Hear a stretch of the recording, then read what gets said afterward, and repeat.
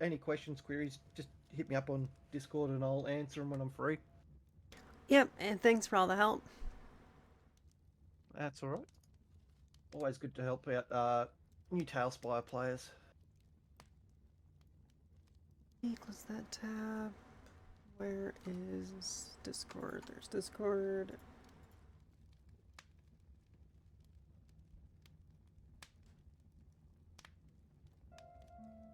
And let's turn on the music.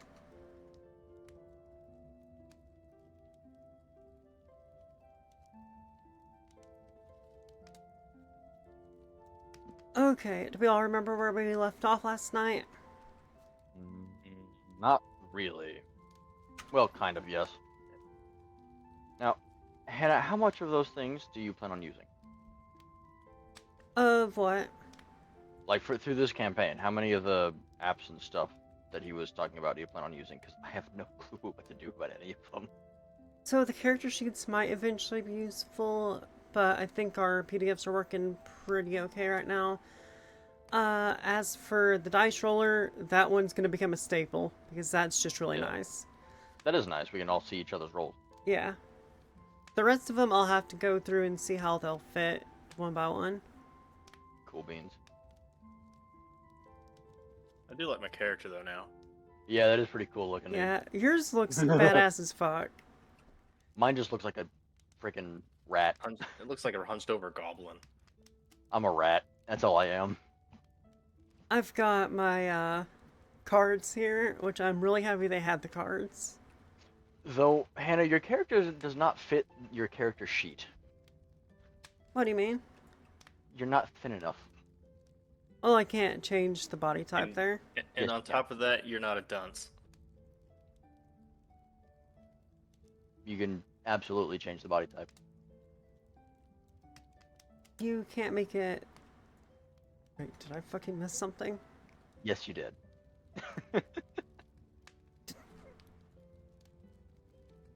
Because I made my character thinner with a thinner face as well. There's You no can way change leg and arm types and stuff. Use them like they're all optional, yeah. Wait, so how do you change the actual body?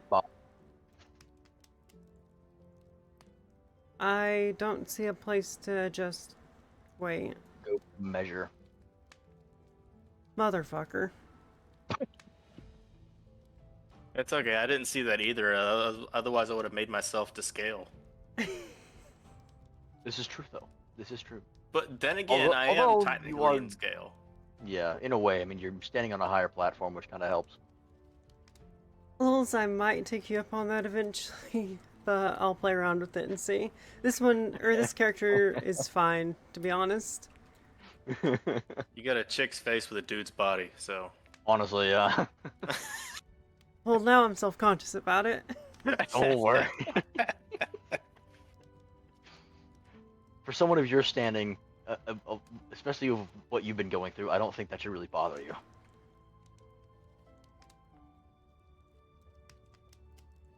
Okay, and... Why did that revert back?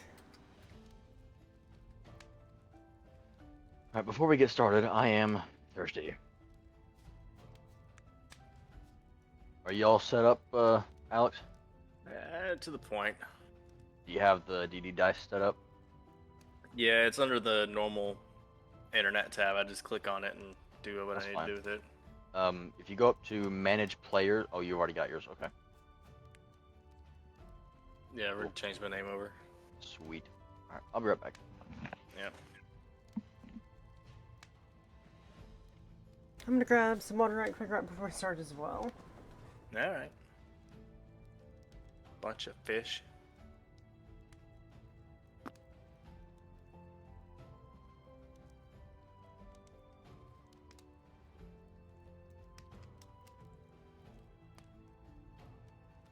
Yeah, I'm back. That was fast. My bathroom's like right next to me, so I can just grab water from there real quick. Ah.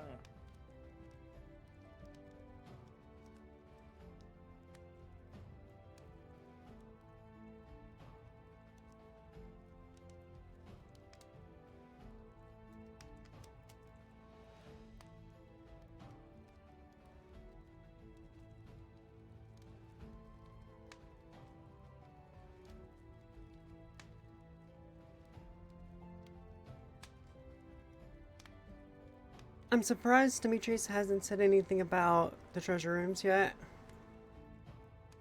He probably hasn't seen them. Oh, we have treasure rooms? This is a full city that we have to explore. Heck yes, it means I can actually get my gold back. I was the richest one in party for a while. Pretty sure you're still the richest one in party. Um, Wait, no, Demetrius is beating you by... Oh wow, by a lot, never mind. yeah, because I was pretty sure I spent all of my gold earlier. Yeah, I only have the 500 GP worth of stones at the moment. All my money I used to buy the spear from the dragon. Well, I'm technically broke.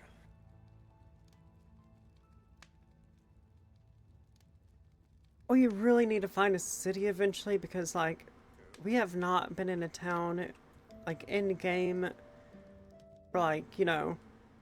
Since the beginning. However, at Yeah. the same time, we don't exactly have a lot of items to sell. Well, yeah, because we keep giving them off to dragons to get better stuff. Yeah, We are the poorest adventurers ever. with the best gear. Yeah, we do have some badass gear. How do you like my hammer? I did the best I could. It is fucking amazing. I like the heat shielding on the sides for the elemental cores. For someone who is colorblind, you fit your character description literally perfectly, by the way. Thank you. And then there's me. I'm a rat. I can't even see where you are. Are you still back down there at the Yeah, forge? I'm down. I'm down at the forge. Yeah, here... Ah, okay. Ooh, actually, we now have custom minis, so let's see.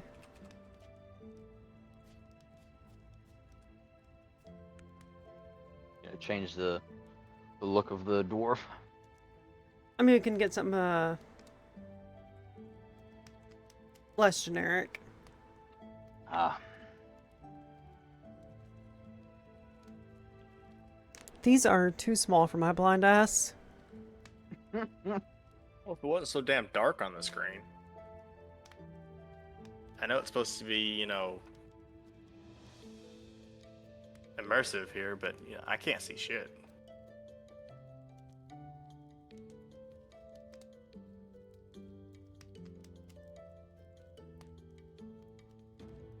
So, can't you just search on your little bar over there and find a dwarf?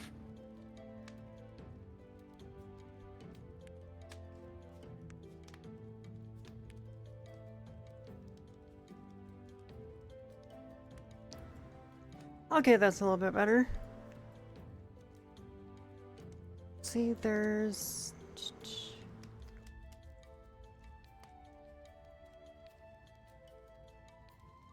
Oh, looks like that might be the closest one to his description, with the white beard and ancient looking.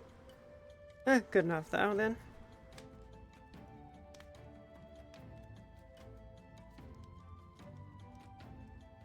Can you make it less dark? I mean, Yeah, I know we're in a cave, but you know, that's a little better. I can see what's going on the screen now.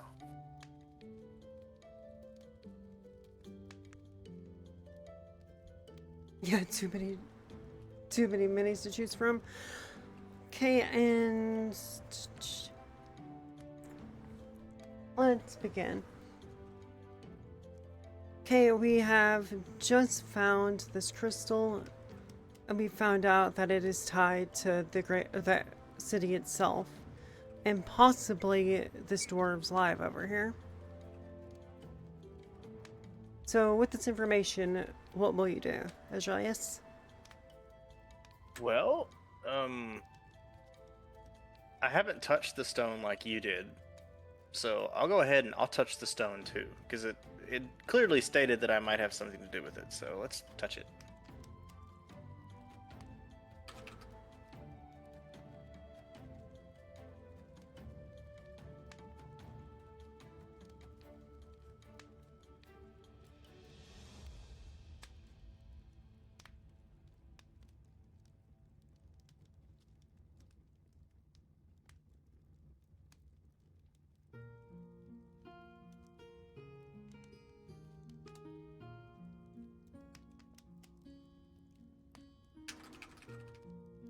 Okay, I'm gonna go to the arcade and see if I can figure out how it works and if it's using any type of demiplane magic, because the entire area reminds me of a demiplane, kind of cut off and in its own stasis. Demetrius, with you being down at the forge, what would you like to do? I'm going to focus on his techniques.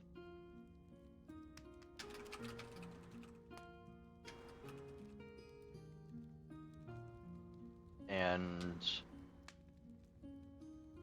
the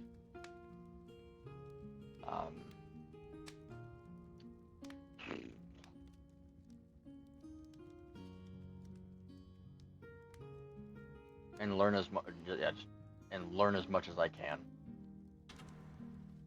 For being a tiny little elf over there, it's quite surprising you're trying to get in, line with forging. You have to remember, I do still have a strength of 16. Yeah, for an elf, you are insane. For a rogue, you are insanely strong. Especially with my tiny fucking body. Up until Demetrius got his power boost, you were nearly as strong as him for a while. Yeah. Which was concerning.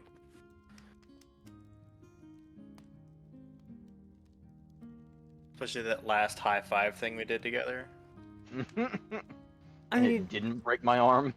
Thank goodness, the rolls were pretty even.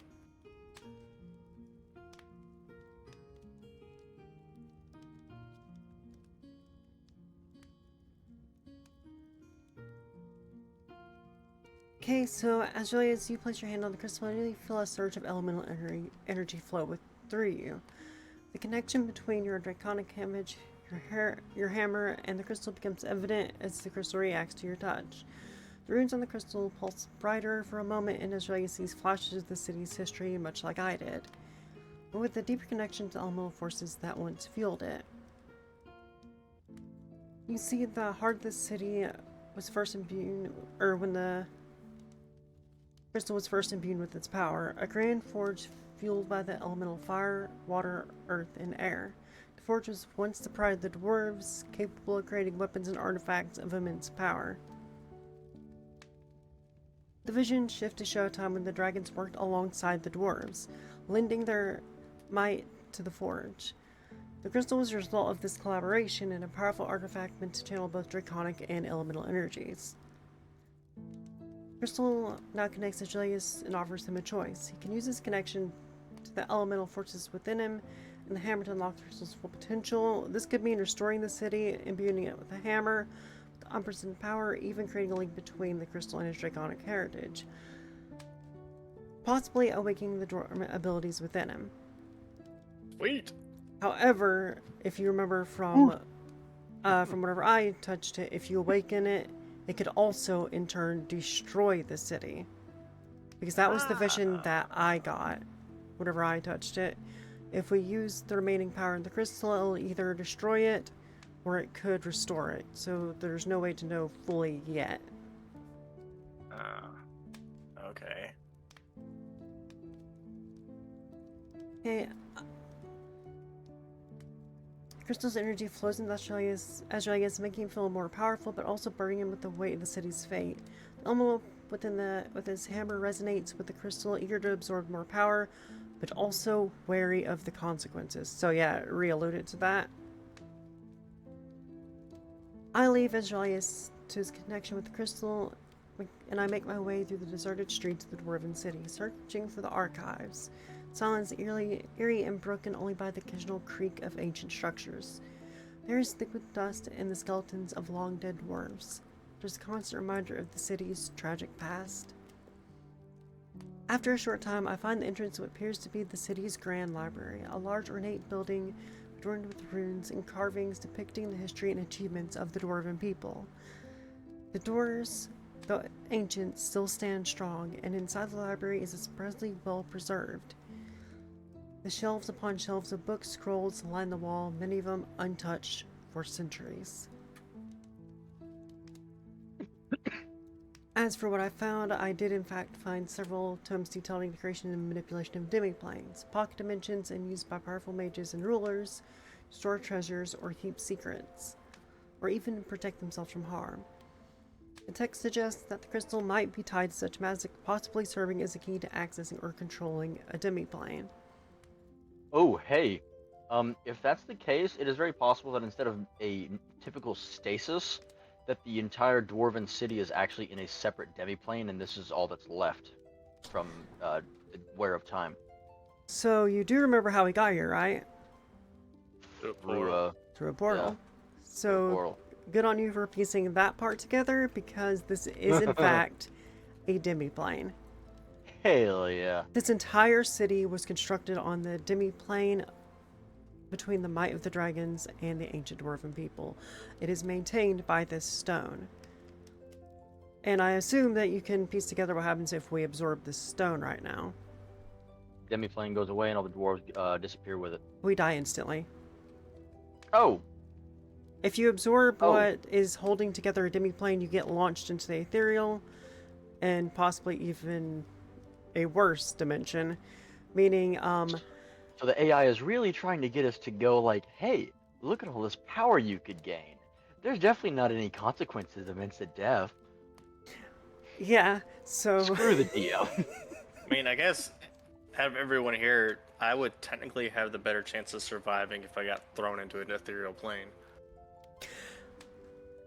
How so? Still part dragon. So So, technically, you also have the ability to create your own demiplane due to the elemental core in your hammer. we do not have the ability to create a demiplane yet, because that is a 7th level spell, and I do not know it, and we do not know it yet. I may have devoured that other Titan's plane that it created, but Creating a it didn't give me all of that power. Yeah, creating a see. demiplane is a pretty special process. Hey, It wait, just if that's gave the me case, that can we make extra. a hyperbolic time chamber from Dragon Ball Z? Technically, yes, we can. We just don't have the ability to yet. Alright, so it's basically gonna leave him, Demetrius, over there playing Smithman. I like hammers. He also found record of the No, city's I do. final days, detailing the dwarves' desperate attempts to save their home. These texts mention the crystal's creation as potential to either restore the city or seal it forever in magical stasis. The demiplane magic can be used to enter controlling its power, allowing me to harness it without the risk of catastrophic failure. Cool. However, I still need to do more research on that, because my character does not yet know the demiplane spell. Okay, and Demetrius, you have learned the dwarven smithing techniques, and you absorb as much as you can from the dwarves. Learning the basics of dwarven smithing, you gain insight into how to work with mithril, understanding the temperatures needed, and the precise hammering techniques. As you watch, you begin to form more ideas about your own weapon that could be incorporated into the incorporated from what you have learned. Dwarves' methods give you a new appreciation for the craftsmanship, and you plan to use it in the future when crafting your own weapon. Nice. Okay, and the rest of that is the flavor text. So, Well, okay. I'm gonna go ahead and leave the crystal alone. okay, and what would you like to go to? I want to go in search of a treasury or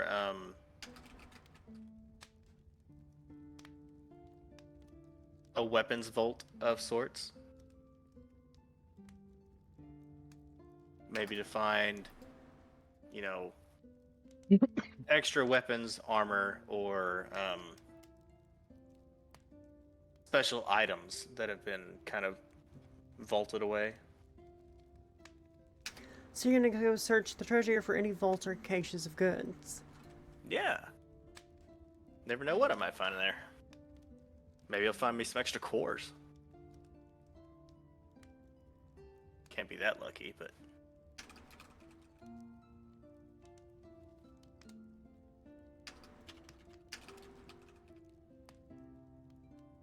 I'm gonna begin searching for the demiplane and any related spells for it.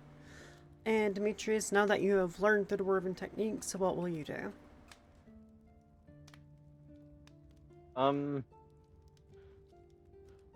while I'm here and I have the mithril and we're at a dwarven forge, I'm going to go ahead and attempt to forge the main shaft for my weapon. You want to try and make yourself any armor? Because technically mithril is a light metal. This is true. I could make a set of light armor. Yeah, because you kind of need it. This is true. All I have is elven chain armor. Which isn't bad, but you know. I think it only raised my AC by like 1. Yeah. I don't even know what type of resistances it gave me. I can't even remember. I mean, yeah, because we don't need you to die. I think I'm the only one here with like several pieces of armor on. Hannah, Yeah. do you still have the copy of what the arrow is supposed to look like? Of course I do. What kind of DM do you take me for? A ditz? Rude. Let's see. Crossbow made.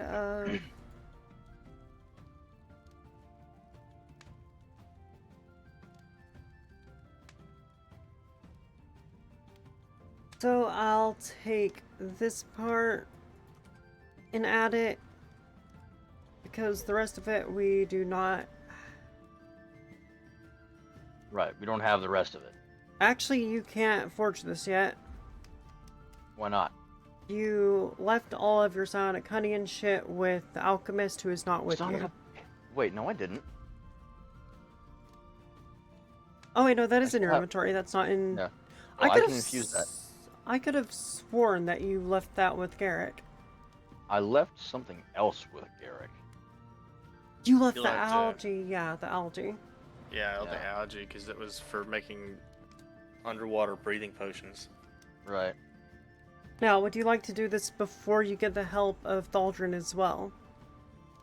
I believe that forging the arrow out of dwarven craftsmanship would be better. Well, so think about how the crystal was made. What if you got both of their help? I don't know if I can get the help of the dwarf and Thaldrin at the same time. But technically, he's all alone here. So take a look at the condition the city's in. It is I not. thought we were in a demi-plane. We are. How do I know that? How do I know this guy isn't even real? Well, you can't fake life in a demi-plane. Well, yeah, I guess so. So Yeah, as you can I tell, just realized there was a teleporter over there. that is something that is y'all technically Well, weren't supposed it's to see some yet. type of altar, but Yeah, y'all weren't supposed to see that yet. Well, we- that's your our fault. characters don't know. That Our was characters do not know of it. Yeah, that was going to be something that I drew so we could travel between it while the stimmy plane is still here. So as you Yeah. can see, even though the city has been in stasis, it is slowly degrading either way, meaning Yeah. that the demi-plane is going to be collapsing soon. Well, not So I do soon, but have- eventually. I do have an arcane lightning shard. I do have the inferno crystal. I have the psionic crystal. I have the honey. The feather of Featherfall. Technically, I could make this whole thing here, but then Thaldrin might be a little upset that I didn't trust him to make it. So we know that we also want to include Thaldrin in this process. Then we also might need to get the dwarf out of here too. Yes. However, as you say, you can't forge mithril anywhere other than a dwarven forge, so let's go with that. Let's just make the shaft Well, and have it formed the way I need. to be completely honest with you, since I have the bag of holding, I could just take his forge. Yep, there's nothing says we can't do that. How big is a dwarven forge? Oh, you can see it right here actually. That's it? It's just lava and an anvil? The dwarves weren't, super high tech. They were just good at their craft. Oh. Plus, we have the dragon's forge over there as well. Yeah. But having a dwarf and a dragon together in one of the temples would probably, I guess, be better because they got along anyway. Okay. Then I'm going to look around the forge for anything that might be of high value or power. ching, sparkle, sparkle. Why is there a light beam? I don't know. Are you a god? It's time for an epic theatrical song number. And you're in the spotlight. Shiny! Okay, so you look around the forge for what? Anything of value or significant power. You might want to do a sleight of hand check on that one because you're with Aldrin. Or not Aldrin, but with the dwarf Aldrin. there, but Yeah. I mean, if he allows me to take it, I'll take it. Oh, let's just see how it goes first. You want me to do that roll? Not yet. Okay.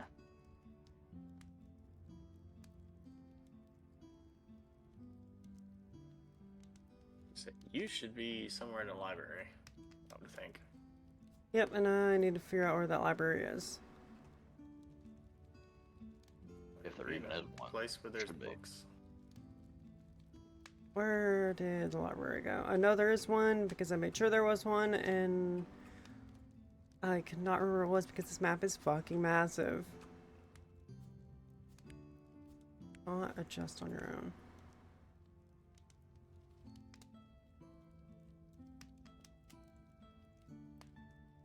And it still did. Is that a fucking treasury? God damn it. Yeah, that's technically where I'll be looking for here in a minute, since I'm looking for that. Looking for what? I was looking for a treasury / armory vault area where I could find strong weapons or armor or items that have been locked away. Hmm. Yeah, okay, just choose a random room. That's fair. Well, there's a big study area over there. There looked to be a few books in that room. Oh, there's a study. Yeah.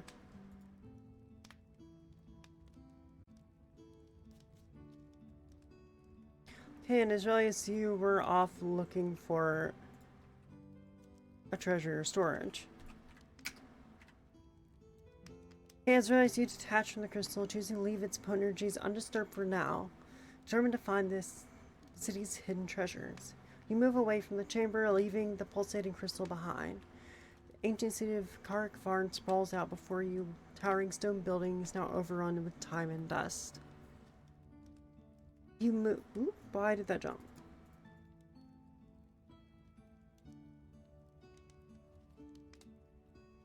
Oh, where did I leave off? As you move through the deserted streets, you recall that the Dwarven cities often hid their treasures deep in the heart of the mountain, guarded by traps and powerful wards. You keep a keen eye out for any signs that might lead them to the vaults. So you would be closer to...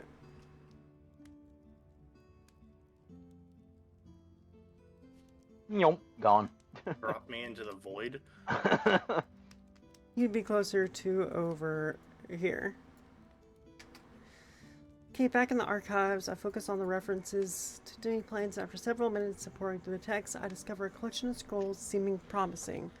One in particular catches my eyes, the ancient spell known as Demi Plane Nexus. This spell, if mastered, could potentially allow to create a stable Demi Plane or access an existing one, perfect for storing the powerful items we're collecting or even in creating a safe haven for the party. Additionally, there are notes referencing a hidden chamber where the Dwarven mages once practiced this magic, possibly still accessible if I can find it. The test suggests that the chamber might be located beneath the city, accessible through a hidden staircase in the city's Great Hall. Demetrius, having absorbed much from the ancient dwarf, you turn your attention to the forge itself. The forge is old, but still holds remnants of the dwarf's once great crafting power. You search through the old cluttered remains, come across several items of interest. An old dusty chest. It's locked and heavily warded. It seems to have been untouched for centuries. If you can unlock or dispel the wards, there might be valuable relics inside. Okay, you find a pile of ingots that are of adamantine and mithril. Ancient smithing tools, worn with age, however they still resonate faint magical energy, like they were used by master and dwarf smiths that might enhance the quality of anything crafted with them. And a strange glowing stone. It's embedded in the floor near the forge. It pulses with the faint blue light, seems to resonate with the elemental energy of the forge. Possibly the power source, or it's possibly the old power source. And let me post these in Discord for what you just found. That way you can copy them. Okay.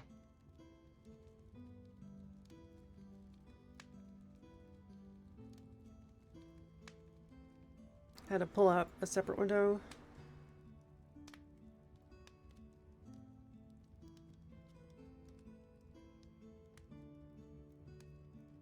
Okay, and that is in D&D sessions now.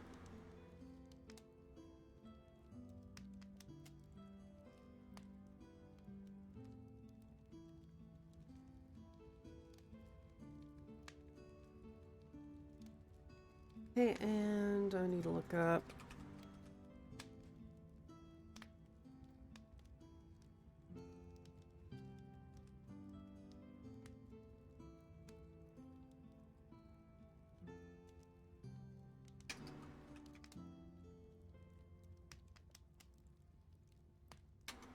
And where did my notes? There they are.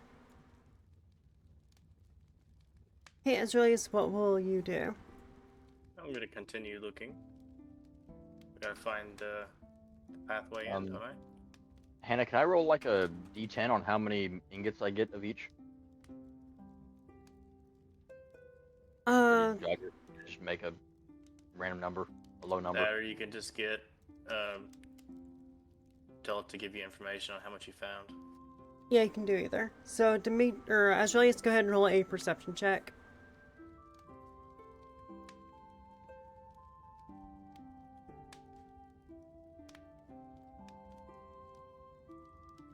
Oh, Lols, yeah, you thought your D&D readings were cool. Mine are absolutely brutal.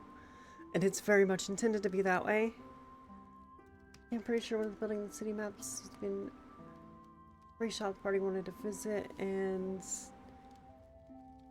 oh yeah.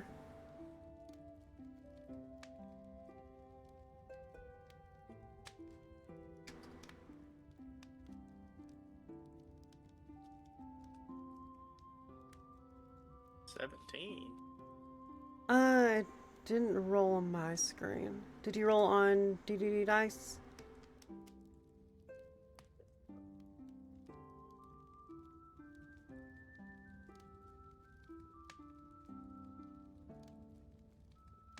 Alex? This is for you, not me. Oh, for me? Shit. Okay, what am I rolling? No, this was for Azraelius. You said Demetrius. Oh, I might have. I meant Azraelius, roll your perception That's check why to I find was like, it. what are you talking about? Be a smaller die on there. It says d20.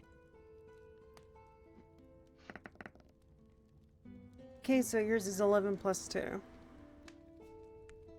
Not a bad roll, but you know, we're not in a time crunch here, so we can kind of just keep searching. Yep. Okay, and Demetrius, do you just want to see how many you got? Yeah. So do you just want to roll for it, or just gonna ask the? We're not how many I have, but how many ingots, how many adamantine and mithril ingots are in the pile. Okay, and would you I like to haven't do come up yet. anything else with the dusty chest or the glowing stone? You're obviously going to store the smithing tools, though. I Yeah, would I'm honestly- gonna take the smithing tools, and I'm going to see if I'm capable of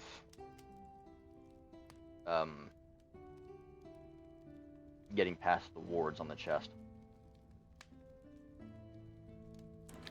Okay, so you're going to need to roll for Arcana there. Alright. 15 plus 1. You have to roll on here. I did. Did it show up on the side for you? Showed up for me. Did not show up here.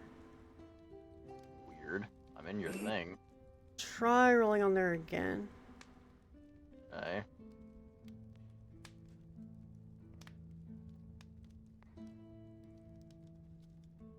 Nothing happened. I would exit out of Hold that on. one. Who do I have to send it to?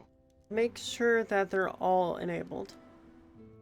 That is possibly why. Oop, that was mine. Though technically I could just send it to you, but if all are enabled, then we can all see them. Oh, was that the one you just rolled? 7? Yeah, I'd rather have my first pick, but you know. Well, see, your Arcana modifier is 1. 1. Hey, give him the benefit of the doubt. Let him roll again. Yeah, go ahead and roll one more time since we had that. Oh, and hey, Black Wolf, how are you? Wolf, Roll it again. let's Roll until you get close to the first number you had. roll until you get over a 10, I'd say. Okay. Okay, you know what? One more roll. 12. Okay, There you well, go. you get a 13. Perfect. Keep it. Well, that works. Jesus Christ.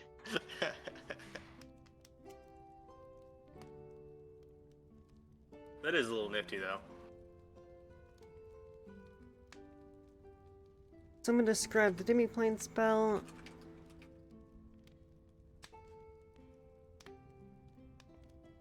You should. Oh yeah. Yeah. Never mind. You're good. Yep, and I'll just use this one since y'all can see it on there. Well, it fell off the map again. Not one. Does that not like just make it disintegrate and disappear? Big oof. Doesn't even know where to look. Well, that's going to be a fun roll for me. I'm probably going to get horribly lost. While scribing? No, the second half of it. Well, I hope it realizes oh, fuck, I didn't put perception check. Hey, Solus, how are you doing? Yeah, that dice do be hating.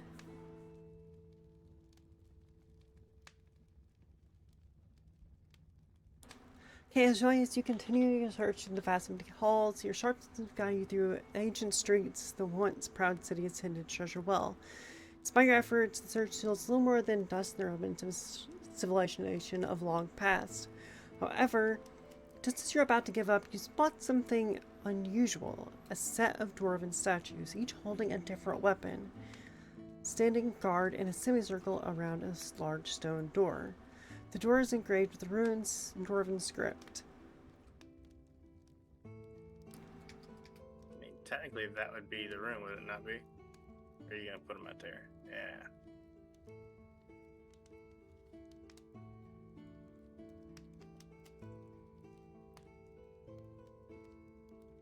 So you encounter, we're gonna pretend there's a wall here. That's Actually, yeah.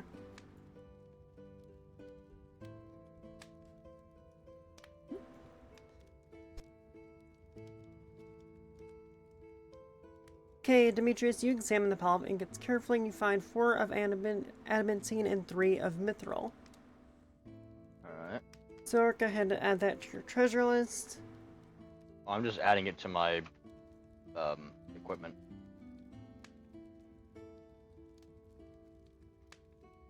It's all right there, and I'll end up using it again anyway soon, so it won't really be taking up much space. So I guess really it should go there. Anything that has a much higher value than normal, I've been putting in treasure, but you can put it wherever the hell you want. Yeah, I'll put it in treasure. Hey, and let's see how lost I end up getting.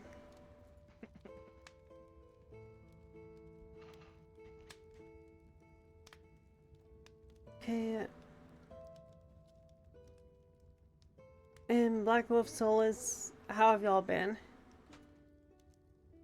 Okay, distracted by the myriad of texts and magic I discovered, I find myself completely lost in the Dwarven City. The Grand Hall is vast, with many chambers and corridors branching off from it. To my best effort, I struggle to find anything. My frustration mounts as I reach each turn reveals nothing but more empty halls and discovered rooms. It seems like the doors were thorough in hiding their secrets will take more than a cursory glance to uncover the chamber of the demiplane magic. I would suspect that the stairway is either controlled by either mechanical means or by magic. So you may want to try like detect magic. That is actually a good suggestion. It's a good thing we have the ability to communicate via psionic walkie-talkies. Yeah, no shit. Like all of us do? Yeah, I have a three-way link between us all. I did not know that. Okay. Yeah, that's why even in areas where we're like kind of apart, we can still kind of communicate. Yeah, as Okay. long as we're within a mile of each other, we can communicate just fine. Which is why we couldn't communicate each other whenever we're at the altar and Demetrius was at, you know, the temple, Yeah. but we can communicate with each other otherwise. That's a feature of his class, even. Well, it's gonna be kind of shitty because I'm fixing to come up on this stuff, and you would be perfect for this area. Otherwise, I'm fixing just to smash and bash. You know, sometimes smash and bash is how it works. Yep. I'm fixing to whoop ass on this statue. Okay, and Azraelius, what will you do to this poor, poor statue? Well, since it was magic in nature, I guess in a kind of like a guardian with the runes on it, So what will you try to do? I'm gonna remember those runes on the front, but I'm gonna bash the living shit out of that statue.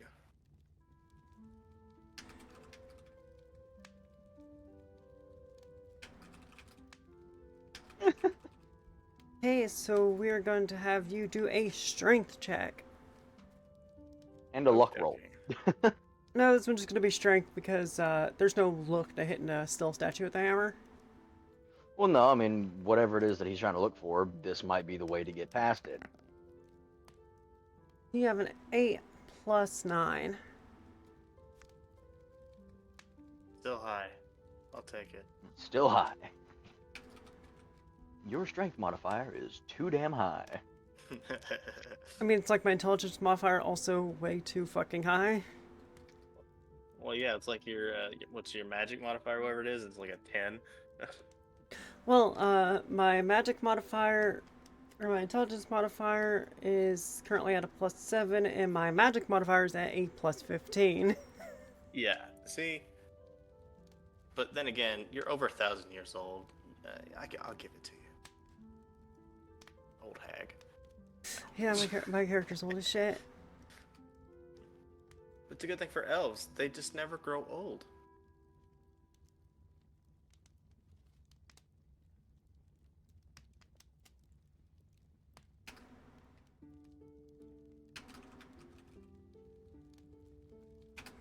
Okay. At least I'm just doing a strength check and not an actual weapon damage. True. Because I would just turn it to dust. Hey, 8 plus...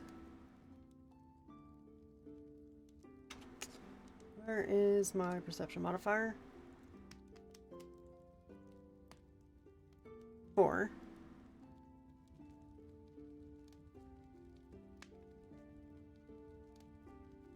Okay, Azraelius, or Demetrius, what would you like to Definitely better do? than that one. Yeah, it's a lot better than that one. Still not great, though. I'm going to call upon my Fae Fox to see if it can aid me in canceling out the wards.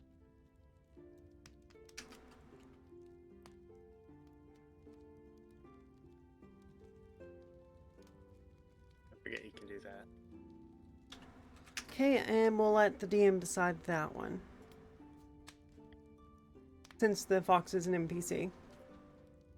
I mean, Yup. it's you got a cool little, tame with you. I mean, Cool little I have helper. I have to forcefully tell mine to follow, otherwise we don't ever get the guy to come with us. I mean, mine just shows up whenever the hell I want it. Right. I can't just whistle and say, "Here, boy,"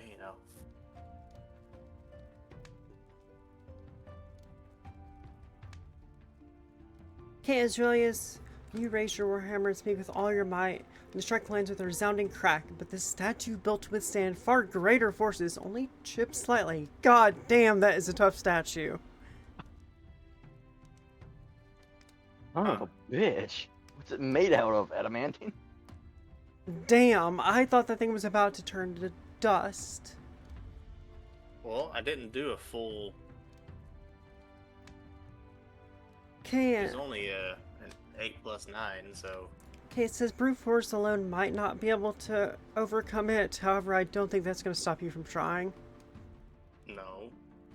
It also says the force of the impact does cause a low rumble in the ground beneath him, as if some mechanism was disturbed. Okay, as for mine, my magical sense heightened. I cast detect magic and continues my search. Dwarven City lights up before me as the ancient words and predictive spells and the hidden enhancements become visible. However, my search continues to be plagued by frustrations as the perception falters. Despite the magical clarity, I am unable to locate the demi-plane chamber or anything else of significant value nearby, other than the faint traces of residual magic in the Grand Hall. So, no luck for me as well. You know what? You have the soul of a dragon in your staff. Ask if he can figure out how to do the Oh, that's so cool. I didn't know that was a thing. Lols? Ask him to see if he can learn how to use the domain expansion. The domain spell. I mean, I've already learned the demi-plane spell. You have to go to the Grand Hall to master it. Yeah, I still have to do that. But he's a dragon. You can probably master it just by looking at it. Dragons don't inherently have dimensional magic. Even though you just moved that shield and it showed me something. I mean, that's just something the model does. Which is really cool. Egg in there, whatever the hell that is. Cool though. Yeah, it's super cool. Okay, Aurelius, what will you do? Oh. Alright, knowing that there's runes on it, I can't do much, so I'm gonna hope and pray I can do a decent roll on this. I want to try and decipher the runes to figure out what I need to do. Okay, so that one is going to be an Arcana check. Go ahead and roll. Just rolled it. I just got a 12. Okay, and it's right there. And your Arcana is 3, so not a bad roll. Well, let's see what happens. Since clearly I didn't hit it hard enough.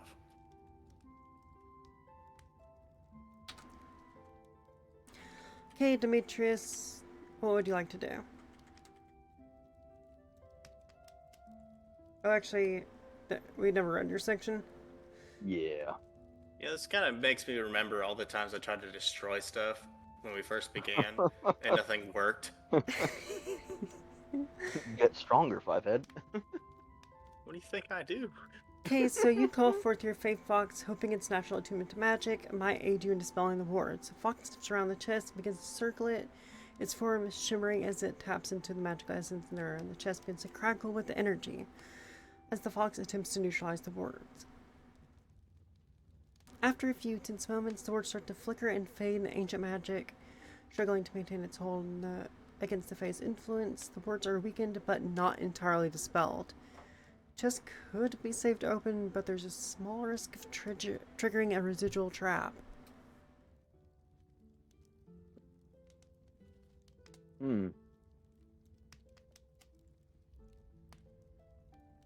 I don't remember the entire detail of my fine lockpicks, but are they magically imbued? Let me see if we still have the information loaded in GPT for that one. I don't think so. I got these a long time ago.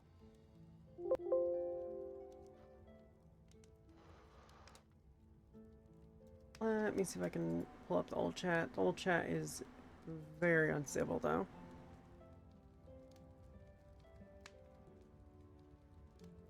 Guess while you're there, you could always try and get the dwarf to help you make a better set.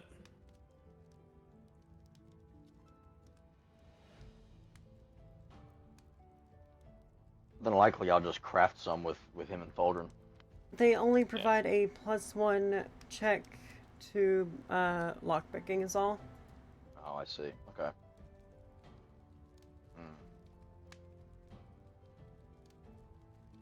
Damn. get you a new set to where if you do fail to open it with your lockpicks, it doesn't activate the traps, so you don't die.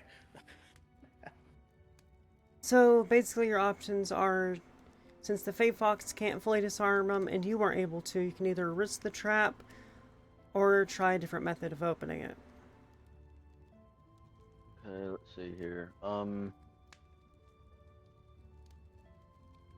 You always smack it with some brute force. Yeah, you could also try to do that, but that might also trigger the trap. Yeah. Try something that doesn't link me to the ability to open it. It's an old box. Let's try the Alchemist's Fire.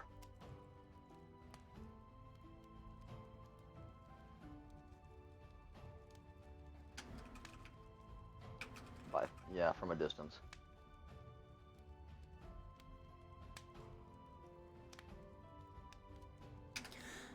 Okay, and let's see. What should I do there?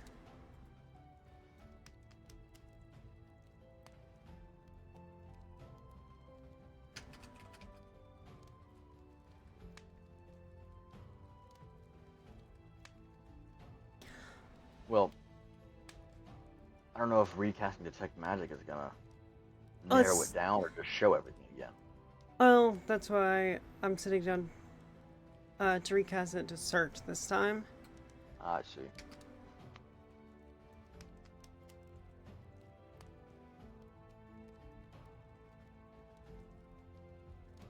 Okay, so 8 plus 10. Because I'm going to use Arcana this time. That's better than nothing.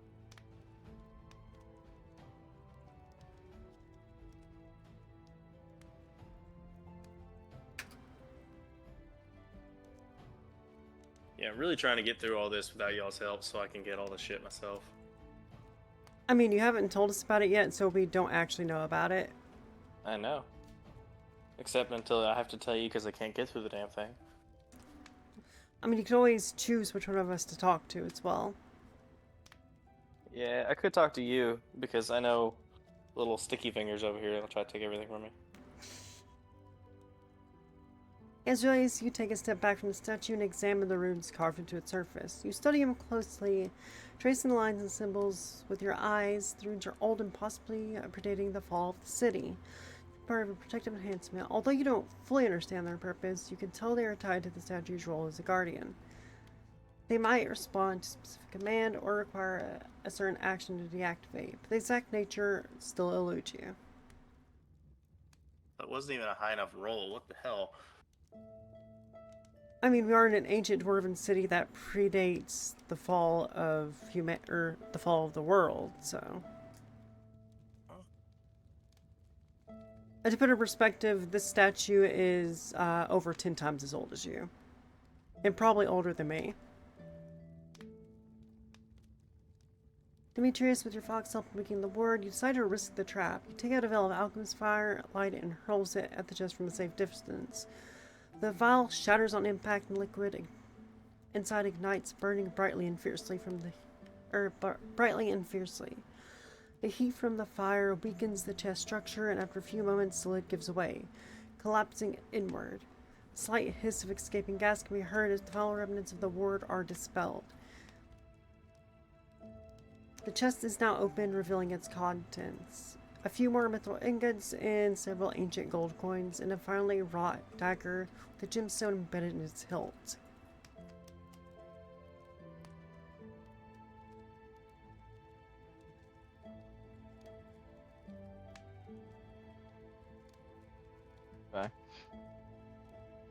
Okay, and mana, feeling the weight of frustration, they need to focus.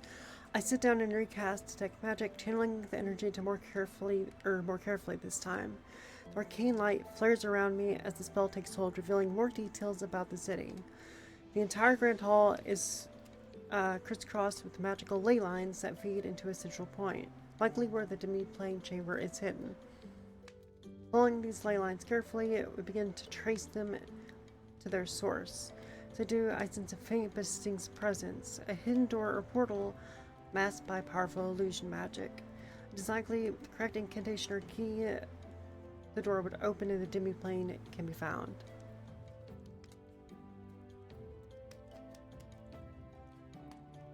Okay, Azraelius, what would you like to do? Why is Emily typing? There you go. Well, since smacking it didn't seem to work, and then me trying to figure out the runes didn't work, how about I just use...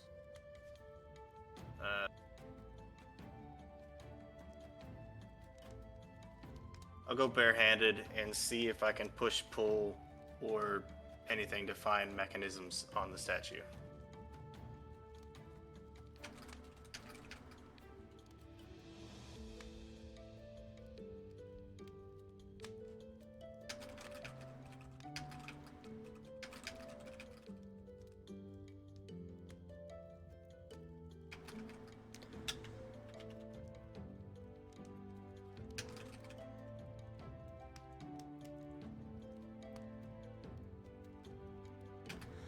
Okay, levers and buttons on it because I don't know how to spell mechanisms, and roll for perception.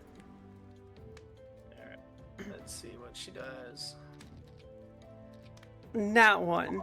Fucking hell. That's not gonna work. I'm fixing to go rage and just smack the shit out of it. That is the most nat ones we've had in, like, ever close together. I don't think I've ever gotten a nat 1 yet. I mean, there's a first time for everything, so... Son of a bitch. Okay. I will, though. After this, I'm gonna go into a rage because that's annoying as hell. I was wondering how long it would take you to go into a rage, and I am looking forward to it. Hey, patience do not, work with me forever, so... Okay, Demetrius, I'm gonna assume you want to see how many ingots and coins you found, right? Yep, along with inspect the, what was it, a dagger? Yeah, a dagger.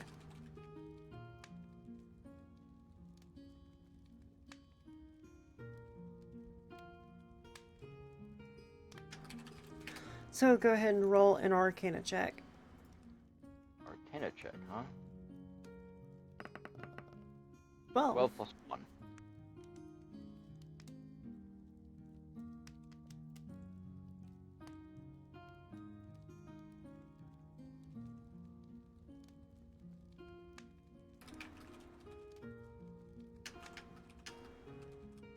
I'm gonna follow the magic to the door since I do have a general idea of where it is now.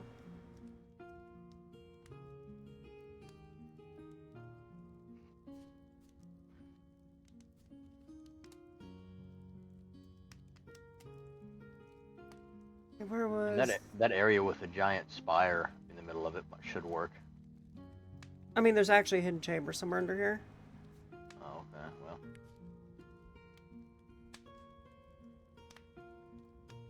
It's hidden so well that I can't even find it. Oh, there it is. Wait, no, that's not it. That's the magic circle again.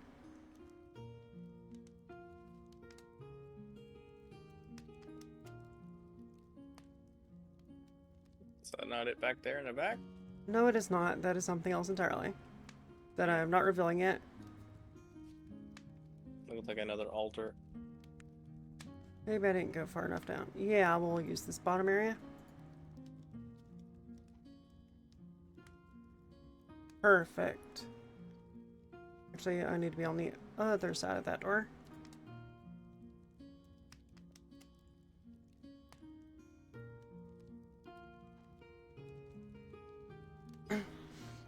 Okay, Azraelius, you grip the statue and begin push and pull with all your might, but your efforts only cause the statue to sway slightly.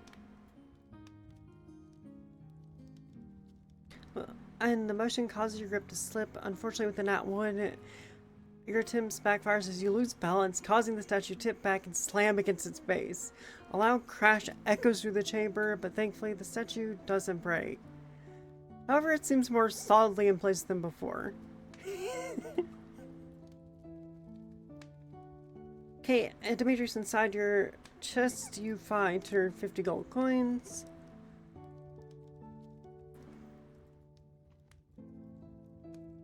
Bring your total up to 948 on gold, and... Those are ancient dwarven coins, not just gold coins. Oh, yeah. So they may have a specific value. So... 50 dwarf coins, and you are now up to 13 mithril ingots. Cool. Okay, you inspect the dagger and you sense a faint magical aura. The dagger has an enchantment, though your arcane roll doesn't fully reveal its nature. It likely has an elemental affinity, possibly tied to the gemstone, but the nature remains unclear to you. I follow the magical ley lines, feeling the energy flow most strongly as I approach the source. After tracing the lines carefully, I reach the section of the grand hall's wall that seems to shimmer slightly under the detect magic spell. I approach a hidden doorway, and reveals itself. The doorway is engraved with ancient dwarf runes that radiate a powerful magic. This is undoubtedly the entrance to the demi-plane chamber. To lock it, we may need to speak the correct incantation or use a specific key or activate the runes in a particular sequence. Azraelius, now that you've fallen flat on your ass, what will you do? I'm going into a rage, and I'm gonna attack it with my hammer. And since I have 2 attacks, I'm gonna attack it with a hammer and with the elemental breath. Because I'm angry. Let's see, okay, So the first one is going to be a strength check. Why is it a strength check again? Because Well, you're because meleeing it. Warhammer. Yeah. I mean, it is an attack with a hammer, but this So the isn't first an one- enemy. It's a solid object. Oh, is it a 15? It went away on mine. It was a 13. It didn't look like no 13 on my side. Well, Yeah, it that's says what it the right chat there. log Yeah. says. Cheating little bastard. Okay, and since there's no particular type of roll for that, we're going to do a luck roll, so roll another d20. What the 2. fuck? I think these dice are loaded. I think they are too. Okay, Demetrius, other than putting your stuff up, what would you like to do? 1 second.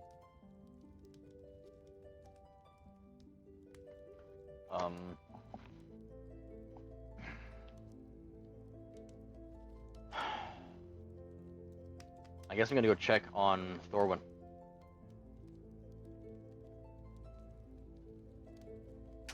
So you're going to go check on the blacksmith. Yep.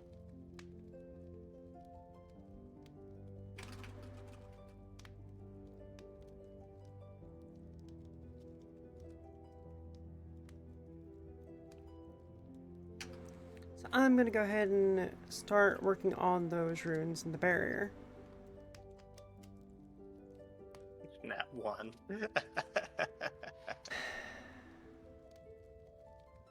Hold on, is this thing a nat 1 if you just drop? No, it actually spins.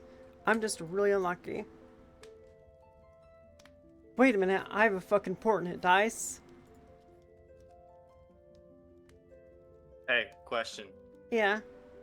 I have the ability to change a roll. If you have ability to change your roll. I do. I could have swore that's the one of the ones I used. Reroll attack rolls once per attack. Yeah, so if you want to reroll your strength check, you can. Or actually, no, you can reroll both, since breath attack would technically be... I'm gonna roll both of them at once. Okay, so 14. The first one will become a 14. I rolled 2 at once, so Oh, so you rolled 2 7s then. didn't even show 7s. One would look like an 18 and the other one looked like a 1. Go ahead and reroll them. That's so weird. I don't understand that. Okay, so we've got a 6 and roll another one. 10. So we'll keep your original 13 and make your luck roll a 10. Works for me. Man, I don't know. I could have swore when I rolled, it showed on my screen over here an 18, and then it comes on your side and says it was a 14. I think these dice are loaded, man. Well, no, I mean that's literally what it showed on my side. Yeah, I'm using my final pertinent dice for the day, which was a 20 luckily, so I'm going to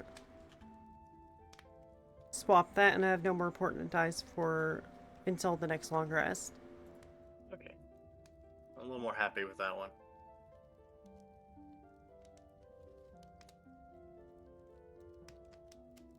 At this rate, we're all gonna need to take the lucky feat.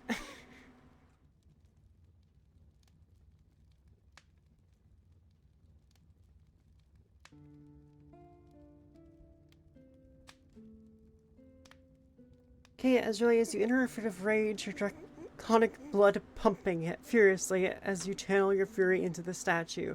With a powerful swing of your hammer, the head of the weapon connects with the stone, sending cracks rippling through its surface. Your strength, amplified by the rage, causes the statue to shudder and break apart. Your elemental breath, now unleashed, surges forth with a concentrated blast. The combined physical and elemental forces shatter the statue into pieces, and the remnants crumble to the ground. Reveals a hidden compartment beneath the statue containing a small but ancient-looking chest, a dusty scroll wrapped in a silver band. Demetrius, you head back to the blacksmith, who continues to work with renewed but slow vigor, carefully crafting the weapon you've requested. Well, he's not supposed to be crafting a weapon. Yeah, anyway. The sound of the metal against metal echoes through the forge as the sound as old as the dwarf himself. The blacksmith acknowledges your presence with a slight nod and shows no sign of his previous confusion. He's now driven by a single purpose. There's not much to do but wait for him to complete his task. If we don't fix that soon, he may end up making a weapon for, like, one of us instead of something for his people, which is kind of what he said. Yeah.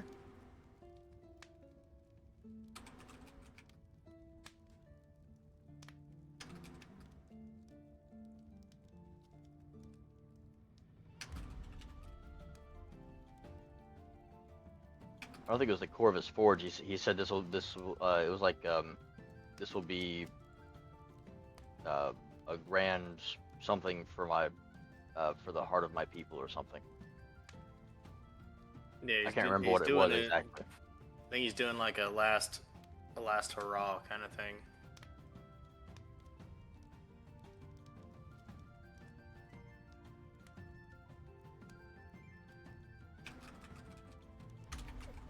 Okay, Azraelius, the statue is now gone, and you have found...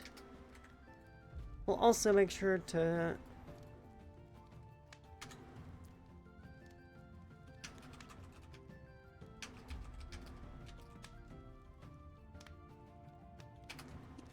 Okay, Azraelius, so you have found...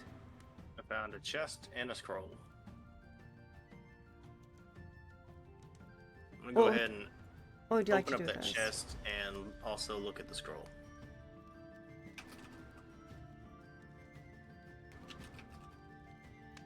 Okay, since neither of those will require any checks because they're just a normal chest, and the scroll, we don't know what it is yet. Yep, that's why I want to do it. Oh, man. Good thing. Okay, Demetrius, what will you do?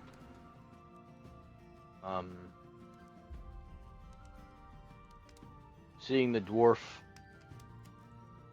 continuing his own project, I have my Fey Fox lead me to Azraelius. No, you bitch. I'll kill you. Don't kill me. I'm here to help. No, you're not. You're gonna steal my shit. Your shit? There's a lot of gold in there. Yeah, I have a bag of holding. Oh my god. Since I wasn't allowed to pull it full of lava.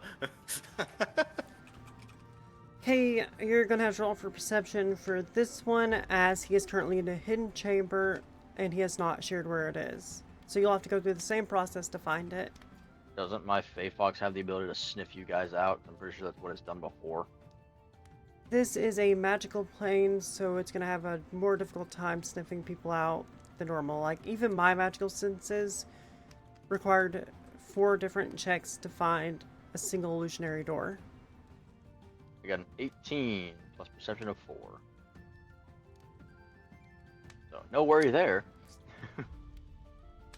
Well, that is an incredibly lucky roll. Exactly. And we all know I didn't fudge it because it was there on the Tailspire. Yep. Okay, I approach the ancient ruins with a precise, almost surgical intense. The magic within the rooms responds to my expertise. With an at 20, I manipulate the energy and flawless precision. The barrier around the hidden doorway dissipates, and the runes align themselves, each one lighting with a brilliant blue glow as I successfully dismantle the protective enhancements. The door begins to slide open, revealing the entrance to the demi-plane chamber, a place of immense magical power. Inside, I can see swirling magical energies, the remnant of forgotten spells, and various ancient relics that were hidden away by the dwarves long ago. I found my own treasure Yay, chamber. more Nice. stuff. You know what? Knowing you, you're going to master how to use that that demi-plane thing, and then suck away all the power in the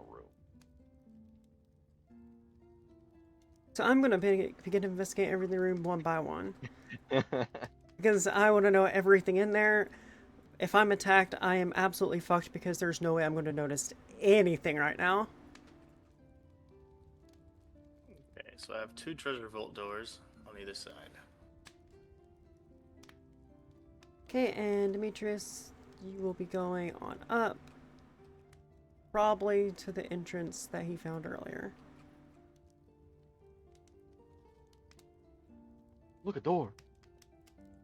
Look, a rock. Okay, as you open the ancient chest, revealing a variety of valuables inside. Most notable is an intricately designed amulet set with a glowing gemstone in its center. Alongside are several platinum coins. I'm rich. Ooh. No. Platinum, damn. Yeah, no, those are extremely valuable. Small pouch filled with gemstones, a ring engraved with unfamiliar runes, and the scroll, delicate with age, contains a powerful incantation in an ancient language, detailing a ritual that can enhance the power of magical items when performed under specific celestial alignments. Oh, Jesus. That Oh. is going to be very difficult in our current world. Yeah. The ritual seems to be complex but potent, potentially boosting magical capabilities of an artifact of extraordinary levels. So I imagine that's going to go to the altar we found. Yes. More than likely. So we're going... If anything, that altar itself could alter the necessary needs for celestial alignments and just do it itself. The altar Okay, cannot manipulate the stars. I'm going to No, go ahead. not manipulate the stars, but manipulate the ritual itself. Okay, so as relates, you're going to have to take a closer look at those, and you'll also have to determine which door you're going to go through. Actually, we'll determine that depending on what Demetrius has this turn. You follow your Fey Fox through the dwarven corridors, navigating the twists and turns of the ancient city. Your sharp perception leads you directly to Azraelius just as you finish examining the contents of the chest. No, you shit. Go away. No! I'm a loot goblin too, damn it. So, on either side of you, there is a loot room. Meaning that if y'all really wanted to, you could simply each take a loot room. Fine. I choose. Look, I'm gonna look at both of them. Okay, so as you That peer...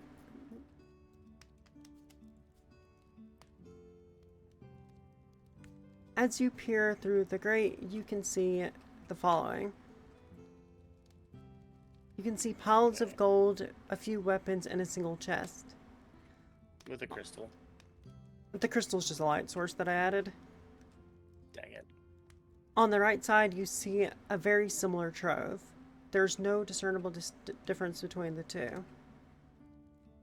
Okay. Hey. Well, fine then. I guess I'll take the left side if you'll take the right side. Cool. Booger. I mean, that's plenty of fucking gold. Doesn't matter. I was gonna take it all. You're a dragon, or a dragonkin that really doesn't really have a need for money. Oh yeah, I do. I still collect it. Okay, Horde. Exactly. This was supposed to be my thing. Oh It's well. mine as well. No, you had good shit earlier. You have to remember, it's built into my character, but I absolutely love money and artifacts.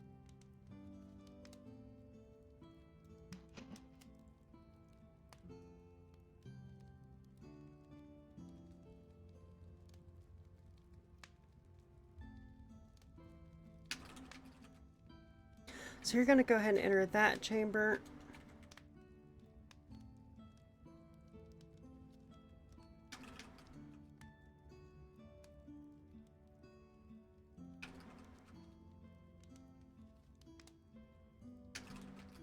I guess Demetrius is gonna go over there and be like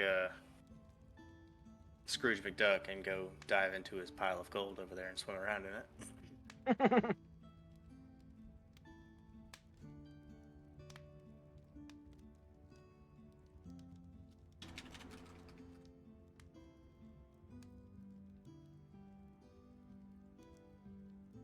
There will be piles of gold in each chamber. And I have a similar... Oh, rock, paper, scissors. Well, Lols, they... Man, I've been ignoring chat tonight. Promised to go to sleep and you failed. Well, looks like we missed Black Wolf leaving, so I hope to have a good night. And Lols, yeah... They could have rock, paper, scissored for it, but they ended up just splitting it. I was honestly kind of thinking that myself, but we're past that point. You went ahead and told him that he was going to be right there next to me after I did the details on the box, which The AI did that. Yeah, the Well, AI yeah, picked but- that one. Yeah, I know, because I was going to block the entrance with my hammer. Oh god, Because just make the it really entrance big. right there behind the statue that I destroyed was just a small entrance into the treasure room. I And was there going to were- put my hammer down and make it expand and block the Yeah, entrance. and short of a nat 20, you definitely would have been able to lift that one.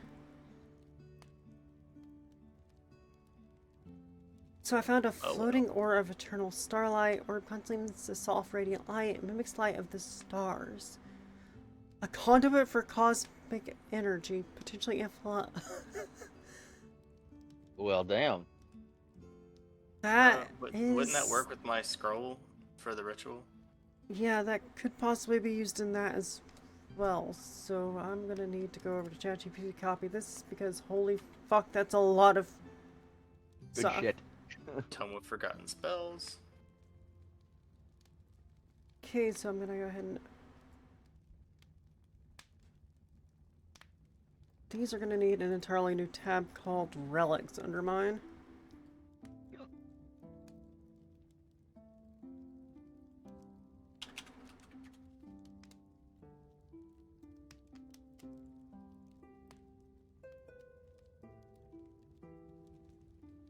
Okay, the next one, the Tome of Forgotten Spells. Number 5 is extremely helpful. I haven't got there yet, don't spoil it. Here's a shard of unknown origin. The shard hums with energy, seemingly reacting to Mana's presence. It's unclear what its purpose is. What the fuck is that?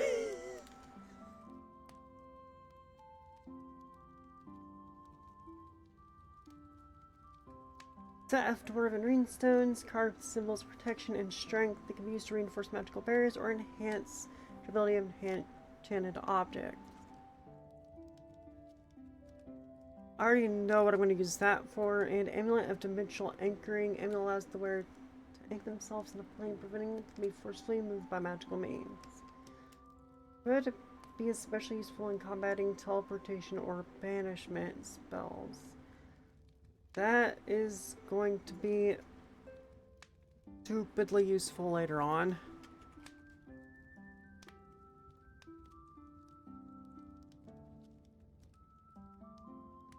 Okay.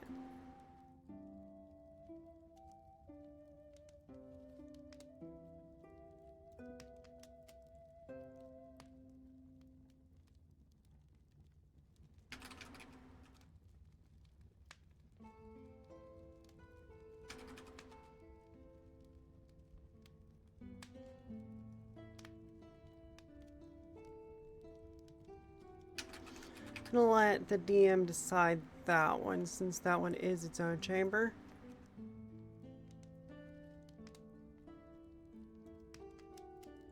I'm gonna have to have all those items that I found earlier and what we're gonna get here put in the D&D sessions, if you don't mind. Yeah, we're making sure it's gonna give the details this time of each. Yeah.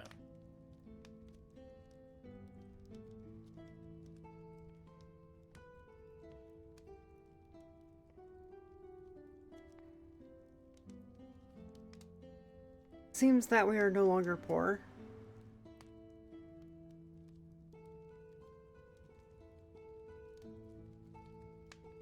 Nope.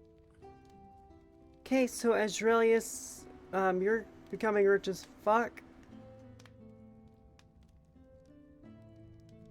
Go ahead and increase your gold by 7,000.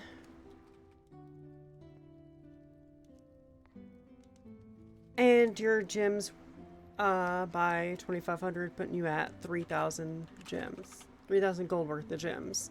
That's a lot. You said how many on the gyms? 2,500 gold worth.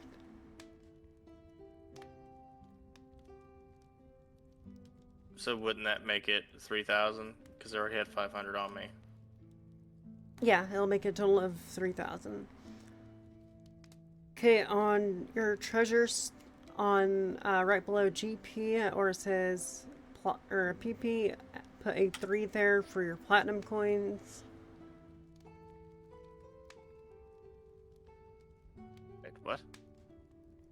You found 3 platinum coins earlier. Okay, so 3. Put 3 plat. And the rest of these I will send over on the Discord for you to copy over. Sweet. That is not the right one. Keep forgetting I can't copy from there and I have to go from...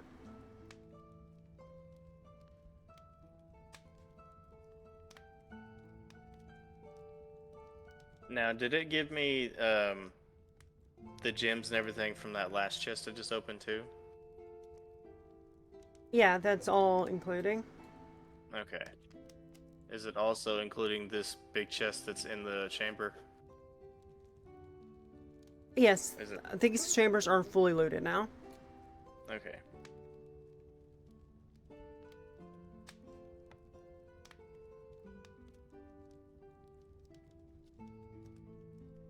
Okay, your other items of interest are a Dwarven War Axe, granting +2 to attack and damage rolls. Of course, your weapon's way better, and a longsword of Elemental Fury. So, considering your current weapon, the weapons that you find here are mostly going to be self-water.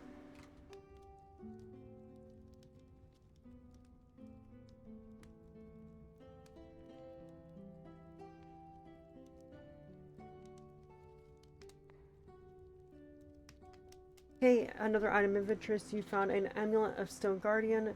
When worn, this amulet gains or grants the wearer resistance to bludgeoning, piercing, and slashing damage. Once per long rest, it can be used to cast the Stone Skin spell on the wearer. And I'm going to assume that you're just going to go ahead and equip that, right? Yeah. So we'll go ahead and add that one on At the top. That gives physical resistance to all types, bringing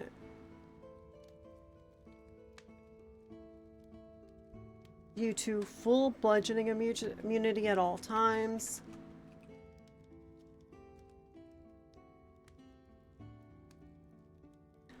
And you are at 50% for pierce and slash at all times now. A lot. Whenever you rage and use the amulet, you will be gaining full physical immunity. Wait, no, that'd be 75%. Yeah, 75%. There it is.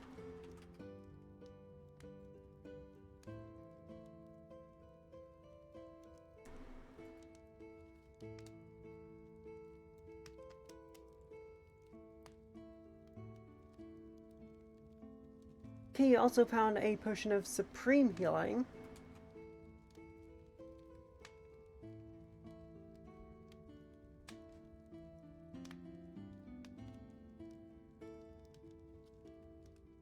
And a scroll of earthquake.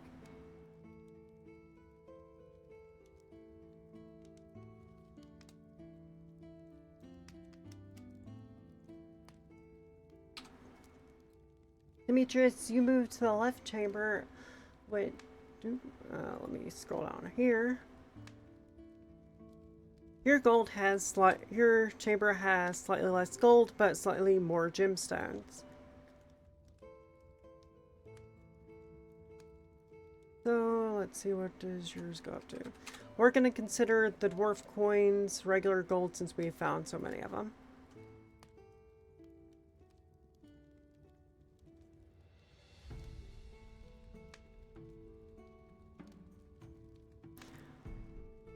Your gold is currently at 35.48.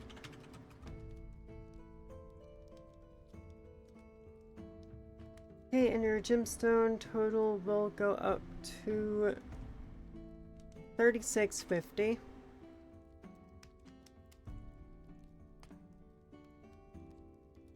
And I will copy and paste the rest over so you can... I believe your count on my gold and what is on the screen is a little bit different. What do you mean? You said 3,500.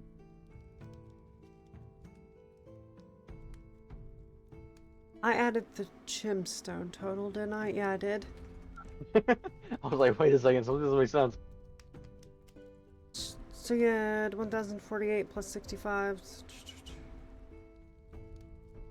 75.48 is your current gold. Because technically he has a bag of holding, go ahead and have that gold. I don't have a bag of holding. And I don't see anyone other than him who could technically even carry 6,500 gold points. So you want to have your gold and give it to Demetrius? Or give it to Aurelius? Sure, because he can actually hold it. So So- I'll take 3,000, he can take the rest. Or I can just hold it all for you. It is. Technically yours. I can just put it on here as your gold. See, that Or- works, but then it doesn't, because the first time I piss you off, you're just going to take my gold. No, it's your gold. Alternatively, we can just assume a gold has a weight of 0. I mean, we could. If Alex is okay with that as well. You keep your stuff, man. I mean, you showed up to steal from me anyway, so go ahead. You weren't even supposed to know I was doing this, and then you just randomly come over here and take everything from me. Alright, I need to go ahead and figure out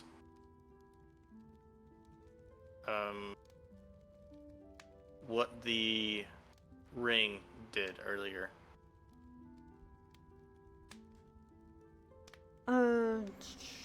Because you said everything was included, but that wasn't included with what I had from earlier. Okay, so you mean from the Yeah, from the small chest. Yeah, from the statue. Because I need to know how much was the worth of the gems, I still got to figure out what the ring actually does. Because it was just a ring with runes on it, I think.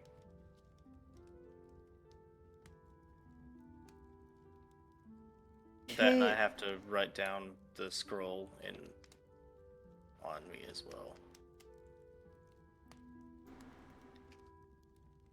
Okay, I'm fixing to give you the scroll of Earthquake. Well, you'll have to actually find me first, and I'm currently in a chamber Yeah. somewhere. I'll hold on to it until I find you. So you're gonna investigate the ring, and the rest of it was, or the gems, of course, were included in the bounty. Was that? We're gonna say it because that was a lot of fucking money. Alright, works for me. Okay, so you're gonna investigate the ring. Oh, and Demetrius, I need to find you Didn't finish again. looking at all my stuff. Okay, so you have the weapons you found were a dwarven thrower, magical warhammer that returns to the wielder's hand after being thrown. So a knockoff version of Astralius' weapon. Yeah. It's okay, And- he can throw it at me, but I can use telekinesis to steal it from him. Oh god. And a rapier of shadows. It is a rapier that deals 2d6 necrotic damage and allows the wielder to teleport up to 30 feet as a bonus action after a critical hit. That works for you. Well, he has to get Yeah. a critical. That's fine. But that necrotic damage, I'm using that shit. Ooh, a cloak of ethereal. What?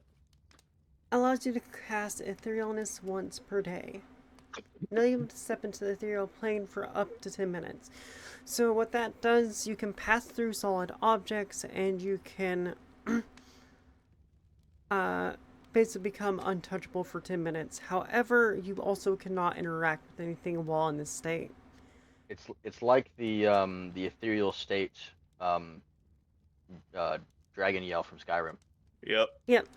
By the way, if you're in a wall while and this ends, you do go splat. Yep. Mm. Don't be in a wall. A scroll of mass suggestion. Okay, and a potion of invulnerability. I wonder how that scroll works depending on the being. So, the being must have an intelligence level of over 5 and below 20. If it has over 5, or if it has below 5 or above 20 is immune, and below 5 is not sentient. Okay, that works. Because I was expecting to say, if he just walked up there and pulled out that scroll and used it on a dragon. Yeah, no, dragon will not work on. Rapier of Shadows.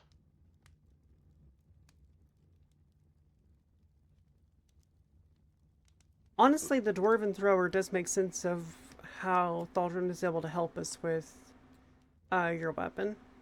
Yeah, Yeah. definitely.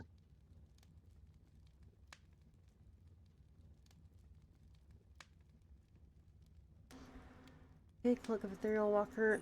Now, you do only have one cloak slot, so you'd have to pick between your flying cloak and your ethereal cloak. Right. Did you collect any and all books that you could find in that library? I cannot currently actually have a bag of holding. I'm You going have to a go bag of back and holding. I have a bag of holding. I'm going to go back and do that in a minute. That way you can give them to the dragon library for more information. Another extra little perk for you. Hannah, I'm gonna go ahead and give you the scroll of mass suggestion, even though we're not together. So I'm gonna give it to you anyway. Okay, and well, I'll just go ahead and add it to mine later. Or for later, and I guess I'll do the same thing with the Scroll of Earthquake. We can't use them anyway. I mean, y'all can use them, it's just that it's a one and done. Yeah. Ooh, I wonder if black opals have any magical ability. Yes, they do. Let's find out. Okay, Potion of Invulnerability. We're going to add that to yours because it makes you completely invulnerable for 1 minute.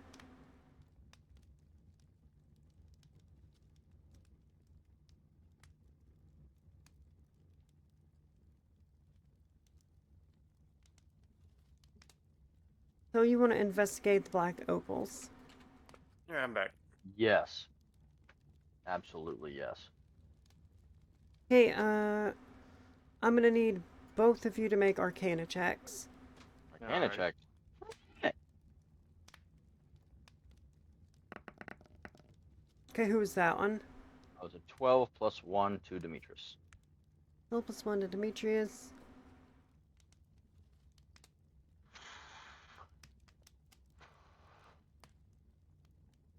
And what's this under? Wisdom? Or, It'll be an Arcana check, so just roll a d20. alright then. I'm gonna roll an extra bolstered knack for today. That's down to 0.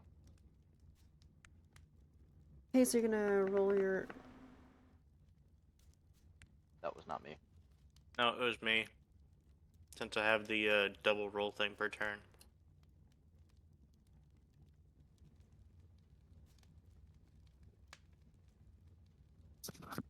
Okay, so we've got a 9 and a 12.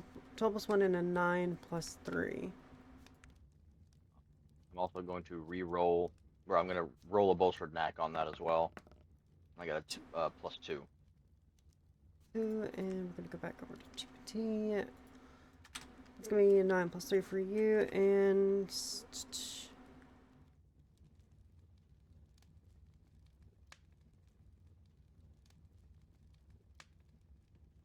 Okay, 5 plus 9. 5 plus 9. What do you mean 9? Look at his Oh, two wait. rolls. 9 I is rolled the other again one. because I did that roll again per turn thing. So it's gonna be 9 plus 3. Yeah. There you go. Mine's not an add-on like y'all's are. Okay, so I'm meditating in the center of the chamber, focusing on the dimensional magic that pulses through the room. As I center my thoughts, I begin to perceive the delicate threads of the magical energy that weave through the space connecting the demi-plane to the material world and beyond. I gain a deeper insight to the nature of the demi-plane. The demi-plane is incredibly stable with a strong anchor tying to both the material plane and other unknown dimensions, so it's not about to completely collapse on us, which is good to know. Okay, and other unknown dimensions. These anchors can be manipulated to expand the demi-plane, create new gateways, or even merge it with another dimension. Potential for expansion with the right incantations and components. The demi-plane can be expanded, include additional chambers, or even entirely new... Oh, wait, no. This isn't the one we're in. This is another one that it's connected to. We're connected to another plane. There's another demi-plane connected to this one, apparently. Maybe that's where all the dwarves are. Possibly. Because they were all leaving in a hurry. Well, actually, no. The dwarves are around us as corpses. We know where the fucking dwarves are. Well, those are the ones that didn't make it. There were a lot of skeletons there. That's fine. You don't know how many dwarves there were. Yeah, the magic It here was saying that many of them did die, but it didn't say all of them. Ideal location to experiment with teleportation, planar travel, and similar magics. Well, I'm actually... Dude's gonna teleport to the moon. Find out there's ghosts. So... Got the instant transmission. Moon's haunted. Yeah, it's got that zombie chick on it. You know what? That is literally perfect.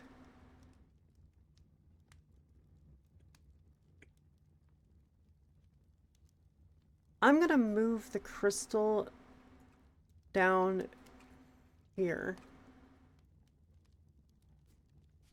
And see what that does.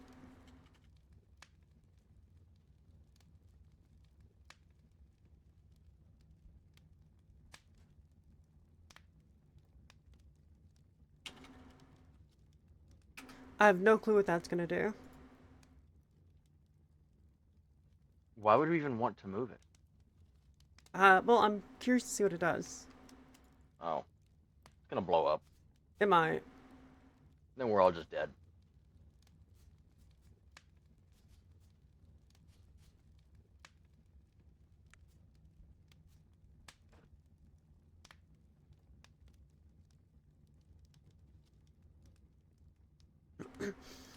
Agellius, you inspect the ring you found among the treasures of the chamber. You notice the subtle etchings on the inside of the band, arcade runes that hint at its power. However, they are partially worn, making it difficult to discern the full extent of the ring's abilities. They radiate a protective energy, appearing as resistance or similar, but its exact nature remains unclear. Demetrius, you turn your attention to the black opals. Okay, so as you examine them, you notice that these gems, where did the music go?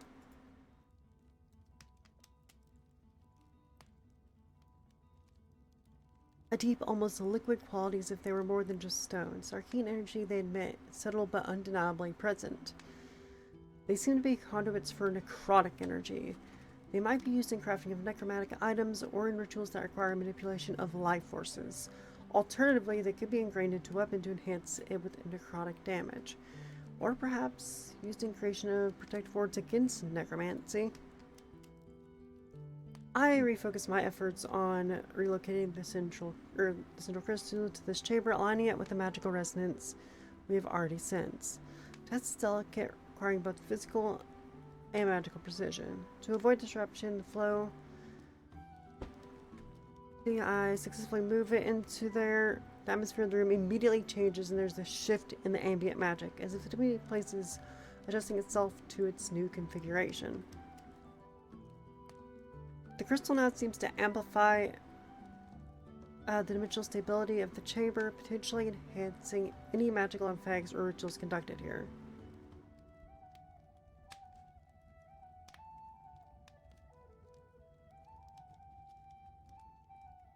Okay, Aurelius, what will you do?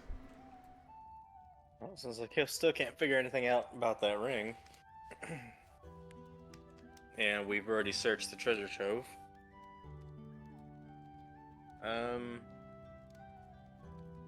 I want to...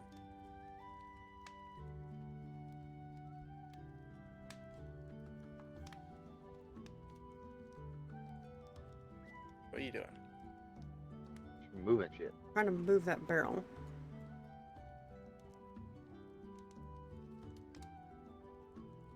Why do you want to move the barrel? Because its placement was slightly off from where I wanted it earlier. Oh.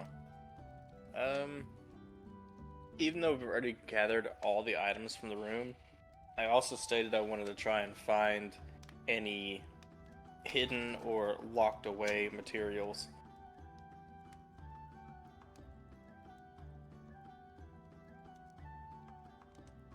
Okay, and what would you like to do with the chamber to find that?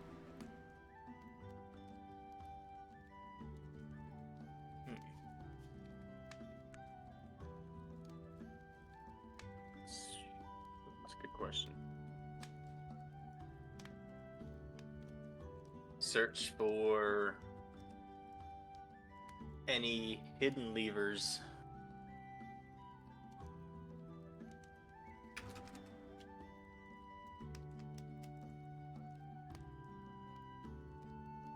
Okay.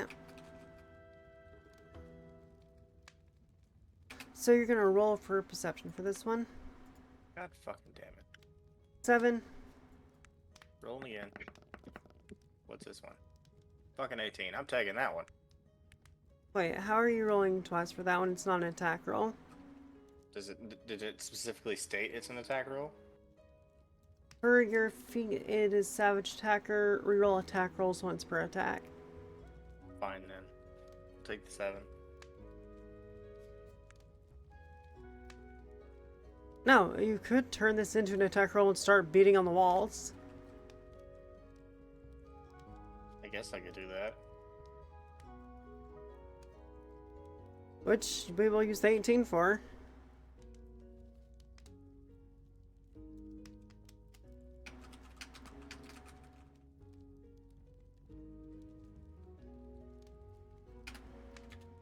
Okay, Demetrius, what will you do? I'm going to exit the treasure room and begin searching the ruins of the city to find any draconic artifacts.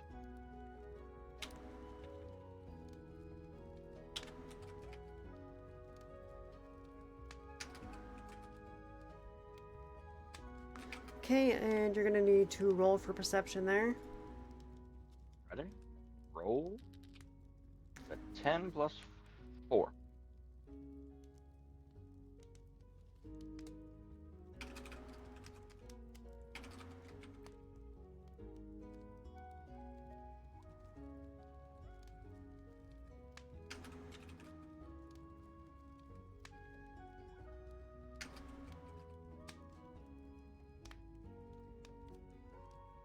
I'm gonna attempt to cast the demi-plane spell to see if I can. Do you want to use the crystal? It may cause things to go bad. It's currently stable where it was, it said, because I brought it Okay. into the dimensional room.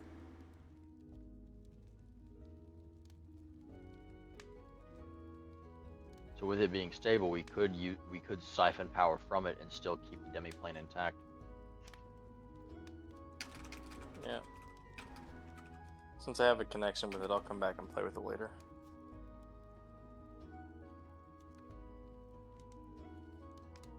Seven plus 10. Decent enough. Luckily, my arcana rolls are fucking carried.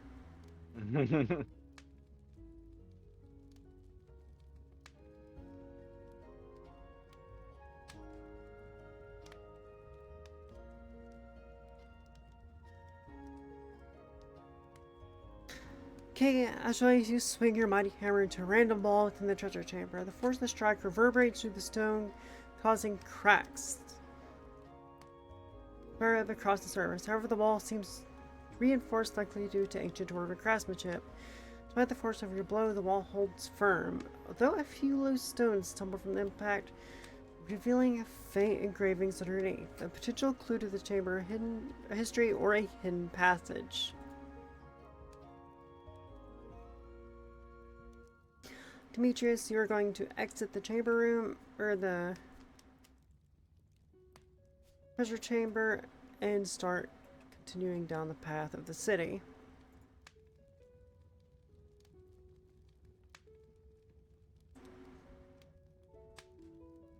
So,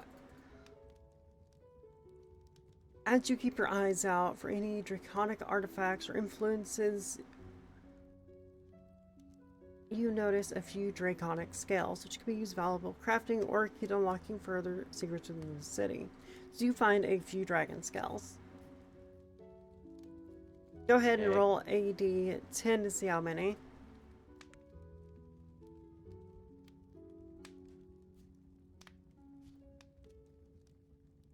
That is not how you spell. There we go. Excuse me. Go ahead and roll a d10 to see how many. Yep.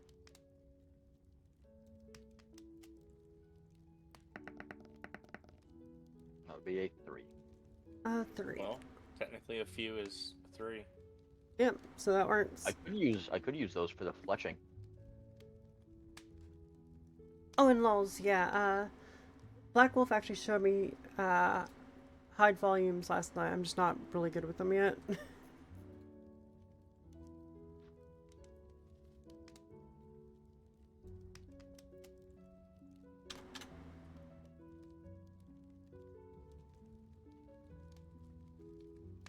There is, however, no major artifacts immediately apparent. I focus my energy casting on a demi-plane spell, using the crystal as a focus to either create a new demi-plane or reconnect with an existing one. The crystal vibrates slightly in response to my spell, resonating with the magic I channel. However, the process proves more complex than expected. While it doesn't immediately succeed in creating a fully formed demi-plane, I do feel a connection, a pathway between one place and another. Faint and distant, but there. I establish a partial connection with a demi-plane, but it is unstable, so I'll have to continue working on that one. Adrelius, with the runes exposed, what will you do?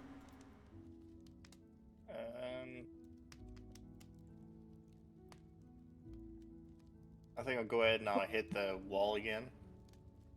try and knock away some of the extra stones. So you're gonna hit the wall again.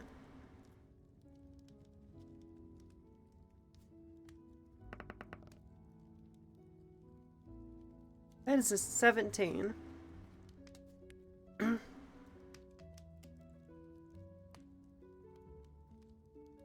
was your strength +7 or +9? Yours is +9. Okay, Demetrius, what will you do?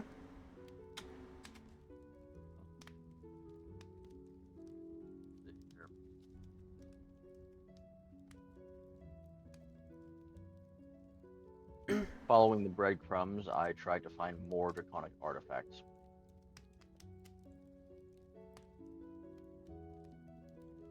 Another d20. Since you've already searched one, roll a d20 with disadvantage. What does that mean?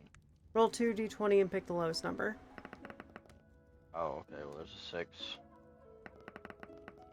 So I'm getting a 6 with +4. Okay, 6 + 4.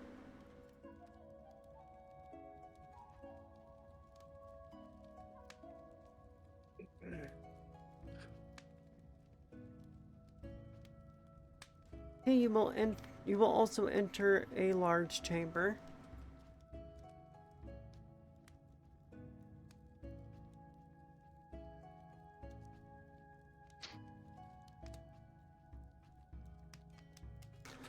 And I'm going to continue what I was doing. Do I have anything that can aid that?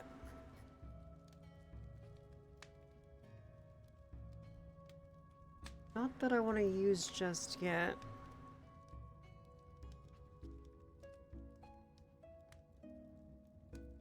Okay, roll for Arcana.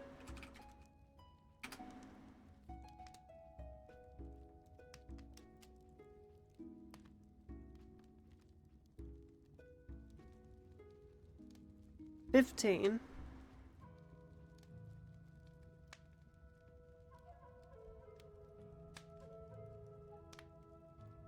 Okay, so let's see what we find here.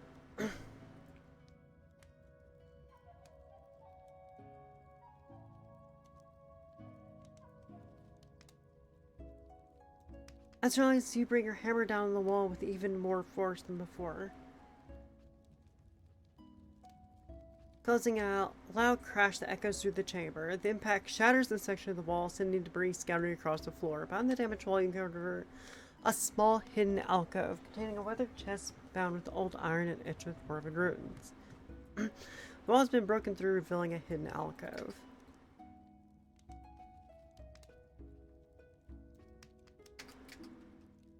Nice.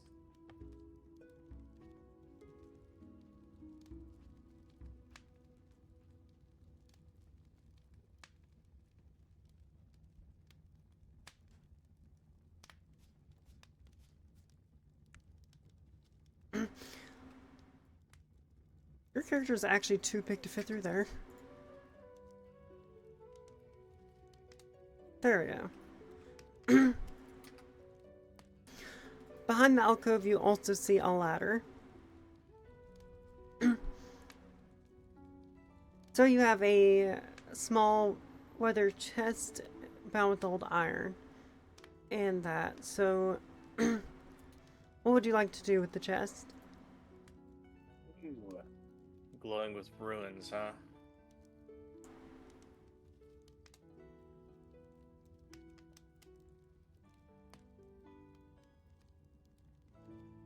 Guess go ahead and see if I can try and open it. By, I guess,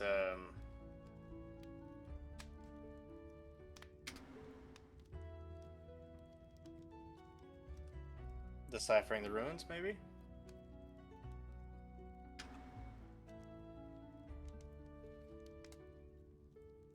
Okay, roll for Arcana. A 10. 10 plus 3.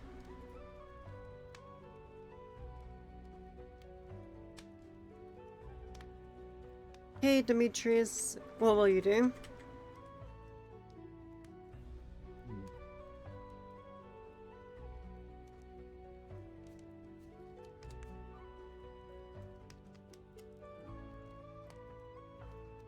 Let's see. Um.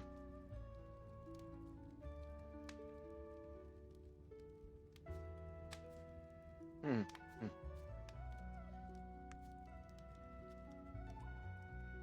I'm going to.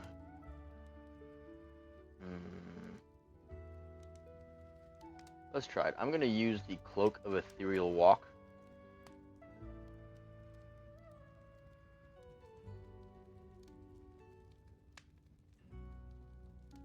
For a short time and look through a few walls.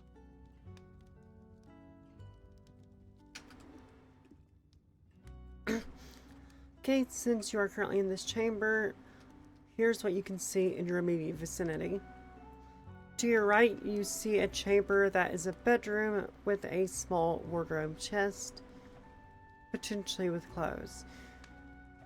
To your north, you see another small servant quarter that looks like it may have once one point quartered warriors.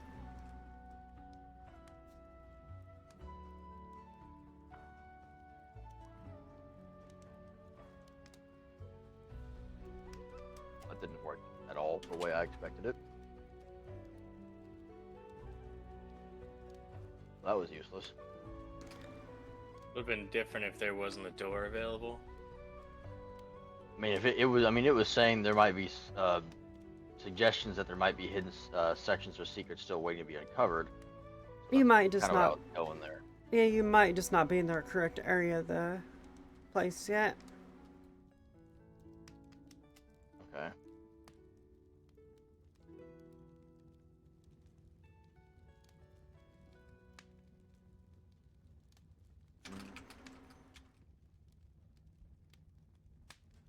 I'm gonna give up and go back to Thorwin. Okay.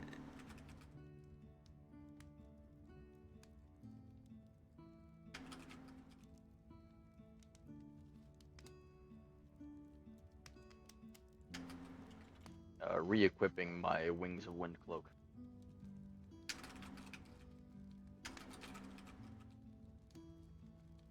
Okay.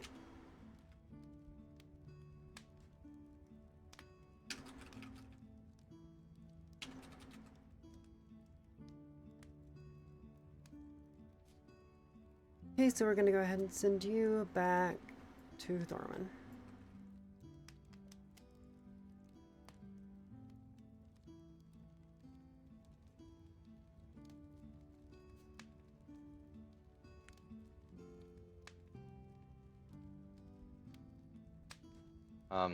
Hannah, I'm doing a bit of editing to my forging process. Okay, just send it to me later. Yep. Okay, and let's see what my outcome. I continue my work with the demi-plane spell using the crystal to amplify and guide my effort. The connection I established earlier begins to solidify, and I feel the fabric of the demi-plane becoming more stable. As I focus, the outlines, space begin to take shape in my mind. An extra-dimensional sectionary linked to the crystal has the potential to be molded to my will. This demi-plane could serve as a private sanctuary, or a place or storage, or even a base of operation.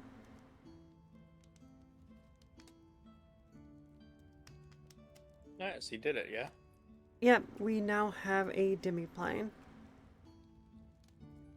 So Nice. I am going to go back to the blacksmith as well.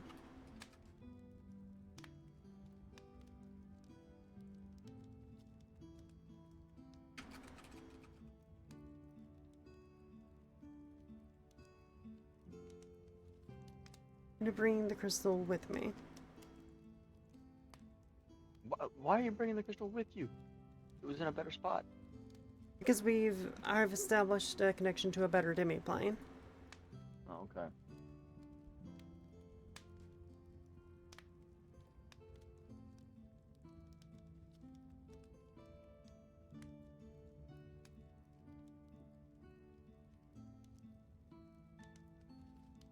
Yeah, open up these.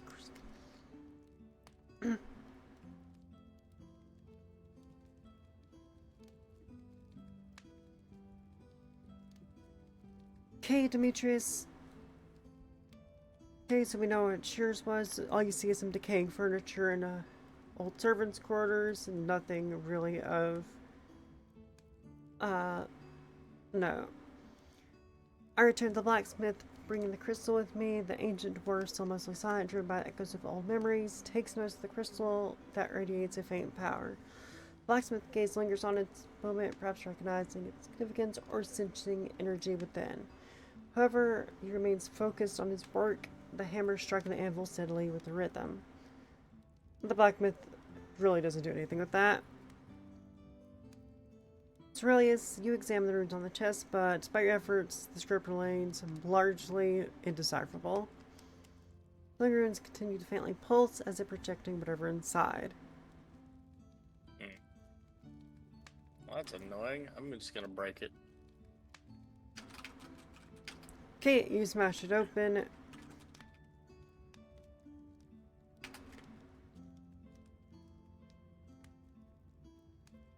Oh, fucking 20. Well, let's see how well that does. There you go. How annoying.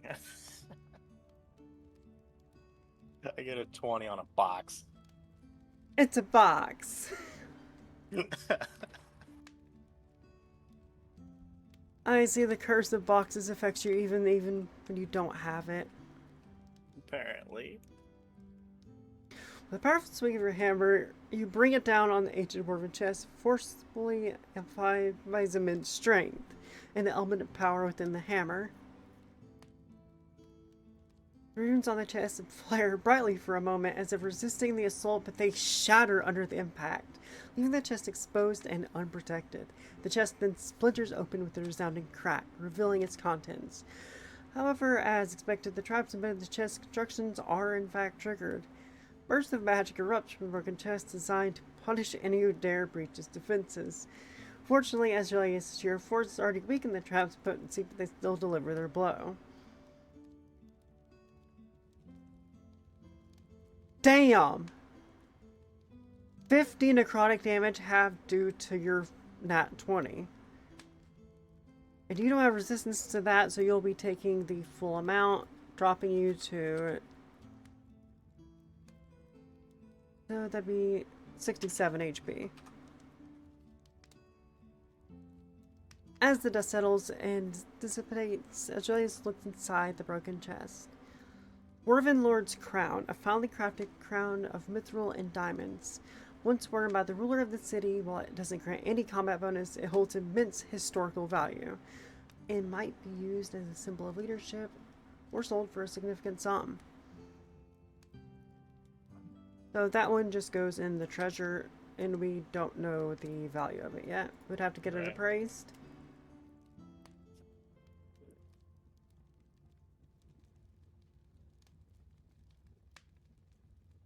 Can I have that tome of ancient forging?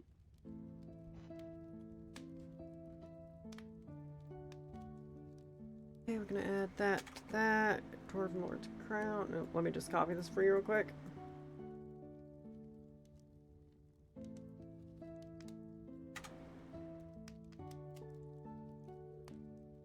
Okay, and you have the Tome of Ancient Forging, a book containing long-lost dwarven forging techniques capable of enhancing the creation process of weapons and armor. This tome could be invaluable to a skilled blacksmith or anyone looking to craft powerful artifacts. Okay. Would you like- Also... Would you like to give that one to Demetrius? He's nowhere near me, so I can't give it to him yet. Yeah, sure. Yeah, but when we cross paths next, you can give it to me. And Amulet of Stone's Endurance. Grants the ability to use Stone's Endurance, trade one's prolonged rest, reducing damage by 1d12 plus Constitution modifier.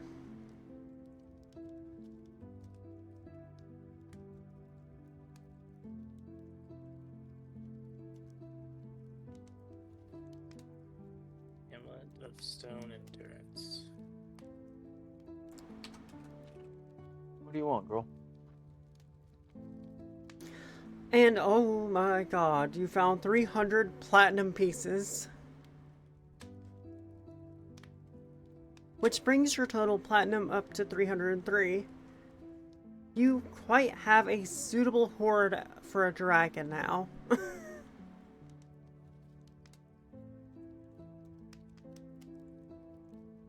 To your north, In fact, there's a child that needs to be put back in bed.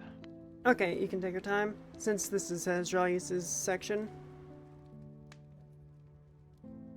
303 platinum coins, huh? Your total is now 303.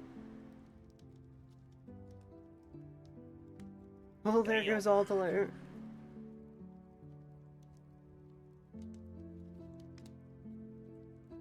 What do you mean there goes all the loot? You just got all of the loot for there. Okay, Azraelius, to your north is a ladder, and to your south exits the hidden alcove that you're in. I'm gonna go up that ladder.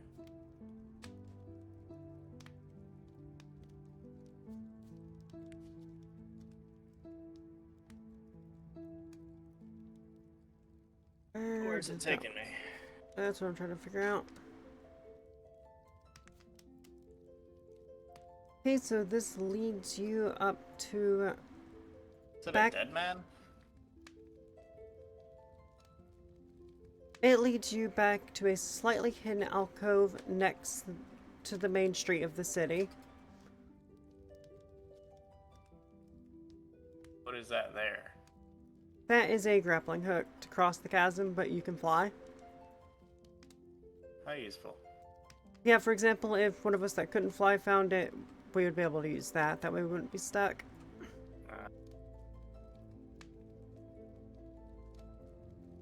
I want to fly over the chasm and then head in that doorway. I'm still on the search. Okay, you have entered the chamber where Demetrius has abandoned last. Alright. I don't think I'm going to search anything because you technically said it was all worthless. He assumed it was worthless. Oh, then let's open Never that tried. door right there and go search that room. Okay, and this door is not actually locked. In the Just a door, search. you see a regular bedroom and a single clothes chest that is locked. Ah. I guess I'm just gonna break that chest open now, ain't I? 18.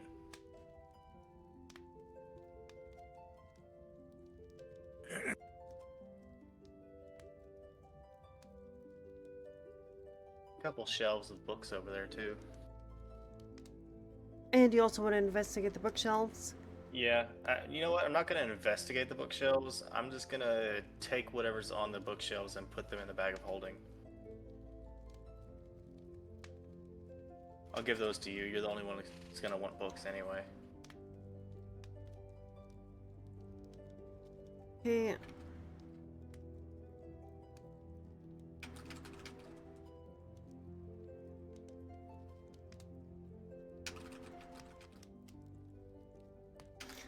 Then put them all in the bag of holding.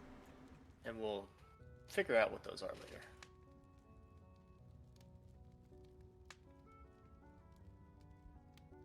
It is kind of nice being able to just narrate the stuff since GPT had already done all the section. Hey, you make your way to the bedroom that Demetrius saw earlier and head directly for the locked wardrobe chest. With a powerful swing, you bring your hammer down on the chest, splintering the wood and the lock with ease. You found enchanted dwarven armor, a finely crafted...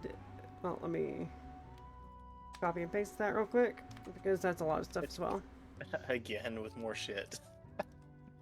I'm really surprised that when he saw that locked chest, he did not go for it.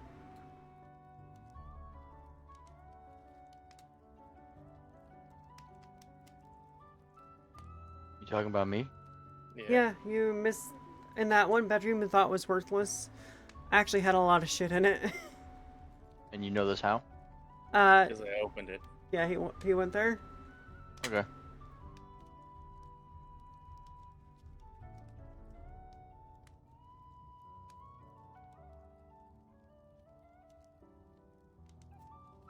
Okay, so you have Enchanted Dwarven Armor, finely crafted set that provides +1 to AC and resistance to cold damage. It has the ability to let the wearer breathe comfortably in extreme cold conditions. Which is a bit different than most that we found so far. Yeah.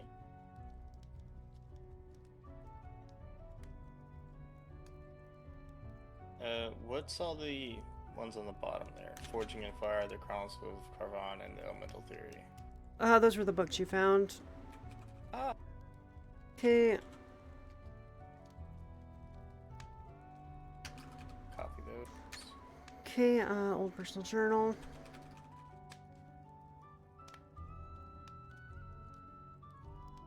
Okay, and notes on city.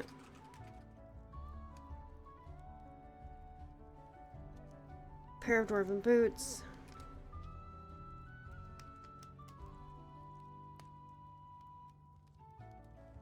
Okay, and they provide saving throws against being knocked prone.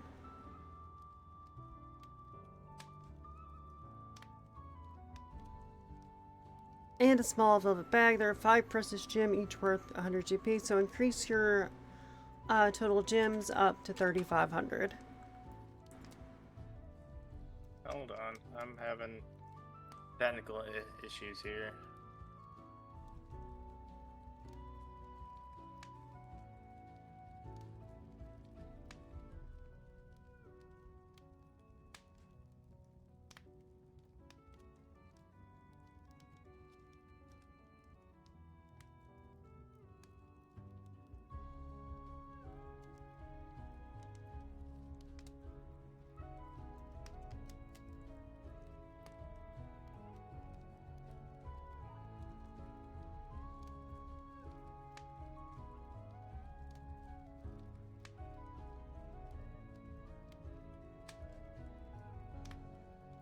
There. Okay, now what was next there? Okay, so which one did you leave off on? I just added the books, so it's gonna be Oh, after the books, that's all. And the rest is in Discord. right. Enchanted Dwarven Armor.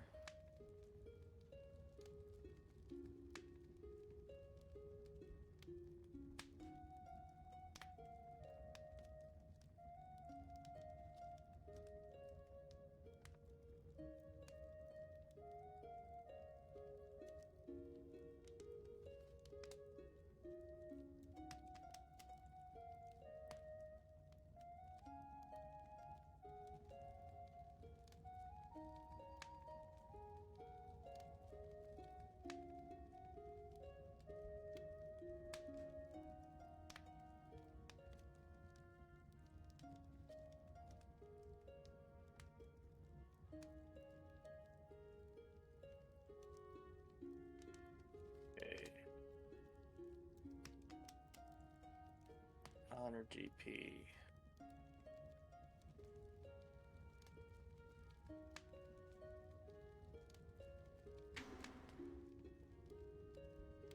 Alright. Got all that.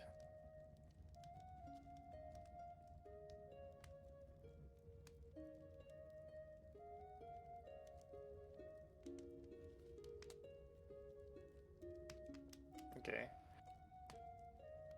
I don't even know if I can wear those boots, to be honest with you. I have really big feet. It's always assumed in D&D that any clothes just magically fit, with the exception of giant clothes and dwarf clothes. With an exception? Yeah, if they're for, or sorry, not dwarf, but giant or gnome clothes. They're both extreme opposite ends of the spectrum. Okay, well. Can I equip both of them? Do you have any other boots on? I don't think I have any other boots. I'm not wearing any as far as I know. Yep, I don't see any boots on you, so you can equip those. Okay, so I'll equip the boots. It just keeps me from being knocked prone or moved against. And it is saving throw, but I don't really care about that. Can I also wear the dwarven armor? Uh, I know I'm wearing other things. you currently have your armor of Dragon resist. forged Yeah, armor, your the dragon dragon forged armor. scale. Yeah, so you can't wear any more armor now. Alright, well, I'll just hold on to it. No big deal.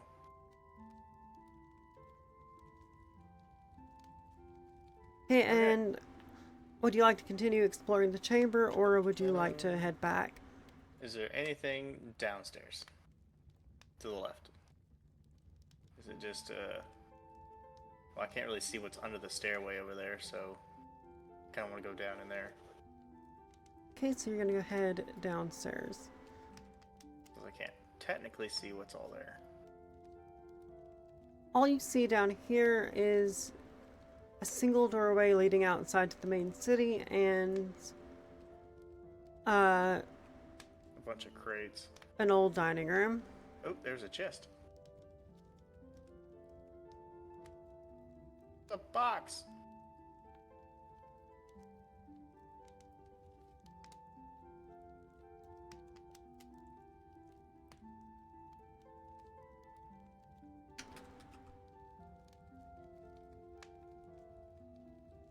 Damn it, that's not what I wanted either.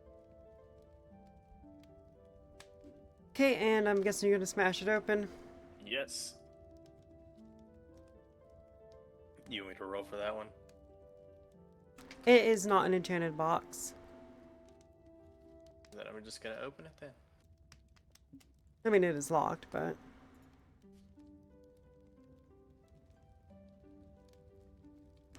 What do I get?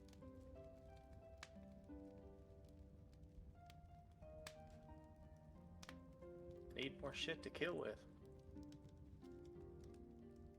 Okay, 50 gold coins, ornate dagger, a I map just won't do it. fragment, So dumb. Oh, and there a it is. It's silver up there. locket.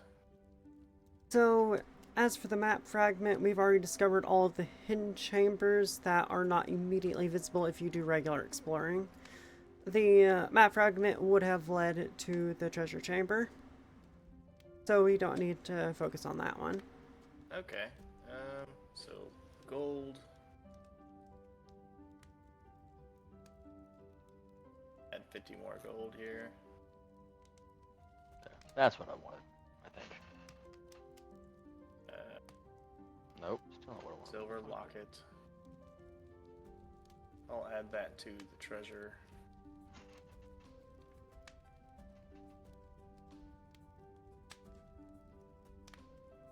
And an ornate dagger, it is also just a treasure.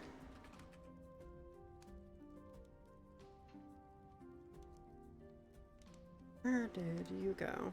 Where did I go?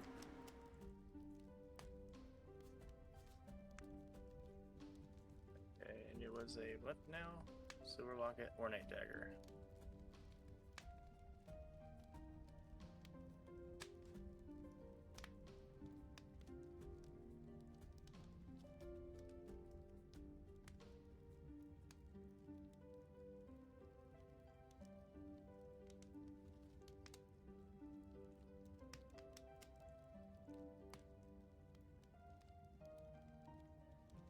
Cool. All right. Hannah, you may have to change this up a little bit. I can't get the numbered thing to come back correctly. Just write it and I'll sort it out later. Yeah. Okay, so now that you've explored the Search another downs, room. I'm gonna search the room to the north. As you come across the main hall, you see a door to your north, which leads directly outside back to the main city. To your left, you see the old servants' quarters room, and to the right, you see a rather massive door. Alright, well, let's search that servant's room right there first.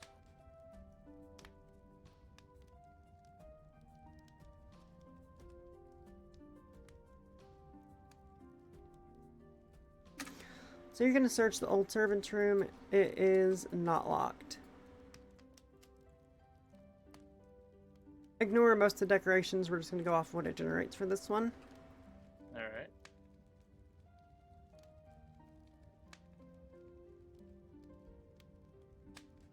Which leads you head to the old servants' quarters. Small and humble room compared to the grandeur of the rest of the Dwarven city. The quarters are simple with a few decayed beds, broken furniture, and a small chest at the foot of one of the beds. You find 20 silver pieces, an iron key, but you're unsure what it unlocks, and a worn journal. And all the journal details is the city life and a few entries of the hidden passage that you found earlier. This one in particular. Ah, so that key was probably meant for the box. Yeah, the one that you smashed in that tunnel. Yeah, so the key's So- really not worth it anymore. So just the 20. 20 I'll add that silver as pieces. 20 gold, Yeah. because we don't really do in silvers. In the broken And wardrobe, then- you find a moth-eaten cloak. Once fine, is now a little more than a rag, a simple necklace, no apparent magical properties, and it's just a keepsake from a loved one. Right. It's just gonna be a simple necklace. Although under the floorboards, you find a hidden compartment with an old insignia ring.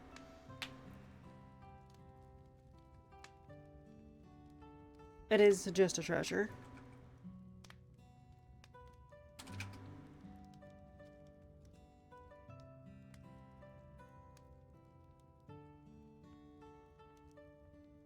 I did not know you could use the arrow keys for that. And then insignia ring. Okay. Dwarven insignia ring. It is just a treasure as well.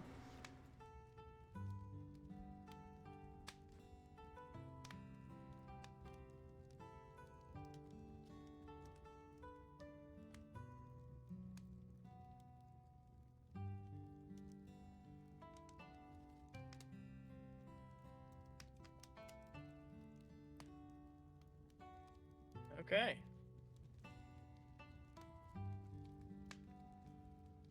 Let's go down the chamber and go check out these big doors.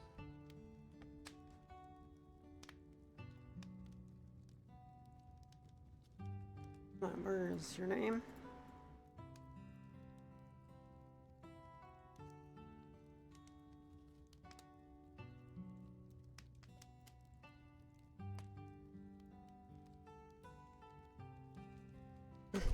So you're going to approach the massive locked door at the end of the chamber. Well, if it's locked, I might use the key. See if the key works, because it may not have been for that chest. The key does not work on this one. It is sealed by a magic. Ah, okay.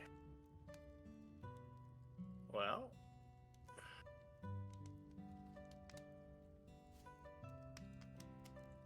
Okay, noticing it's locked by magic, I will head back to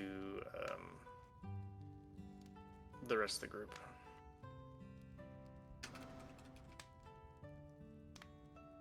I could have broke through, but knowing that big door, there's going to be more issues. So you will head back to the rest of the group. There's surely more things to explore and you know, to take, but I'll end it with that.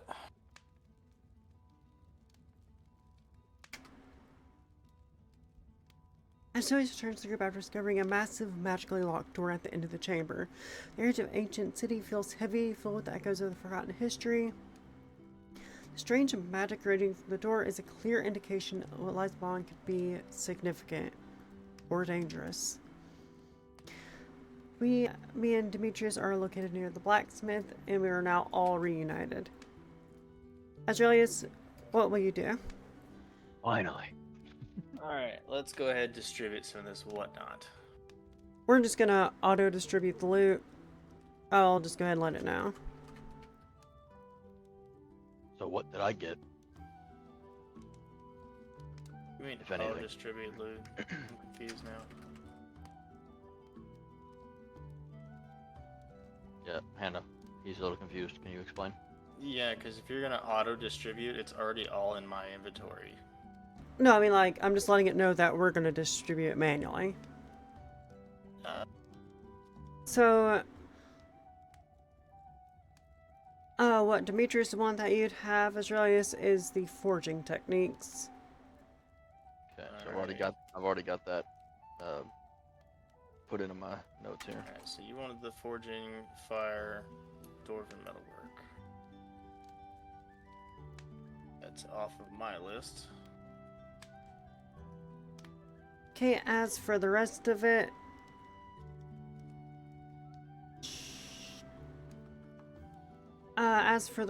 you can decide who gets what because we've already wrote down the rest for it. So the only two items left are the Chronicles of Karkvarn and the Elemental Theory and Advanced Study.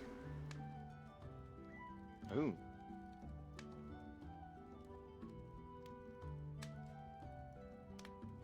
I already gave you the Tome of Ancient Forging.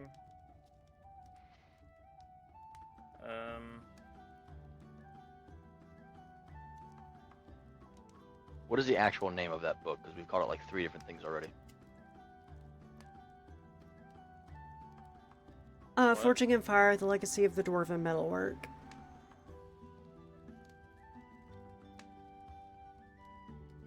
And I wanted to give you the 3 books that I found on the shelf for you. One of those was the forging one, so the Chronicles of No, it Karnak- wasn't. The other, it was another book. I found that one separately. Oh, the other one was just notes on City. Okay. Well, then the Chronicles of Karkvarn and the Elemental Theory, I'll give those to you. Gotcha. I will add those to mine.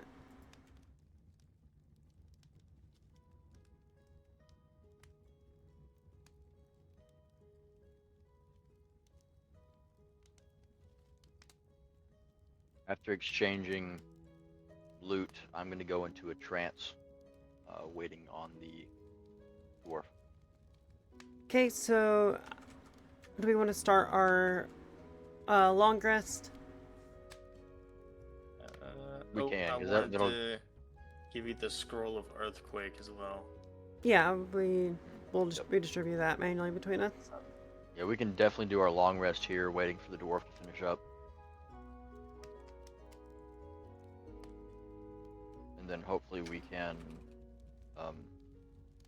convince him to come along with us to Thaldrin's place. Is he still crafting random things? He's still crafting the thing he wanted to. Hey, Julius, at the start of this long rest, what will you do? I wanted to hand him the Dwarven Lord's crown, since Ooh. technically at the moment he's the only one left.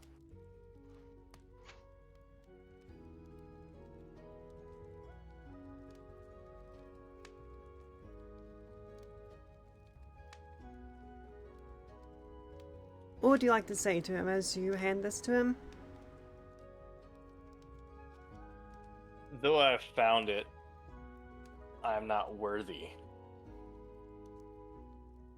So I'm gonna give it to you in hopes that maybe you may find someone to rekindle what has been lost.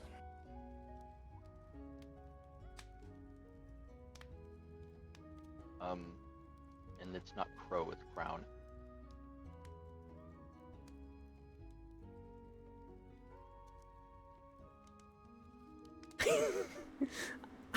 I am not worthy of this crow. I am not worth of this crown. There's a Y there. Hey, and Demetrius, what will you do? Well, actually, you're starting your trance, you said. Yeah.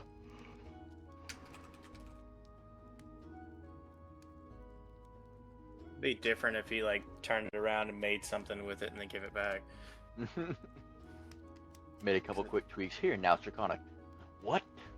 Yeah, that draconic crown.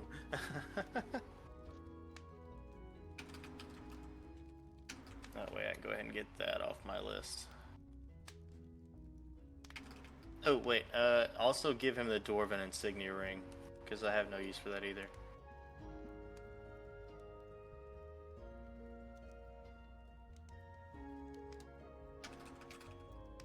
Elemental Theroy. Loving it. Leroy Jenkins.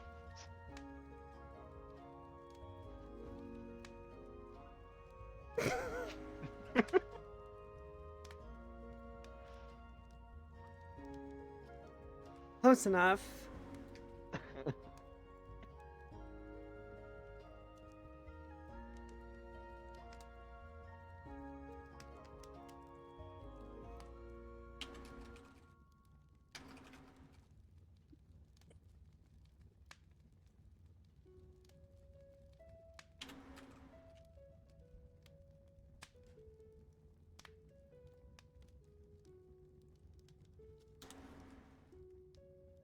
Okay, so Demetrius, this will restore your once a day things. Yep.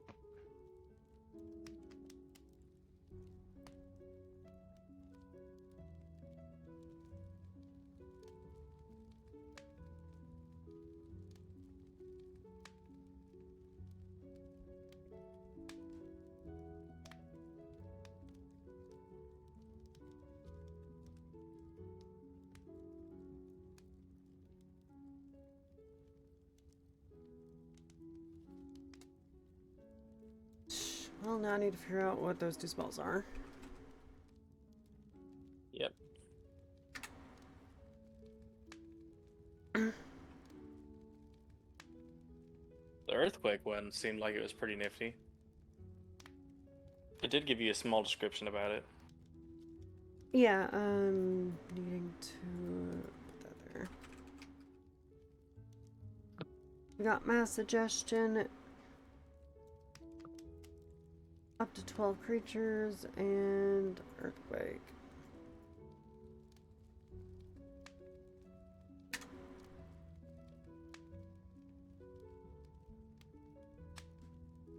Fucking 8th level spell. I cannot, well, technically I have That's one a- free class. Looked like cast it was an today. AoE spell too.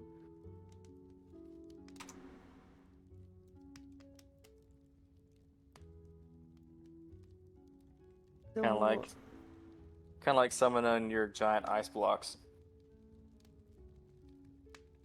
this spell is really long as well. Good God.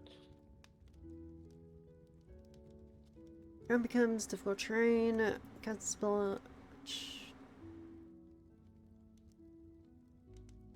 That other one looked more like it was a homebrew because it said it was going to call upon rocks to fall on top of your enemies.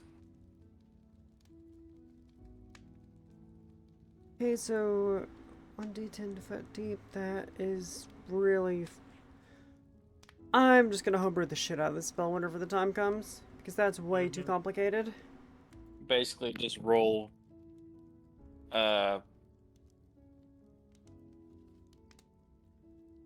10d10s, I guess. Something like that. We'll figure it out. Okay, so finally I scribed the teleport circle, which is what this was over here. Mm. Okay. Okay, and what did I get out of those? Okay, as early as you approach the dwarf lord's crown and the dwarf insignia ring, hand them over and you see a faint flicker of recognition in his eye. A distant memory stirred by the sound of these ancient relics. His raw hands tremble as he accepts the crown and ring. For a brief moment, the weight of centuries seems to lift from his shoulders, though he does not speak. He feels a deep sense of gratitude.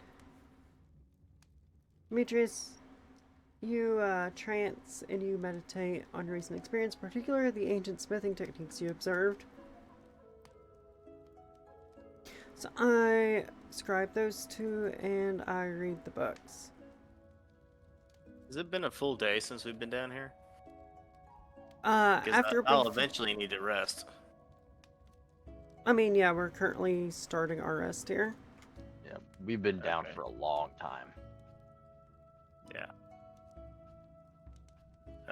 I guess I'll go ahead and I'll do my rest as well, which will be the full 8 hours of night. Oh, well, it says that we sleep. Yeah, okay, yeah. So it went ahead and finished up our rest for us, which is good enough. We didn't have any curses. We didn't have any curses, so not like we needed to roll for anything. There's no creatures down here. It's awfully quiet today. Alright, I'm gonna go ahead and then tell y'all about the locked magical door that I was not able to enter.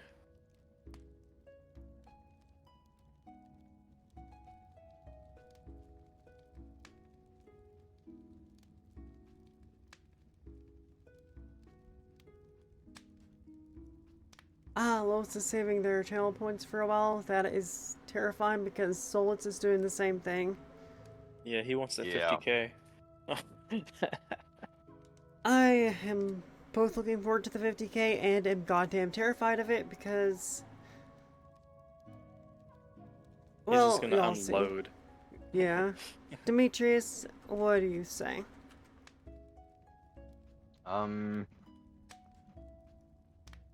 I see if the dwarf would allow me to assist with his craft so that he can finish his project. I guess me and Mana will walk off and do our thing.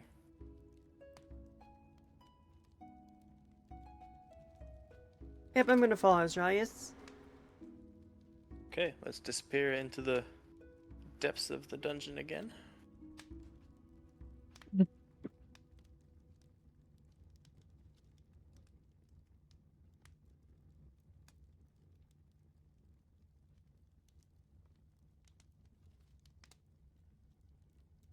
If y'all didn't notice, I changed my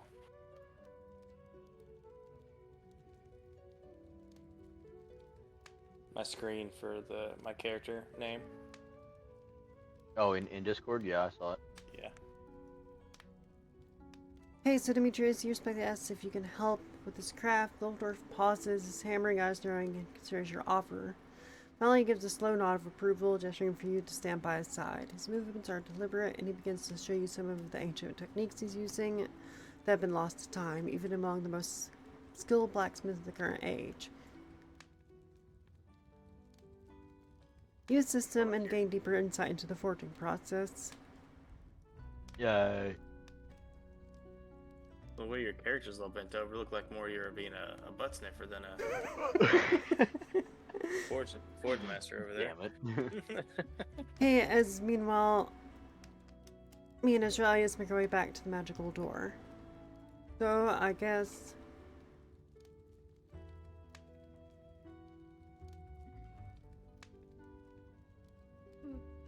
Azraeus, I'm guessing you want me to try to unlock it. Yeah, otherwise I'm gonna smash it.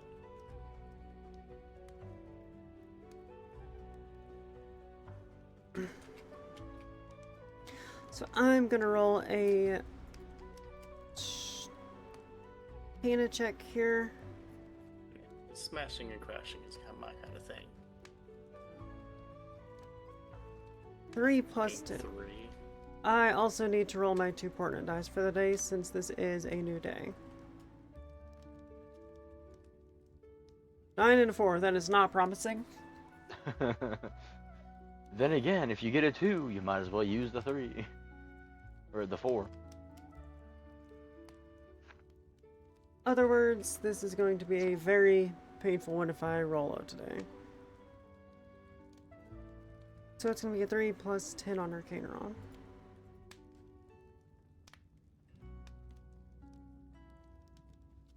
Sure. Still might be able to get into it. Yeah, 13 is still pretty high. Actually, I can use the portent rolls, so if I do... Yeah, I kind of want to get in there. So I guess I'm using one of those portent rolls immediately for the 9.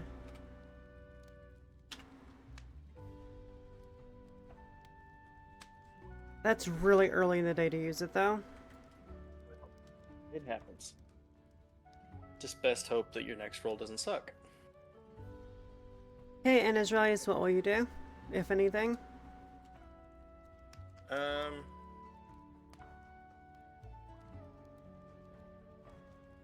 If you can't get in, I'm going to smack the living shit out with my hammer. Good thing we rested and I got full health. Right, might want to move that.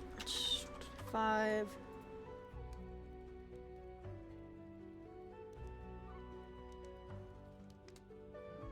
I guess I'll do a roll.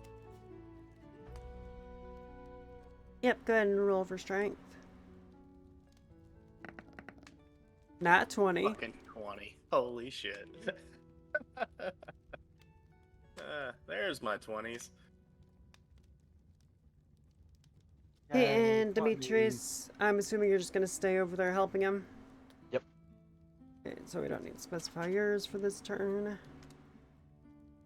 It's gonna suck if I wasted a nat 20 if the door opens. Oh, I mean, mine's a 19, so...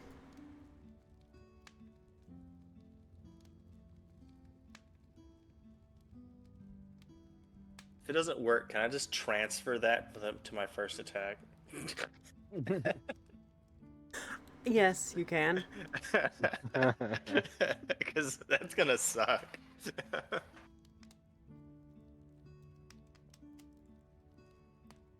Okay, I step forward, my hand tracing the alkaline runes on the massive door. I focus my magical energy attempting to lock whatever ancient mechanism seals it. A 19 did not fucking unlock that. What the hell? As Julius, seeing my efforts falter, steps up without hesitation with a determined grin. You grip your warhead tightly and, in one swift motion, swing it with all your might. The impact echoes through the ancient halls as the warhammer connects with the door, sending shockwaves through the stone. Force blow is immense, and the runes flare brightly for a moment before shattering in their strain. The magical barrier collapses, the massive stone door crumbles inward.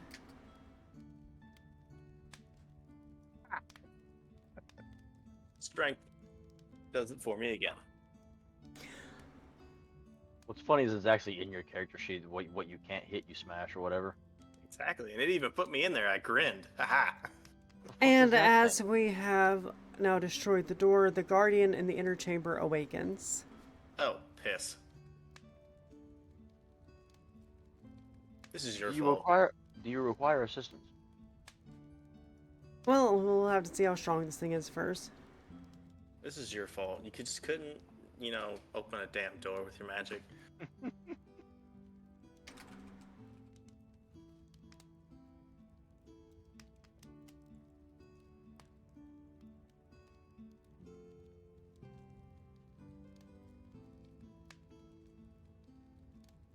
That sword looks awfully tantalizing. Yes, it does, doesn't it?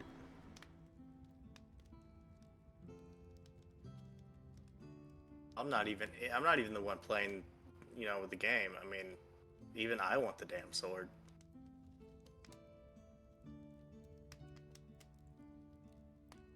So, due to the... Luckily, we are not locked in this chamber. Thank God, but can it come out after us? Well, considering the door was that big, and it can absolutely follow us. You also have the ability to make your hammer grow. We have awakened the Guardian of Karnak Varn.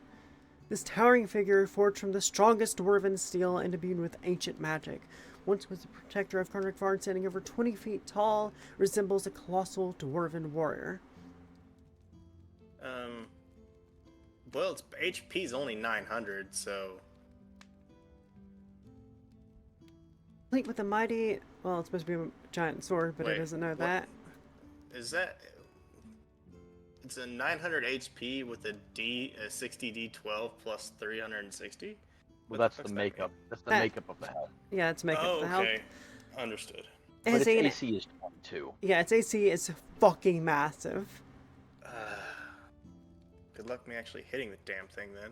Yeah, body uncovered in intricate runes that pulse with arcane energy, and its eyes glow with an ominous red light indicating the magic that powers it. The Guardian's movements are slow but incredibly powerful. The sound of grinding metal echoes through the chamber as it advances. Its stats are as follows. It's a challenge rating of 18, an AC of 22, HP 900, its speed of 30 feet, a strength of 30 with a check of plus 10, a dexterity of 8, a con of 28, intelligence of 12, wisdom of 16, and a charisma of 10. Jesus. Okay, it has resistance to bludgeoning, piercing, and slashing. And Oh, lightning. The This fuck? It has immunity to poison and fire and cannot be poisoned, charmed, frightened, exhausted, or paralyzed. It can see in the dark for 120 feet and has a passive perception of 18, meaning that you cannot hide from this thing either. It can, I bet I however, could. you need to roll. You have to roll a 19 or higher. That's fine. Okay, it has it has magic resistance, advantage on saving throw against spells, runic shielding. Can activate a shield of magical runes that gives an additional 3 AC. Regeneration. The Guardian retains 20 HP at the start of its turn if it has at least 1 HP and is in contact with stone or earth. And Titanic Strength. The Guardian's melee attacks have a +5 bonus to hit and damage. Jesus Christ. As a multi-attack, Warhammer, melee, shield bash, and it has a stomp. That has a recharge of 5 to 6 turns. We cannot We use. have to fight it? There is nothing saying that we don't, or that we can't just run. Though it has a speed of 30, so it is quite possible you could just stay away from it and gather the things you want out of here. Yeah, so here's the It's as issue with fast as that. me. Yeah, here's the also another issue with that. The chamber is only 20 by 20 wide. It can move the entire chamber every turn. You can move the entire chamber twice over. Even though it has awoken, we are still out of range, correct? Yes, it does not have ranged attacks. Okay, so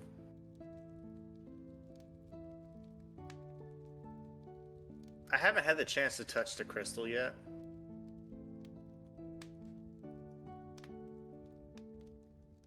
So I kind of want to touch the crystal. So we want to try to escape from it without leading it back. Yeah. You could always just fly away. That's a hell of a lot faster. Well, it's as fast as I am. If you use the Not dash while flying. action, your movement speed is doubled. Remember? Okay. Well, then I'm gonna snatch you, and then use the dash action while flying, so I can go faster and hopefully, you know, avoid its line of sight.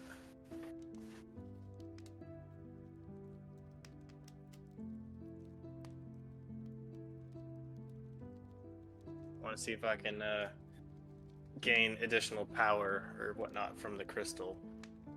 Okay, and we're going to run like little bitches away from this one. Yep, because I can't. Apparently, I'm not going to be able to do a hell of a lot of damage to it. I can do elemental damage, but it's resistant to fire And lightning. and lightning. Oh no, it's immune to fire. It's resistance to lightning. And it didn't even tell us what it can be damaged by. It doesn't have any weaknesses. Fucking hell. It's gonna kind of suck for us, isn't it? I mean, it's a completely optional boss, unlike the Magma Titan. We still need. Well, no, we don't technically need to defeat it because it's a guardian of the area, which means it should be connected to the crystal because it's part of a defense system. This one in particular is guarding a relic behind it. We do not know anything about the relic, all we know is it is guarding it, meaning that it is likely more powerful than the crystal, however, it is a significant foe to defeat. Well, it's only got 900 health. Oh god, even the dwarf stops his mining, and it says we can hear its footsteps echoing from the chamber behind us. So it is somewhere in here now. Damn it. It is still a good distance from us, however, it is no longer in that chamber. However, it is no longer in that chamber. That is true.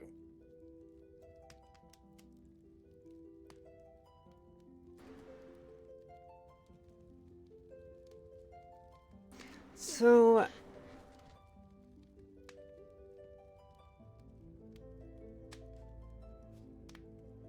Aurelius, what do you want to do? All right.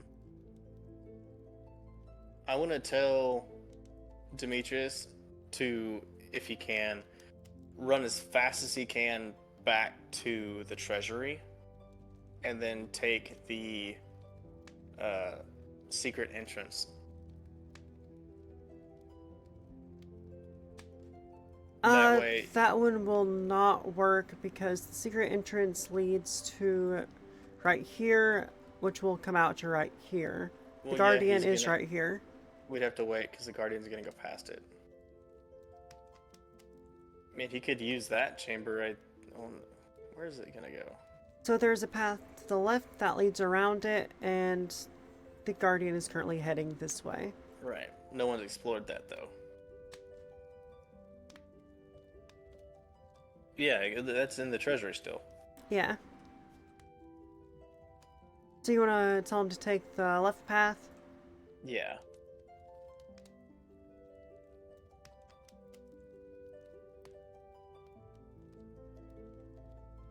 See if he can get to the artifact behind it. Okay, Demetrius, what will you And do? You can I always wanna refuse grab to the do stone. this. I still want to grab the stone though. Okay. I use my psionic cloak ability along with my ring of invisibility. You'll have to roll a really high one to get past that, to be honest with you. Well, I'll be invisible and psionically cloaked, so that's definitely going to give me a buff on that. Okay, Invis Cloak, and what else? And my ring of invisibility.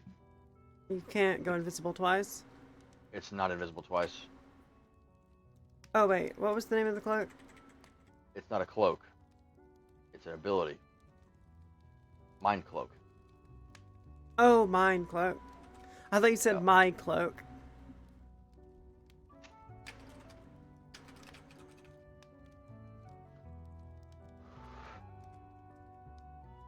I mean, that would basically make me damn near undetectable. Okay, it has a passive perception, or pretty high perception, so roll for stealth. With advantage, though. So there's a 2.68. 16 plus 7. Woohoo! And what is my other one? So 16. Okay, it's 16 plus 7. Oh, I can just continuously roll. Okay, weird. Okay, channel what? Wolves is already up to 2.6k. By the time it's managed to drink tonight, you'll be at 20k. Solus, you earn those so fast. What the fuck? How does he earn those so fast? I think he gets a boost for every time he has a sub, or every time he gives a sub or something. I know it's some kind of ridiculous thing like that.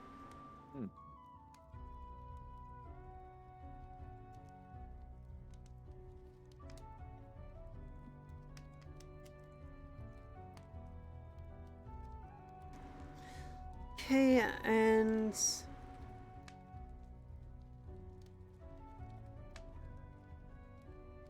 is. Ugh.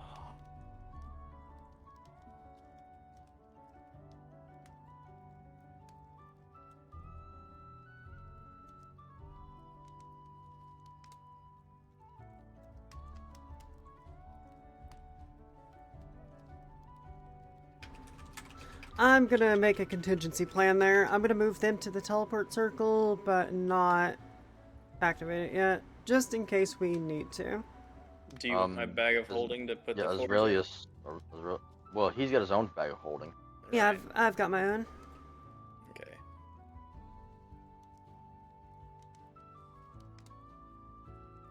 The Guardian approaches as Aurelius places his hand on the crystal, hoping to draw upon its power. The crystal resonates with a deep, ancient energy, sending a surge of power through you. You feel a deep connection to arcane energies of the city itself. It'll take time to see what effects will have on your abilities or the environment around you, so it is not an immediate boost. Of course not. Demetrius, under the cover of your mind cloak and your invisibility ring, you swiftly run silently towards the treasure chamber, moving through the shadows undetected.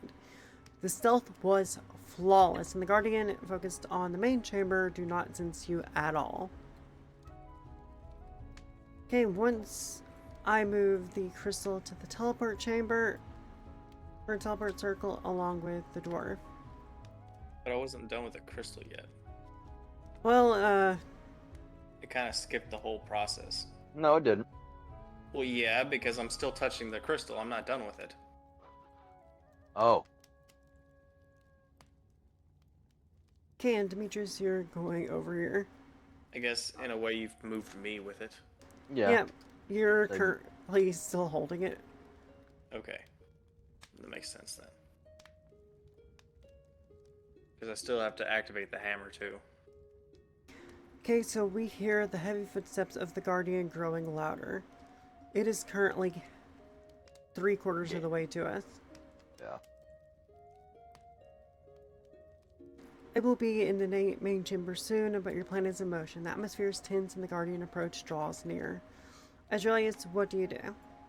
I want to go ahead and activate my hammer with the crystal. Maybe hoping to speed up the process.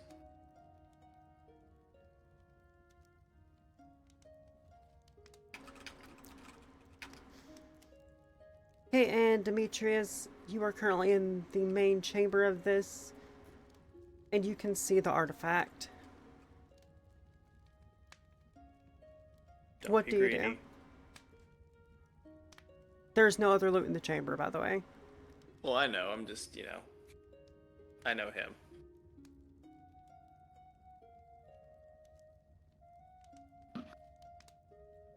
My turn. Yeah, you are currently in the chamber where the artifact is, and the Guardian is currently nearing our position. Alright. I am going to investigate for traps to ensure a safe passage to the most valuable item in the room. Well, there's only one item, so.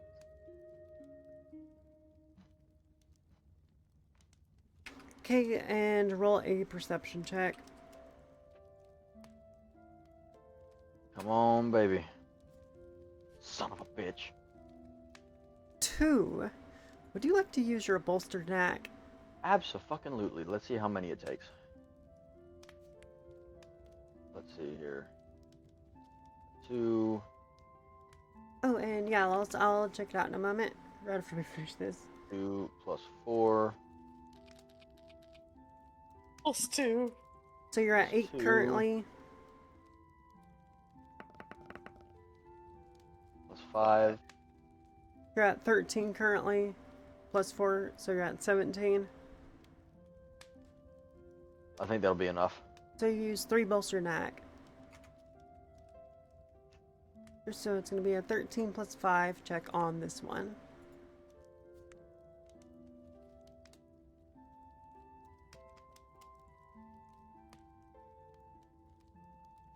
Okay, and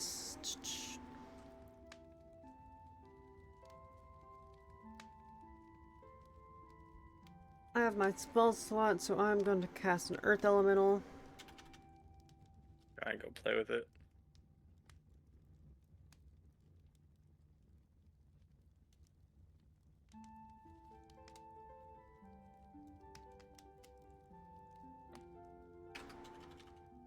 So I'm going to cast that at the entrance of the chamber, and that is going to...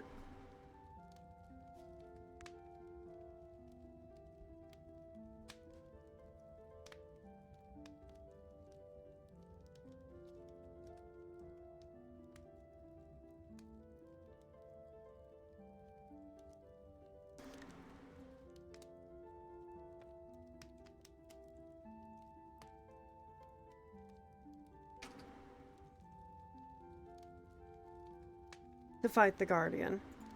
Let's see how that does. I hope it doesn't one-turn the Guardian. Or the Elemental.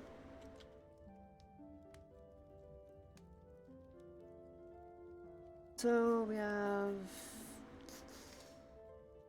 that uses one of my 5th level spell slots. Bring me down to 1.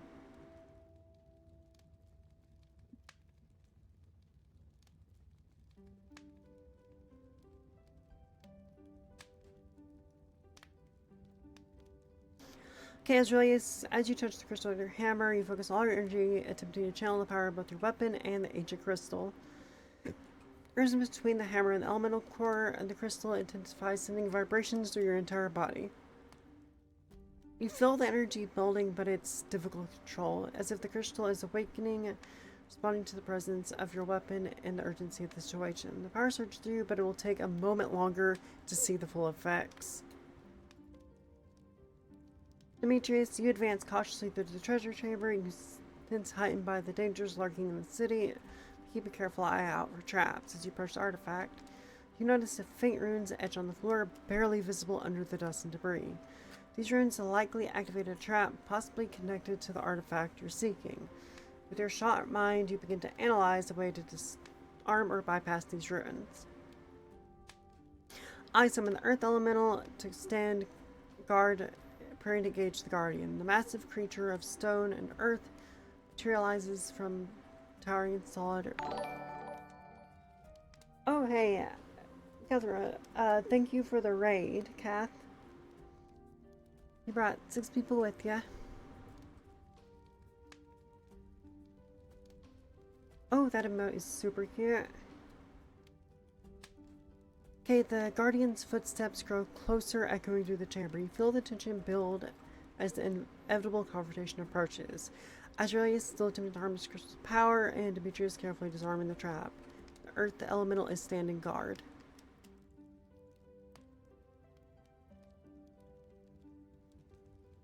Okay, so we're gonna make sure that it knows.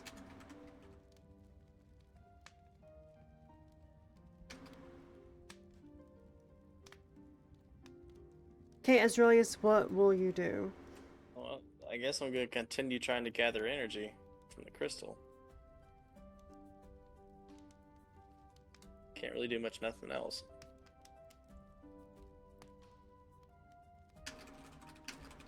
So, yeah, you're going to continue to do that.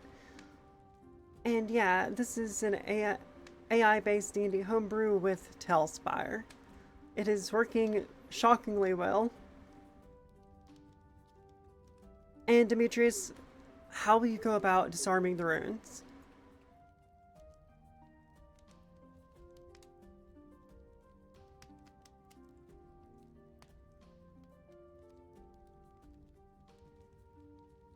Are you there, Demetrius? My bad. Yeah, I'll have the Fey Fox, help me disarm the runes as I inch closer to the artifact.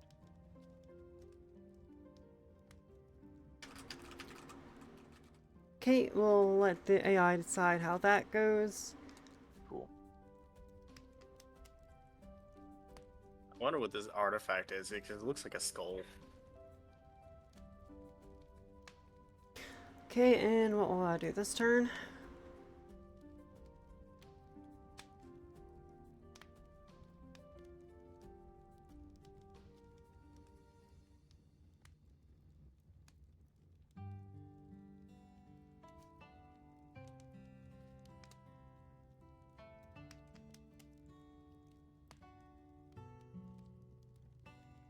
Okay, and it'll have to make a saving throw against that, which it will almost certainly succeed, but might as well try. It's slightly distracted. So it will be engaged with in combat with the Earth Golem that I've summoned. However, I'm pretty sure that this thing's gonna last maybe 2 turns. If that. The Ancient Dwarven Guardian charges forth toward the Earth Elemental I summoned, its massive form gleaming with the light of the ancient ruins. The clash and stone and metal echoes through the chamber as the 2 titanic beings collide, trying to overpower each other. The Earth Elemental swings at Jockey Fish, trying to hold the Guardian's advance, but the Guardian's strength and precisions make it a formidable opponent. Okay, Azraelius, I also need to let it know.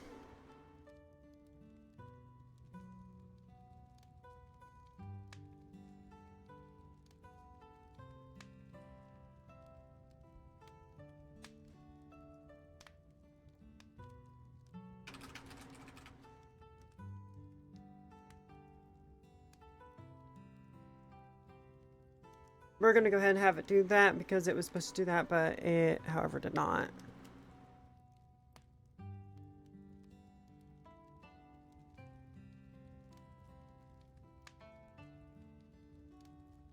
Kernel server error. Regenerate. Oh, you broke it. Done it now. Apparently there's also an atmosphere setting for this one, so let's see what that does. Oh, there's battle music. Nice. You know what? That sets the mood much more.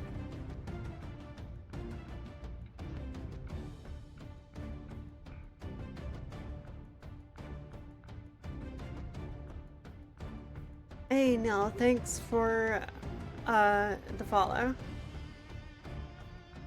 Yep, it is text D&D with the map and 3D models.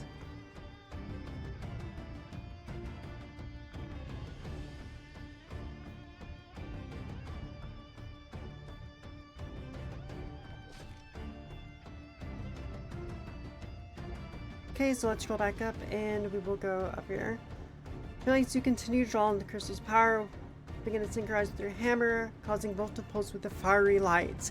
The elemental within your hammer seems to be awakening fully, empowering the ancient energy in the crystal. Feel a surge of power coursing through you, increasing your strength and connection to the elemental forces. It is becoming increasingly difficult to control, but you sense that you can maintain your focus. It will be tremendous. So you won't know what the power does until you go up and smack it. Turn down the volume just a little bit here. Oh, so am I actually done with the crystal, or am I still working with it? I mean, you can try to keep working with it, but know that we are now very much on a time constraint. You're not wrong, but we're already blocked into this side of the entrance. Yeah, so are you going to try to continue trying for it? I will continue. Because it said earlier it's supposed to help unlock the hammer and me, so we'll figure out what happens.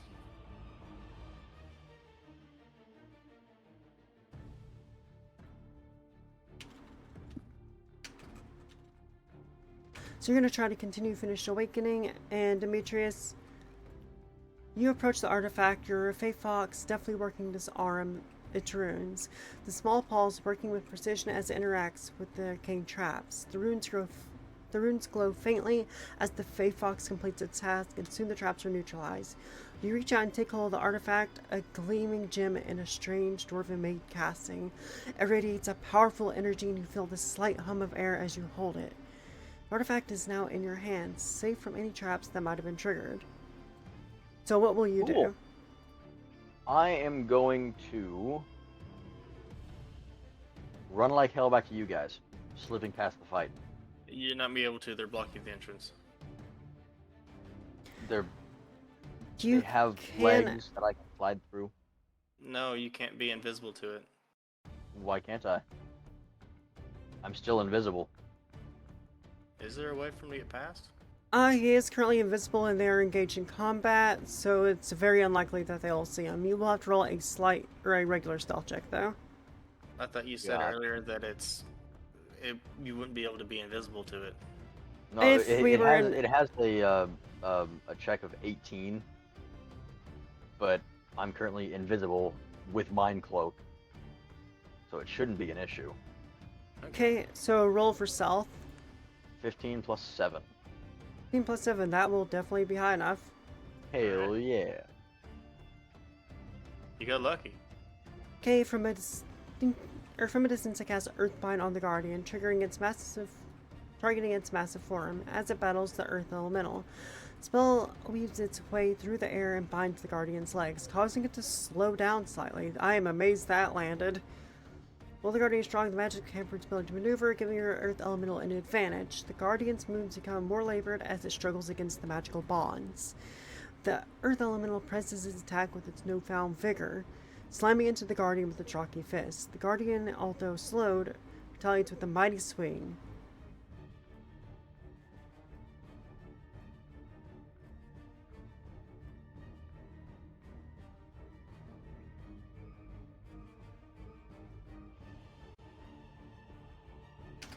Okay, we're gonna make sure it does that. Now it said something earlier that the it did damage to the Guardian, and it said the Guardian's health is now at like 100 something, but it's a 900. That was my elemental. It's 150 right now. Guardian HP after the round 152. Out of Wait. 190. Oh yeah, it messed up. But honestly, I don't think it's gonna matter. We're just gonna dip. I'd really like to have that guy's sword. Oh well.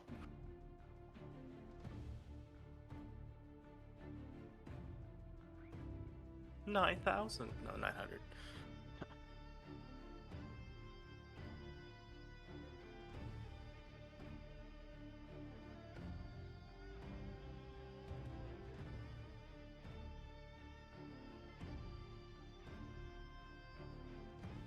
That did say 158, right?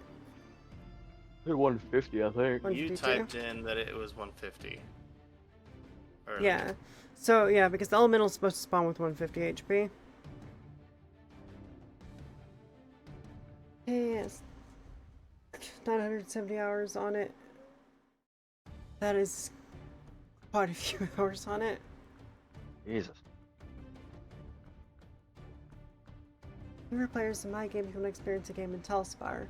You did say you had a fully custom campaign, so that would be cool to play eventually. And to not partially DM on. As early as power continues surging too as you attempt to fully awaken, the energy feels. Okay, attack 1. Earth Elemental has been destroyed. Oh, damn. Time to dip. Like right the fuck now. It has been killed immediately. You have one more round before that Guardian is on us. I don't think we have enough time for that. Well, I guess we're gonna have to teleport while I'm holding the stone, aren't we? I don't know if we're gonna take the crystal or not. Can we? Yep. I'm holding it. Well, there's currently. only one way to teleport us while holding the crystal.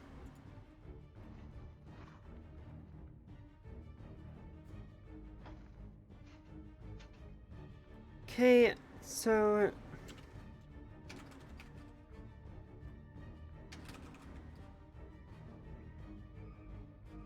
We can come back eventually. Did you end up taking his entire forge? see, I would have had enough time to grab an anvil, and we'll have to recreate the rest. Because you said you did it earlier. You grabbed everything. Yeah, you said you grabbed his entire forge, and also that the dwarf himself moved his anvil. Oh, cool. Well, that works. And yes, ignore the logistics of bringing a whole ass blood of lava. That shall be the You core could of have the stated that it just went all into your bag of holding. We'll work out the logistics of that in a moment. You're a goober. forge. Look, I'm panicked because that thing could one-shot all of us. Well, I get you. I get you. Even I though, am a glass cannon. yeah, even though the giant ass thing we fought before we got in here was considerably more powerful, this thing has no weakness. Okay, so considering I learned about the demiplane earlier, I transfer us all to the demiplane. Ugh.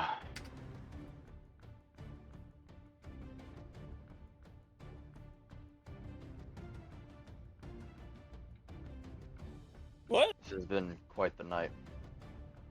Yeah, I focus on the crystal and the knowledge together, tapping into the immense power as it takes hold. The Guardian prepares to advance. I gather the entire party close and channel the magic into the demiplane spell. In an instant, the world around you warps away and shifts. The oppressive heat of the forge and the sight of the towering Guardian are replaced by a serene, controlled environment of my demiplane. We have arrived in the demiplane.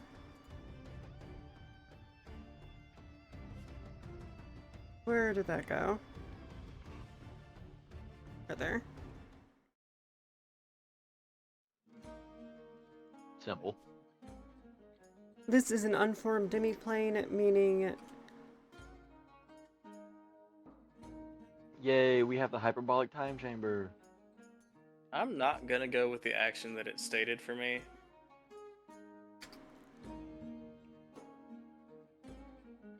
okay, so have arrived in the demiplane. We have successfully transferred everyone, including the dwarf and his forge, into the safety. The crystal lies before us. However, due to the spell going through, you have lost the connection to the crystal temporarily. You can, of course, retry in a moment. Which I will, because that's a bit of annoying. Because I was currently holding it.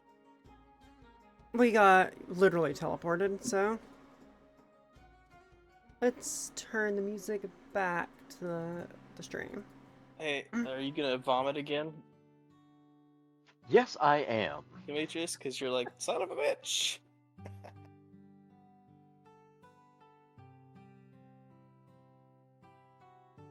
Oh, that's being weird, so I need to reload. Okay, Azraelius, now that we have been transferred to safety, what will you do? I'm gonna go back to mingling Getting with old. the crystal. He's gonna go full tree hugger on the crystal. I will. I'm gonna go full hug on that crystal.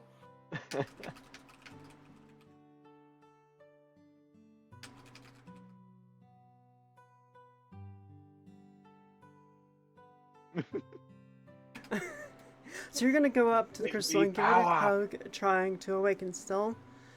Demetrius, what will you do now that we are in this demi-plane? As we arrive,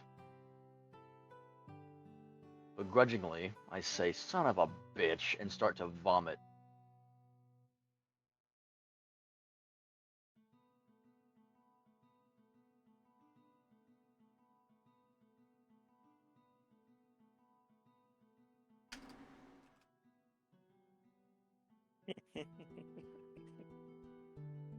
Okay, and casting a 7th level spell is quite exhausting, especially to create a demi-plane.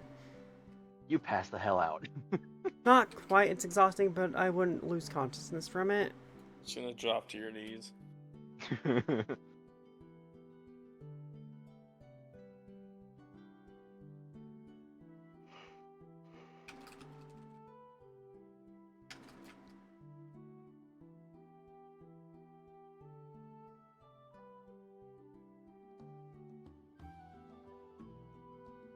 Aren't you able to change your pose while you're there? Oh. Uh, technically I'd have the knockdown. Works. And I can also do things like that. That's kind of cool. Technically, if we had different forms, we could have different poses as well, but we'll have to do that some other time. Huh.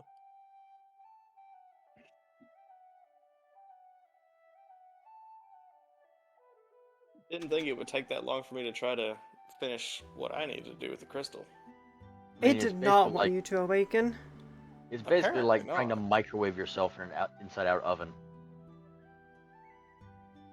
It's gonna take some time. As you approach the crystal once more, feeling a deep connection to its raw power. Wrapping your arms around it, you attempt to absorb its energy, willing the awakening process to continue. The crystal hums in response, but the connection is weaker now that it's in the controlled environment of the demi-plane. Feel a faint pulse of energy flowing into you, but the overwhelming surge you felt in the forge is absent. You might need to find a way to reignite the power source or fully attune to the crystal.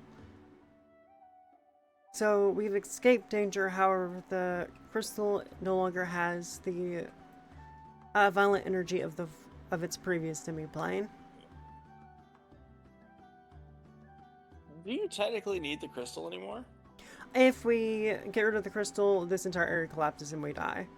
Oh, damn it. It is the catalyst for the demi-plane now. I don't know what the fuck I'm gonna do now. I mean, Well, it's still powerful as shit. No, It is powerful, yes, but it has no use to me because we're not back in the dwarven mine. You're still trying to awaken though. It clearly just stated that it doesn't have the formal power it had anymore. And remember, we've only found one of the 3 shrines, so it's a little bit early for you to fully awaken. Well, damn. What the shit? That sucks. But, All that time he spent trying to awaken for nothing. well, at 'Cause it least we got out stated that it alive. would help me, and then we get teleported out. So it's kind of contradicting itself. Well, we got teleported out because I forcefully teleported us out before we got squished. It's your fault.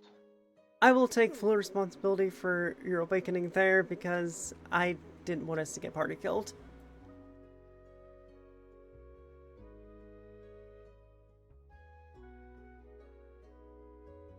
Okay, Demetrius, the sunship to Demiplane has left your stomach churning and you release the contents of your last meal onto the ground. The discomfort is real, but you're safer now. You recover and take stock of your surroundings, noting the calming environment compared to the chaos that you left behind. I sit down, feeling the weight of the spell I cast, and begin to meditate, allowing the ambient magic of the enemy plane to rejuvenate my spirit. Shielding here is a stark contrast to the battle we nearly avoided, giving a much-needed moment of peace.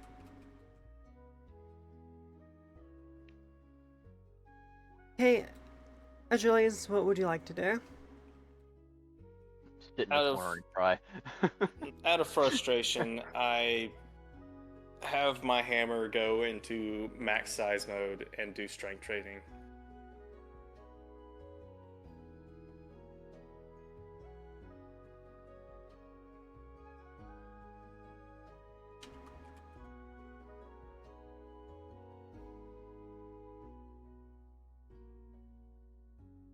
Hey, and to represent this, I will...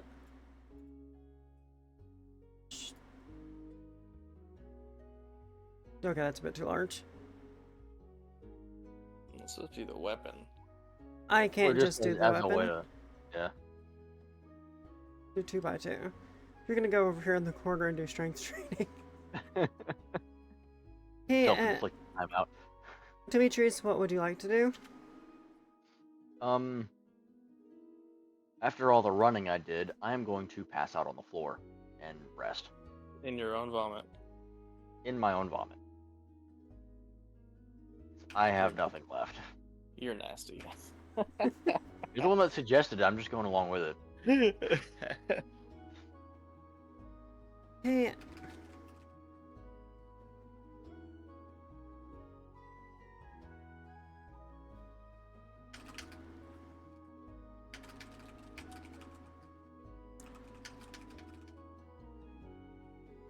oh.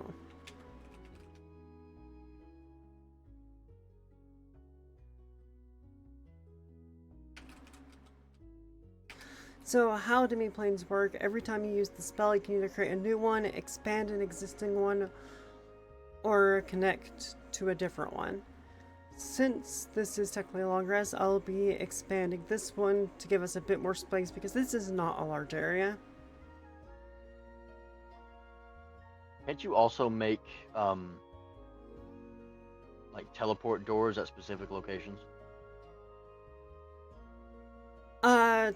Technically, but we have not gotten that far in the progression of the demi-plane yet. Right. So if that was the case, we could make a door directly to Thaldron. Why did you do that?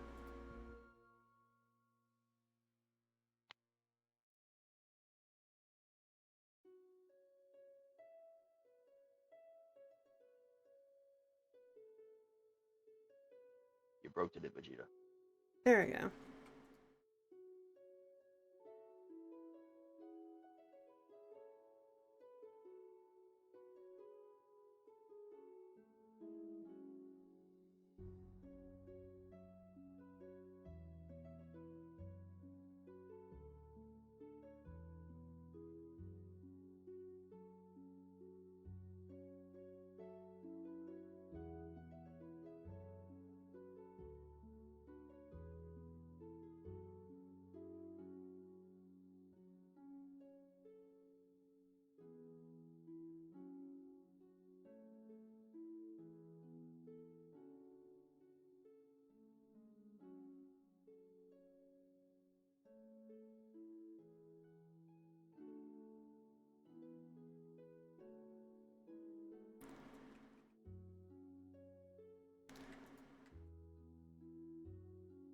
I'm not gonna make it too high.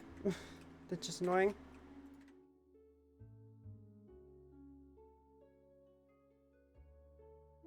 What does Hey. your altar do, by the way? That Like a is, teleportation altar. that's where we teleport in and out. Nothing too special for that one. Hey, actually, as your protection drives you push your limits, commanding your hammer to its maximum size. You grip it tightly, feeling its immense weight as it expands. The hammer, now a massive 5-foot block of metal and magic, challenges your strength and begin to train. Each swing reverberates through the dim plane, testing your muscles and endurance.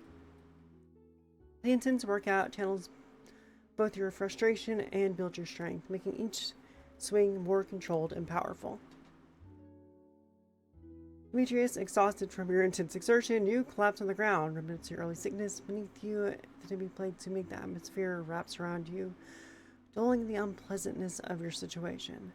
Despite the less than ideal conditions, sleep takes you quickly, offering a brief respite from the day's chaos.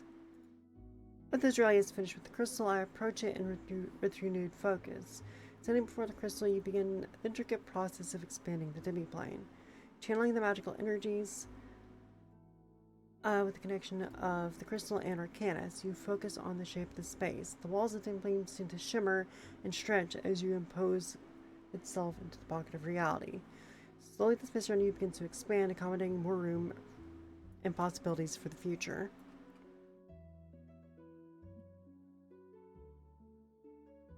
Okay, so we're going to assume the rest has ended here. Azraelius, what would you like to do?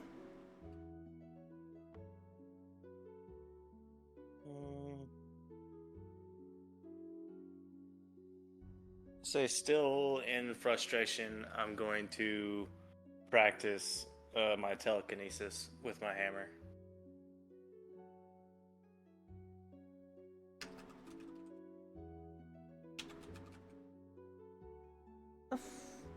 I cannot fucking type. Okay.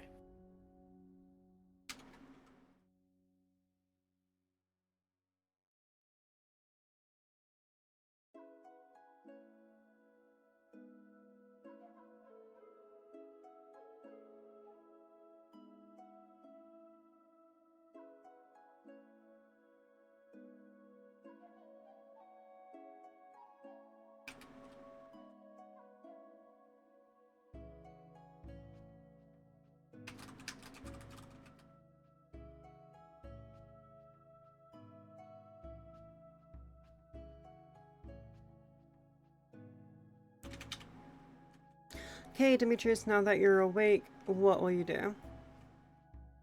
I'm going to help the dwarf um, reset his forge so he can continue working.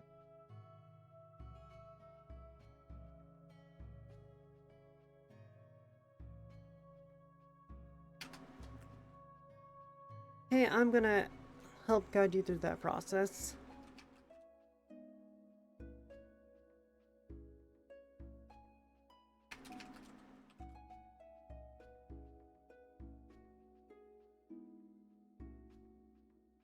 Hey, so out of the space, where would you like it? In a far corner. Which one? Top left. Top left?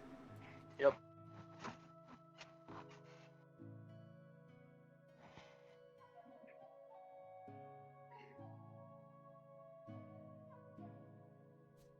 So we're gonna go to the building materials and forge. Oh, let's go with lava instead.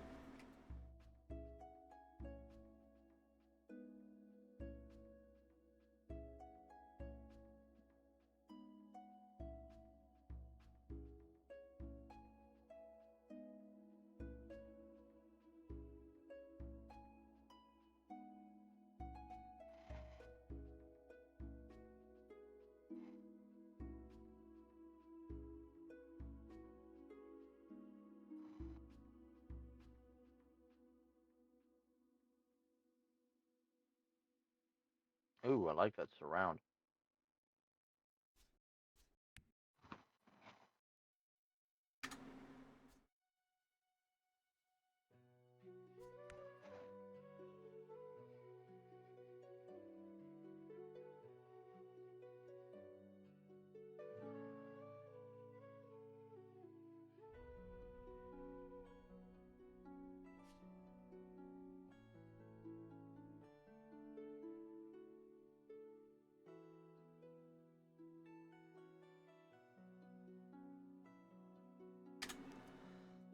let's see. We're gonna.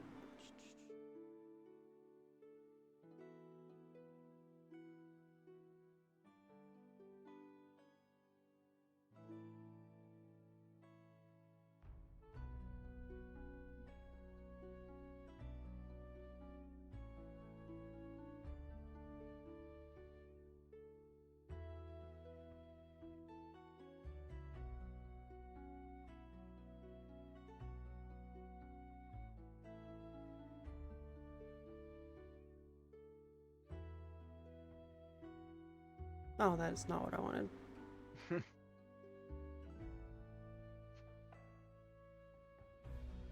Oh, that piece works better anyway.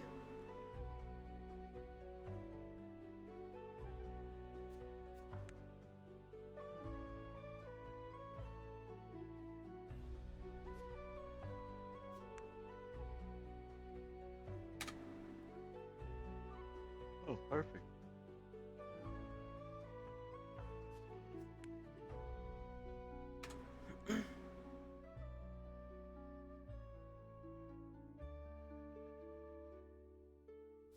Okay, Demetrius, it'll work as early as you focus your mental energy on the massive hammer. Determined to master telekinesis with it, the hammer moves slightly off the ground, trembling with the effort it takes to control such a massive object. Because apparently you've never shrank it. Nope. Slowly you raise it higher, pushing limits as you guide it through the air. The strain is immense, but with each successful movement, it shrinks your connection to the weapon and your telekinetic abilities. Demetrius, working alongside the ancient dwarf, you help reassemble the forge within a demi plane. Dwarf, not fully aware of his surroundings, moves with practiced ease of a master craftsman. Together, you and he reconstruct the forge piece by piece, ensuring the bellows and anvil, other tools are properly set. Dwarf's hands, the weathered, slowly begin the 80% task. Resistance speeds the process. So Are you he's having a stroke? mostly. Jesus.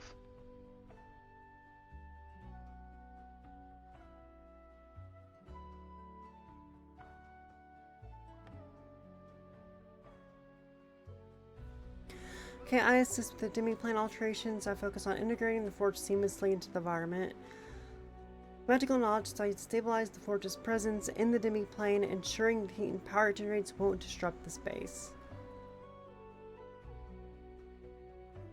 Okay, and that is all for that one.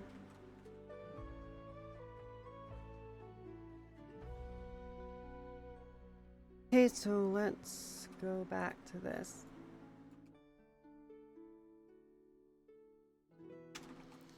Okay, we are now safely in the demi-plane. The portal behind us at the entrance of the demi-plane can be used to access any of the places that we have previously been that have a teleport circle.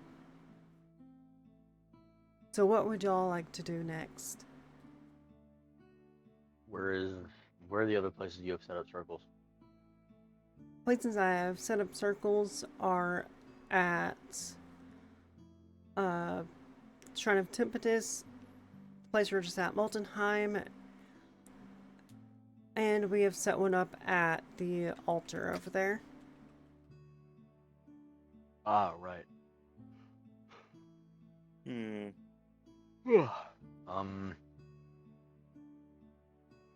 I would love to make my weapon, but the dwarf is not done with his project yet.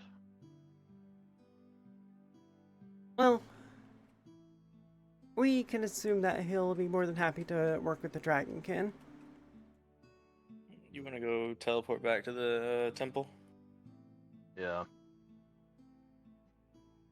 Though I will not be up for but another 20 minutes. Okay, so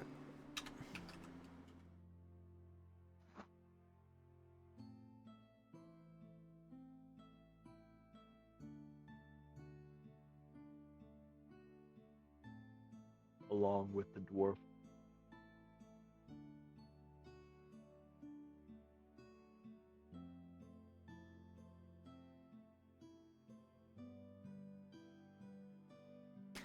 okay, so did you have your new Yes, You'll have to rework the numbers a little bit. The one that definitely did not work would be the keyword for enemy penetration. It wouldn't allow me to swap it to number 10 and then continue on from there. Yeah. All I did was move some things around to where it made a little more sense, and then added the black opals as well. Hey, and okay, you did send it to me. Yes. Hey, let me move this over to the DM notes, replacing the old one.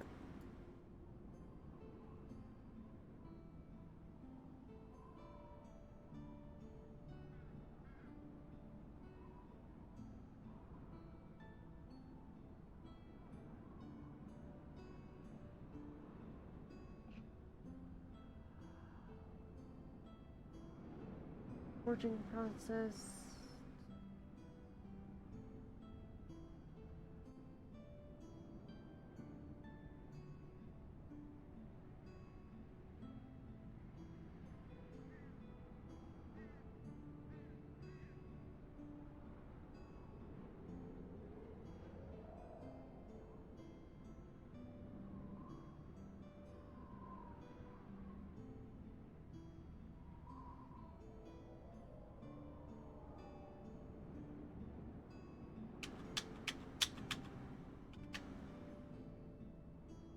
You know what we kind of forgot?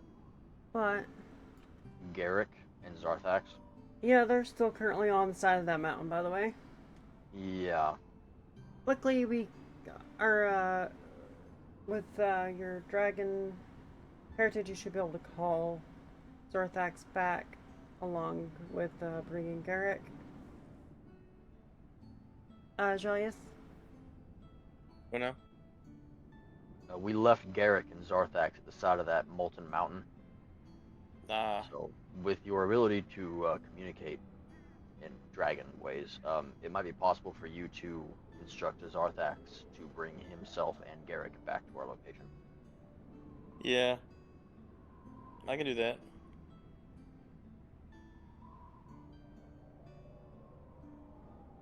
Everything still look okay, Hannah? Yeah, it's just a pain in the ass to separate them out. Yeah. Especially because Discord won't allow you to make a really long text and make it make sense unless you pay for Nitro, of which I am poor. Yeah, I think I got it through. Got it sorted. If not, it should figure it out. Yeah. It may have to take a moment to think. Yeah, probably because this is a really fucking long weapon. Yeah.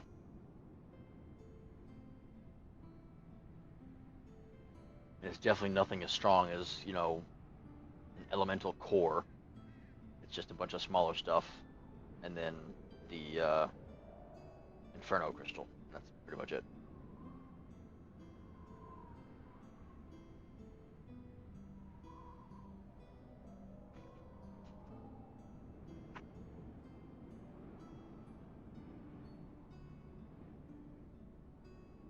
Well, this might crash something. Let's see.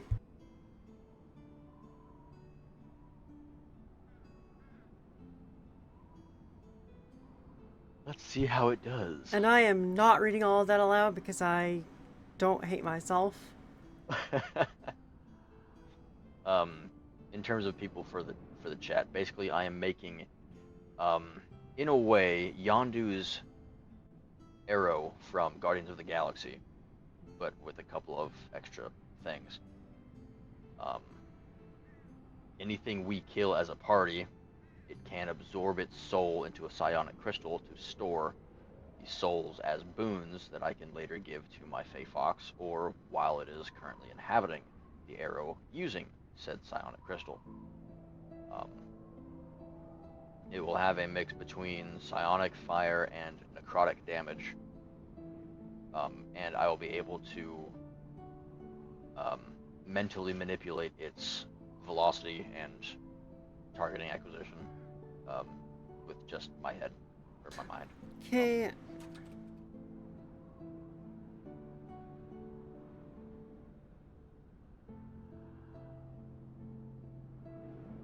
So we're going to go ahead and get the full stats of the Reaper Bolt before we continue on.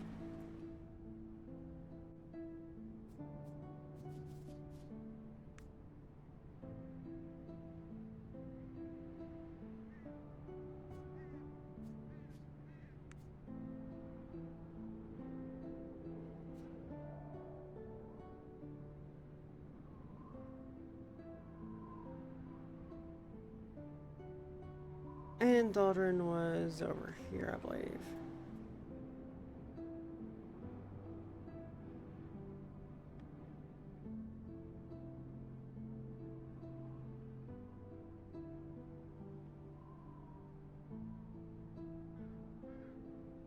Okay, additional information. So let's see what we have to... So you're going to keep track of that part. And we have to reduce all of those down as well. We'll be getting rid of the offhand on that section.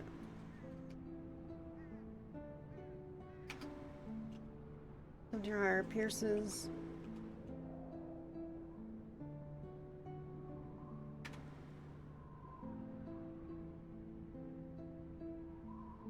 As a creature, the sonic creature absorbs the sonic crystal, increasing the power of the bolt. For every soul absorbed, the damage increases plus 1 for all damage types. We're not doing that one. They instead go to your Fey Fox. Yeah. Because if we increase your power by +1 every single kill, that will snowball very quickly. Yeah.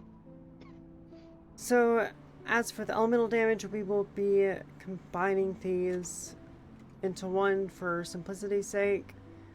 Instead of having 3 different types of damage, you will be able to swap between the 3 at will. This will make your total attack, let's see, your base attack is 48.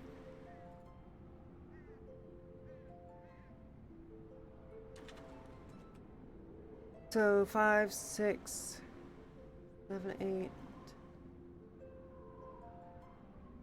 So your base attack will be 10d8 Like 10d8? so far, 10d8 plus 4. 10d8 plus 10.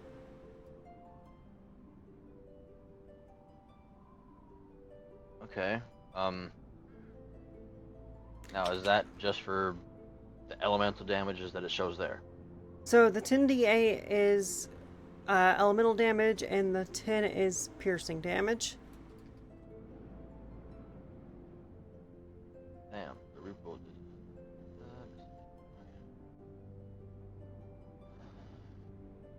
Oh, okay.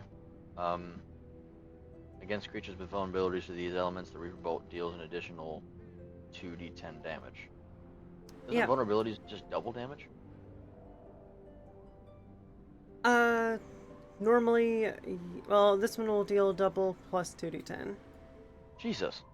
Okay, this may take a while to write in. So, as for your thing, I just did it this way. Now, lols, you say that's OP, but this still can't kill the enemy we were just fighting. Yeah, not even close. We are Okay, still not 10d8. strong enough to even kill that thing. Wait, what is 10d8e plus 10? 10d8 elemental plus Ah. 10p piercing.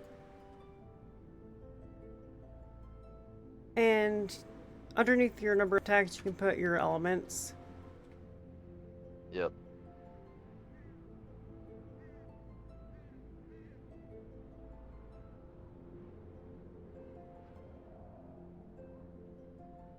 Okay, we don't really need the Thrower's Return anymore because that's quite obvious. Yeah, the 48 psychic and 1d4 offhand. I'm probably never gonna use an offhand again. And I get those automatically anyway, so. Yeah.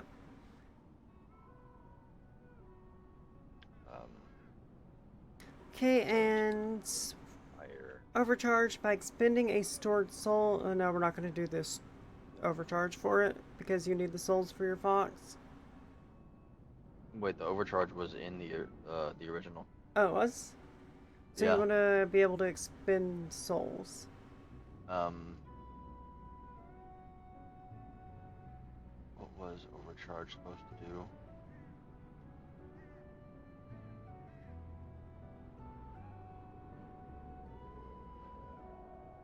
I cannot remember what the overcharge was supposed to do. Let's nix that for now because you already have quite an insane amount of damage. Okay. I think it was supposed to be something about like when it hits an enemy and does not go through, it just burns like hell. Okay, Sonic Enhancement, once per day you can overcharge your bullet, doubling the damage. Okay, so that's part of your old one, so we're not adding a new one to that. Mind Shield, you already had that. Okay, so yeah, that's in for it. So 17 or higher pierces, um, half damage, extra target. You had a nickel for every game you spent 1k hour on. Meanwhile, I have 4k hours on Overwatch and still stuck at it. I feel that in my fucking soul. Oh, Jesus. Well, I feel that in my soul for Overwatch 2 because I was an off-tank main, and I was great at off-tank, but that doesn't exist anymore, so, now I'm just a very below-average regular tank.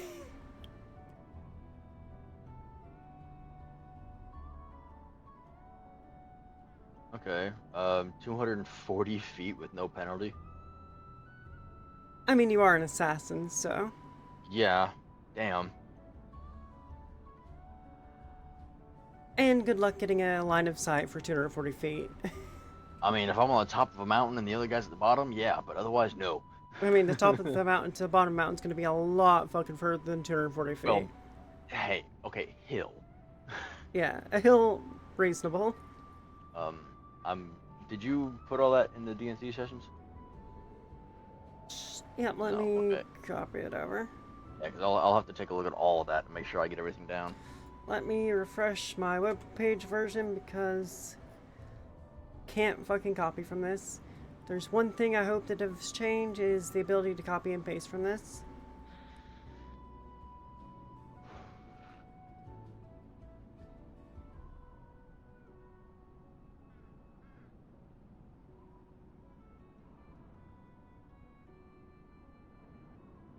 Okay, and where did Discord go? There it is.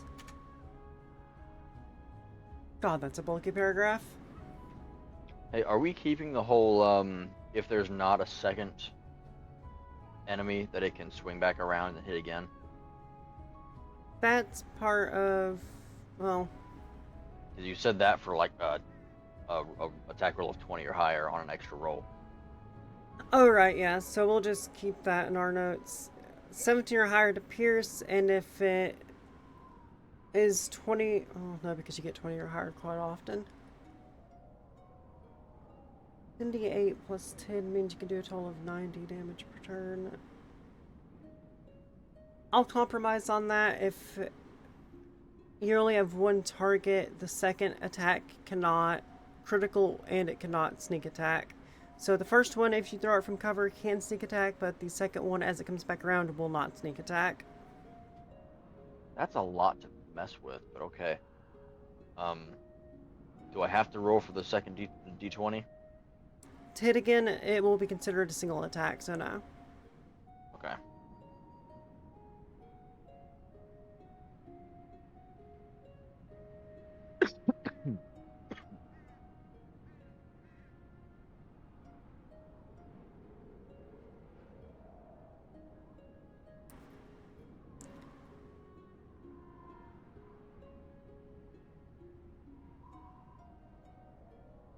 What did I go?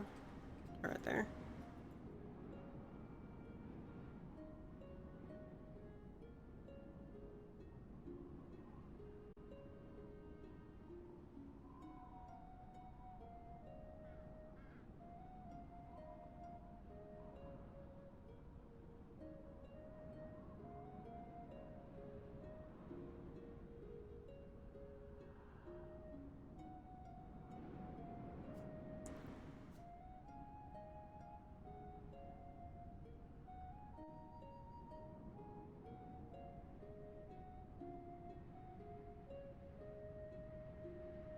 Okay, so while we wait for Demetrius over there, Agellius, what would you like to do?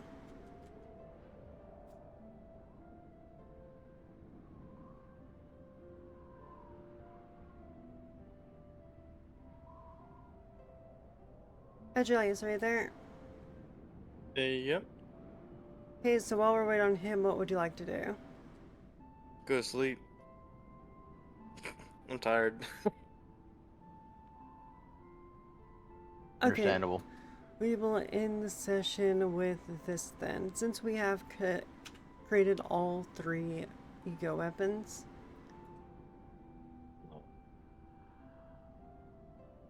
Yeah, I'm completely exhausted. I can't even stay awake. Hannah, can you read off the like what happened when Thaldrin met Thorwin, like before they started the forging?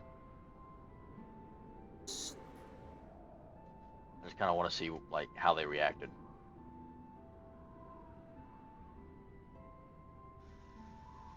they did not because of how long your request was. Oh, Wait, no, Thaldrin. oh, it's still Oh no, there it going up. is. Go up a Hey, little more. Thaldrin and Ancient This is Dwarf. after. Jesus Christ, this was long. Yeah, it was long.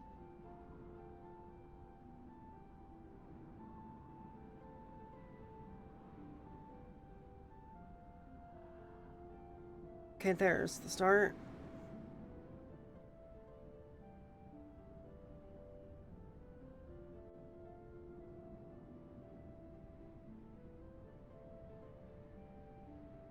They did not have a significant interaction Oh. yet. Yeah.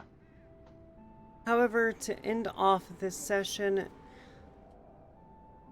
we make our way back out to the campsite outside of, or just outside of the temple. However, as we do, we notice a massive crack appear in the sky. Son of a bitch. We do not know the origin or the cause of this crack, nor what it details.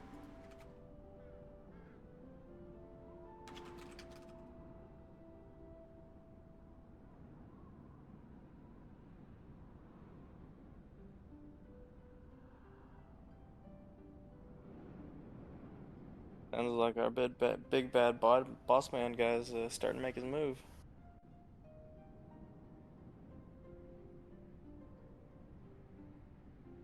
Oh, technically my attack bonus is more than 10. And my damage bonus. It is 13. 13. Yeah, base attributes, attack bonus +3 to hit and damage. And then there's also the physical damage with psionic enhanced piercing, inferno crystal +4, and black opals +3. So So 4, that's 5, 6, 7, 8, 9. plus- 4 plus 3 plus 3? No, these the 2 3s, that's 6.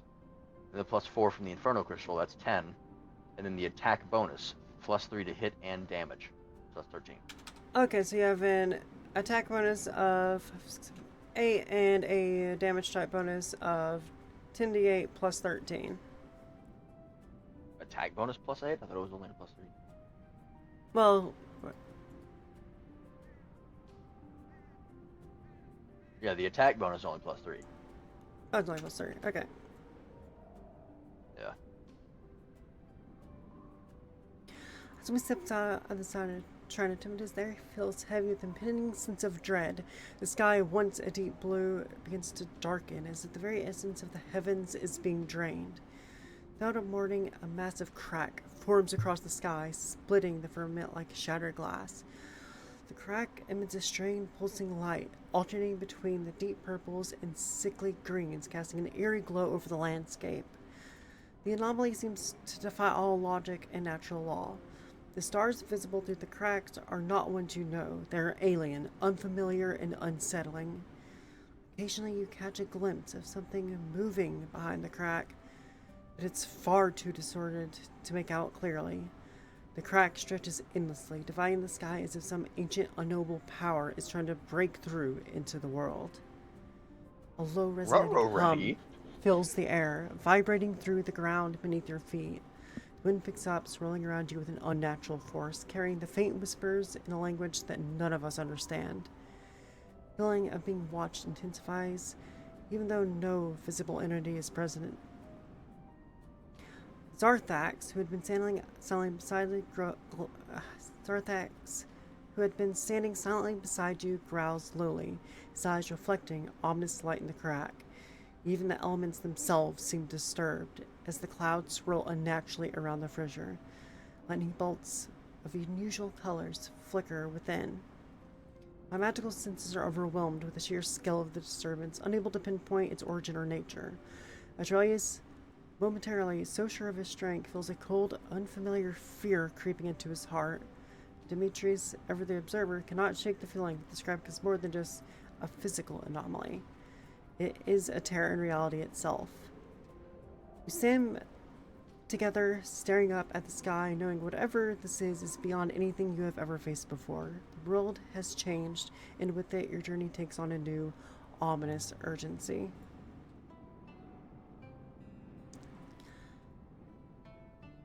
Next session, we should probably start finding those other temples.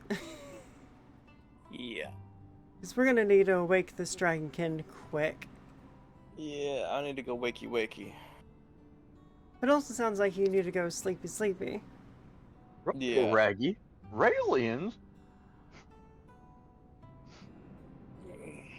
But we sure as heck can't go fight the final boss with low levels as we are. I mean, we might do some damage and escape, but who knows? We couldn't kill a low-level boss today. We are not strong enough for the final boss. A sorcerer who can manipulate reality. Because who do you think just caused that crack in the fucking sky? Big Bad. Obviously. Which is odd, because,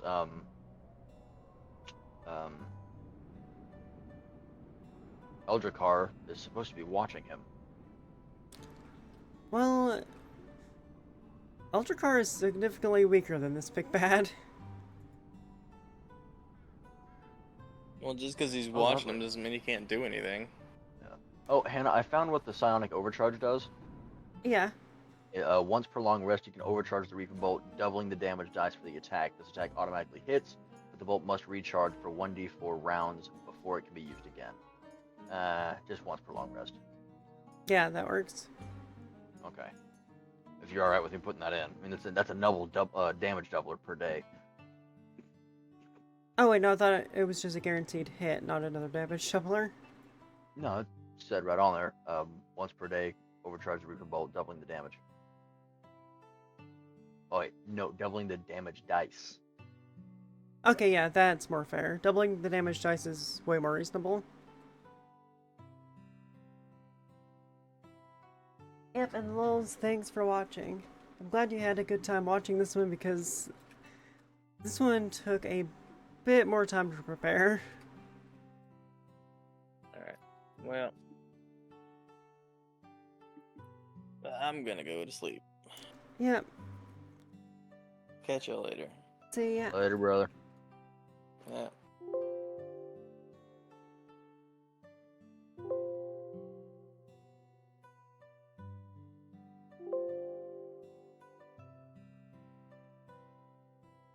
Oh yeah, now that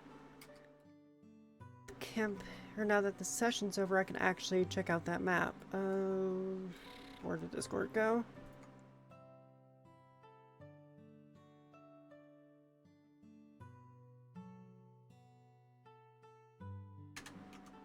Let's check out this map.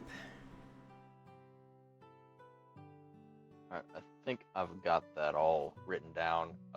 I omitted a couple of things that we kind of didn't want in there, like the second d20 roll for the extra damage on the second target. It's just 17 or higher pierces for half damage to an extra target or the same target. Okay, be sure to send me all the final stuff for that one. Yeah.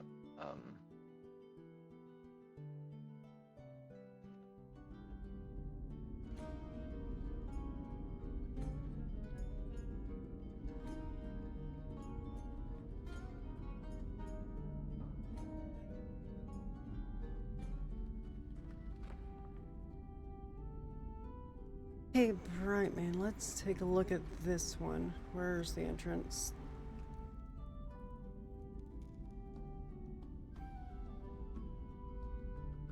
Assuming the entrance will be this way.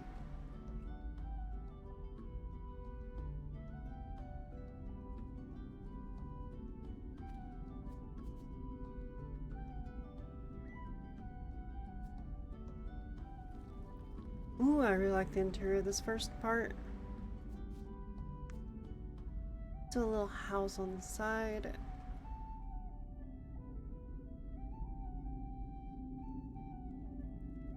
Oh, that's unique. Instead of regular beds, they have hammocks.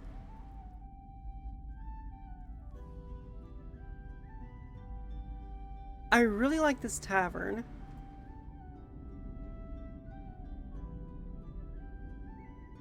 I really like that one.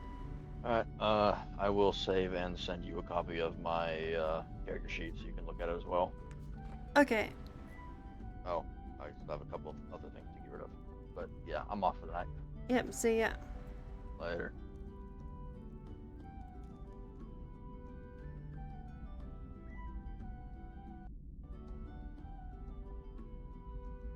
Okay.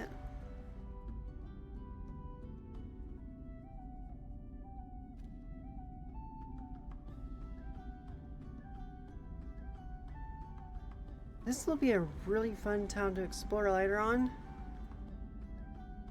For the party.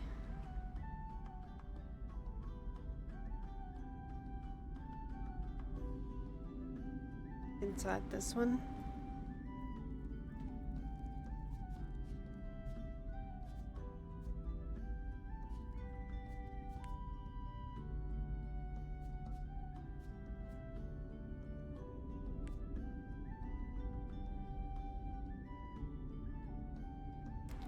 I am looking forward to this board. Now, granted, because of the setting of this current campaign, it will probably be a while before we get to anything remotely resembling a functioning town, because our campaign is set in the end of the world. However, he's gone, right? Yeah. So to give a little bit of a future spoiler to the story, despite us being at the end of the world, I fully intend the big bad to be significantly more powerful than we could ever fight. At least while on one single world. So the fate of the world that we're currently in is pretty much predetermined.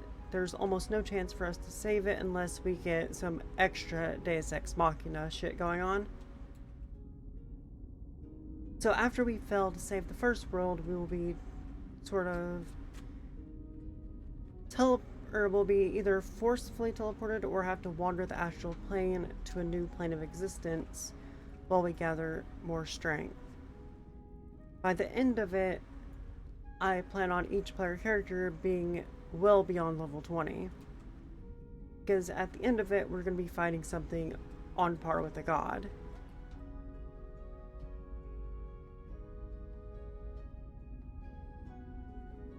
This town is fucking adorable. I absolutely love it.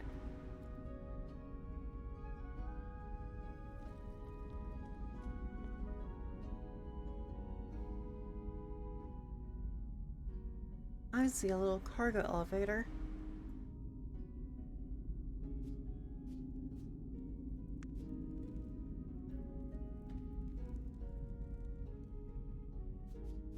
Bit more up.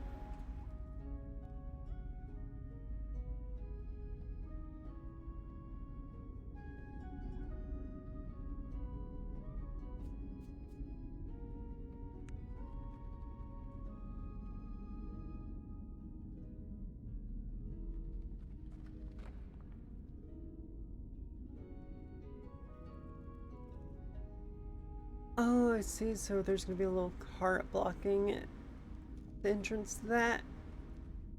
Is that a cart?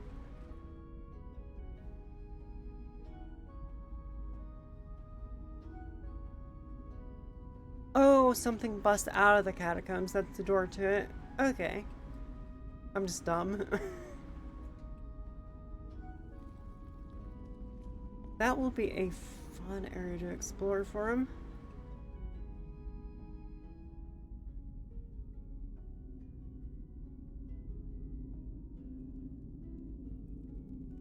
Oh wow, that stretches on for a while.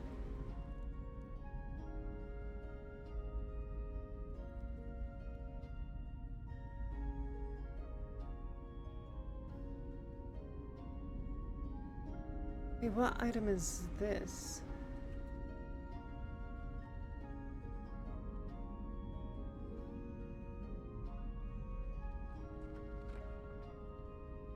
It definitely has that magical artifact look.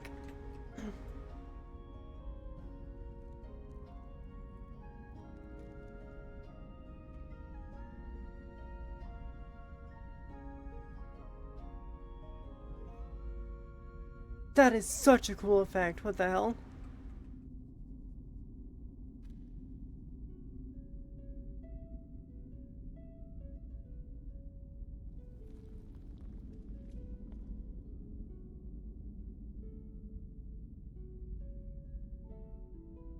Oh, you use the Tesla coils for that. I am absolutely stealing this, by the way. Damn, that is cool. Yeah, it goes from the start of the map to the end, yeah. God, that is such a clever use of this. I love that.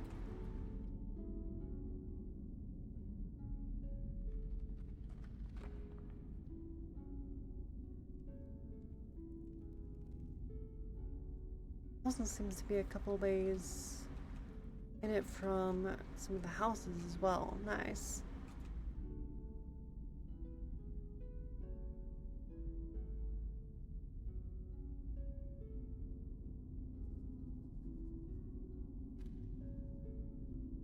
Yeah, see, so there's 3 different ways into it that I've found so far.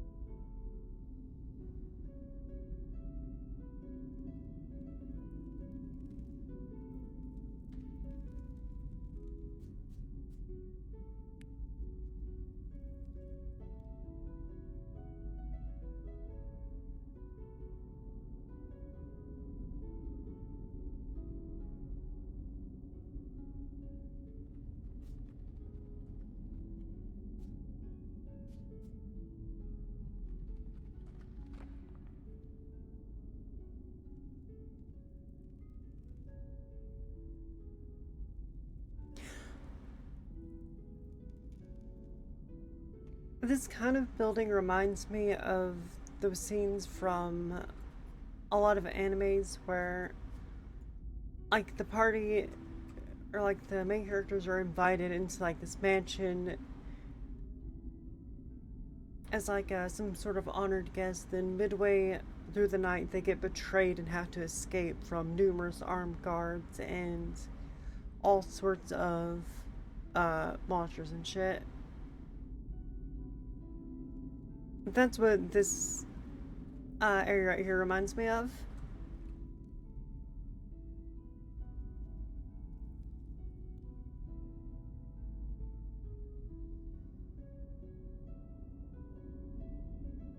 Wait, what? Why? That was weird. Looks like you got an accidental 2 set of doors there. No, wait, what the? Oh, it's a bug, yeah. I got really confused with that one.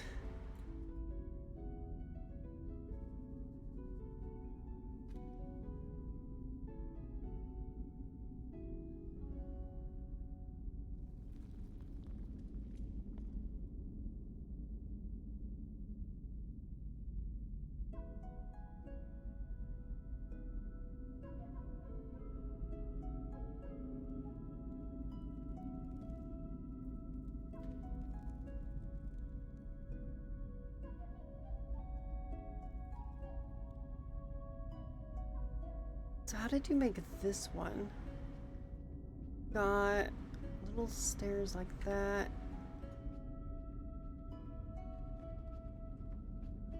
So what are you? Oh, little palisade blocks. About this one. Not really sure what that one's a part of.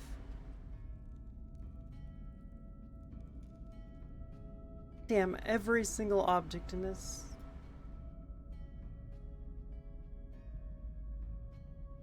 Like, you could have fooled me into thinking this was like a preset asset that was all one piece. That is really fucking good.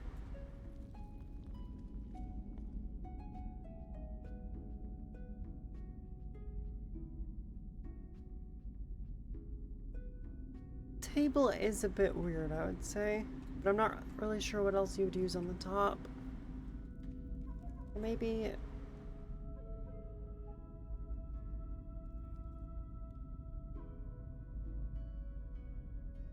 I think it's the texture difference. Ah, Black Wolf built this one.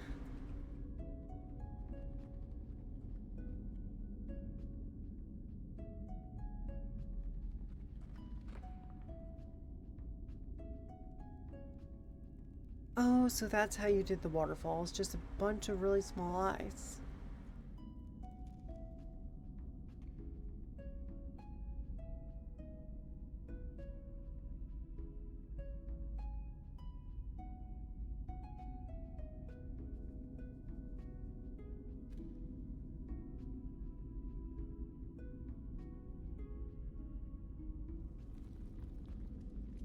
How was this built?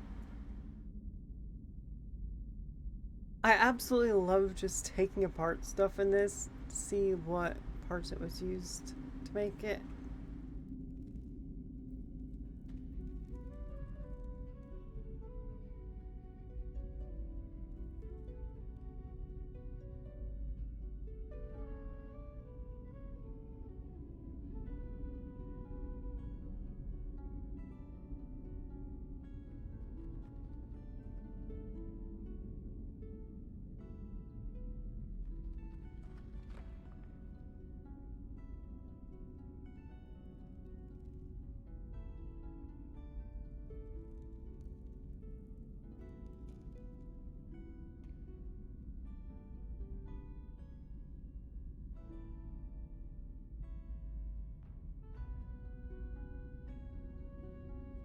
Oh, didn't quite mean to delete that.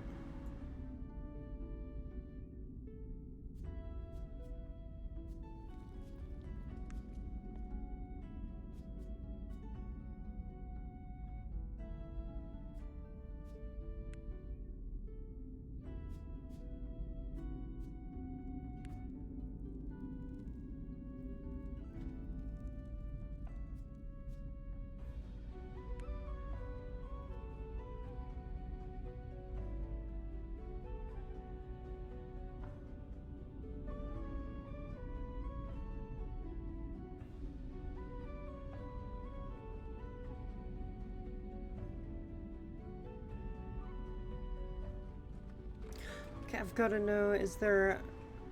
Ah, no secret under the ruins right here. Maybe I've just played too much Elden Ring.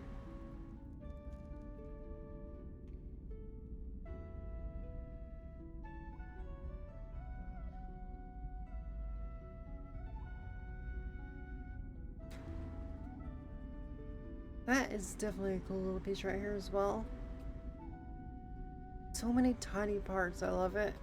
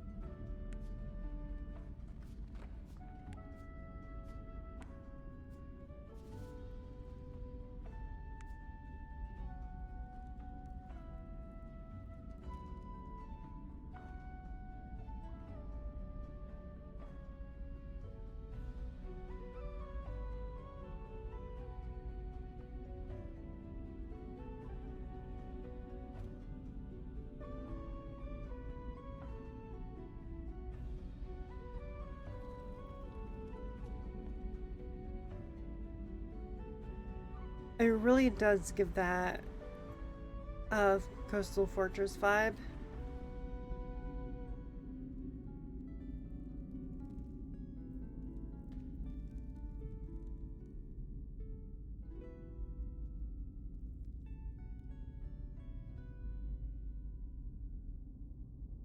I'll use stairs for the texture there as well. Stairs are amazingly versatile. Like every time I say, oh hey, what is used to texture this? It's almost always stairs.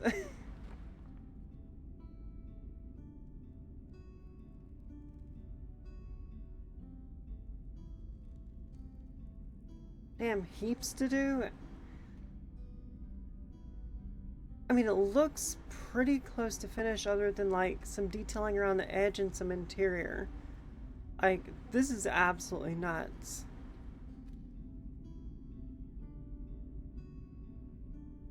Mostly the manor, yeah.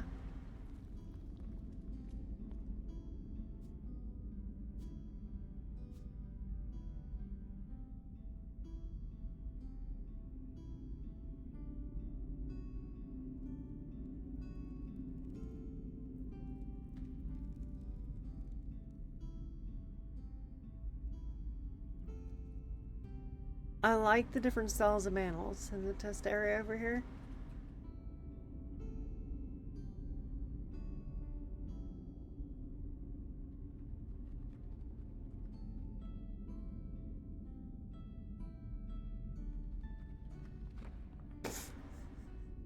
A custom tree built out of trees.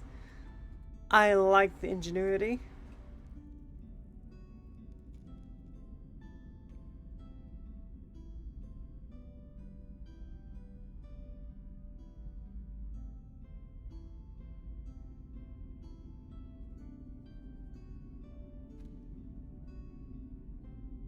Different Princess Popcorn. That is not a name I've heard yet.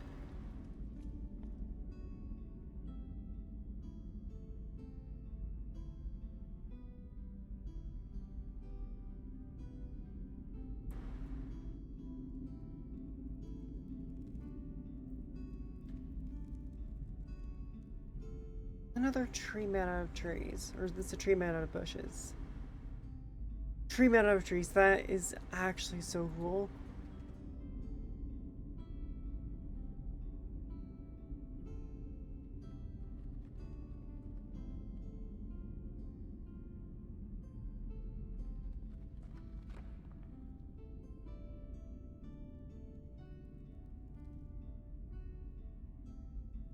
I guess it really is sort of like Minecraft in a way, because it looks like you don't have a lot of stuff to work with on the surface, but then I see people build stuff like, well, all of this.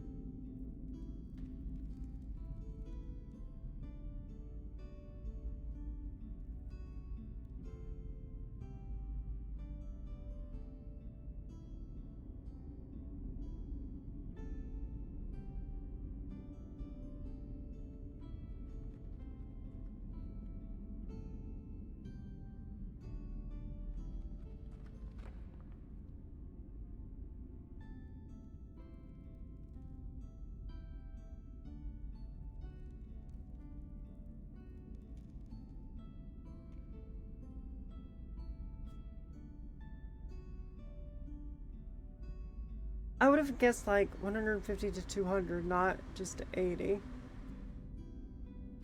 God, that's insane.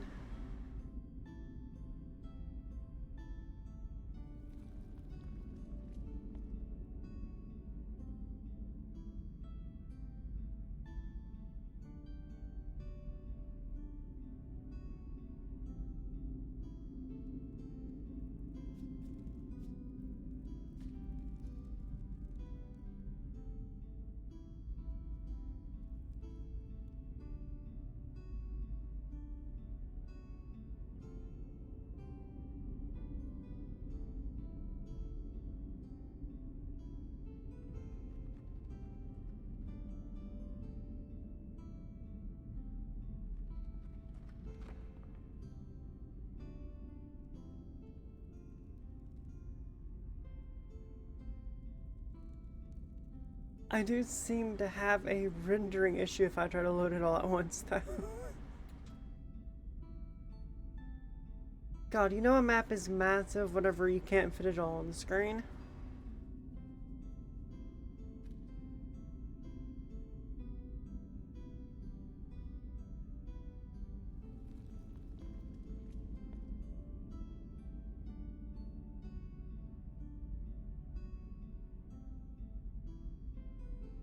I wouldn't say the render distance is small per se, just the map is really big.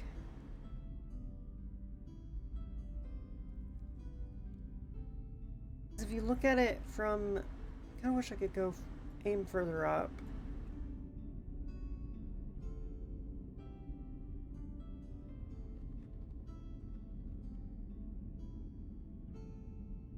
I mean, if you look at it from a perception of a regular AAA game,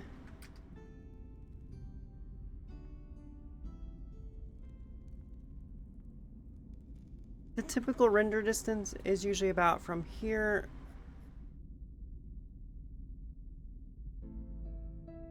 to around here. And Telspires is about 5 times that. Well, 4 times that.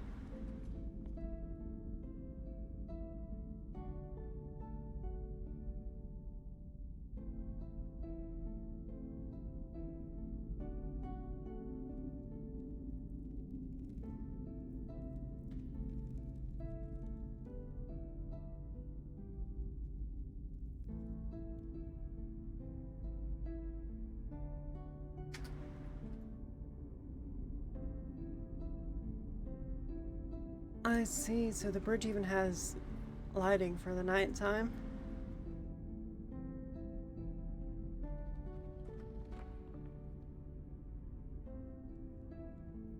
I guess the only downside to having proper lighting for if you set the map to night along the streets is that it would consume a lot more resources. Actually, that is quite nice as well, having most of the darkness at just points of light. Well, I just need to add a few more, like around the gatehouse and stuff.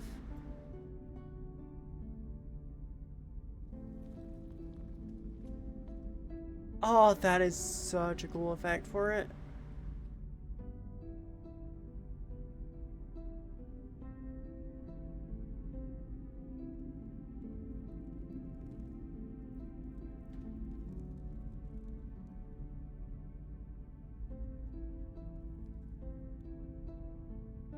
I really appreciate the detail in the lighting for the interior for this building.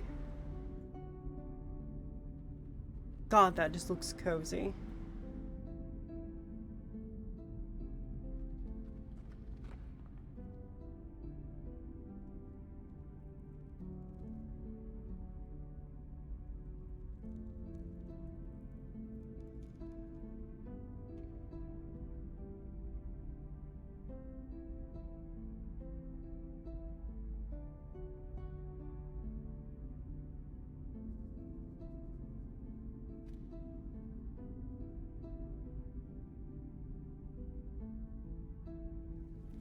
Finish in the next month or so, yeah. This house right here would make an amazing slab. Just because it's like the perfect little farmhouse for perhaps like the start of a campaign or a farmer player character. Oh, it is a slab. Wait, it is a slab? I'll have to look around for that one.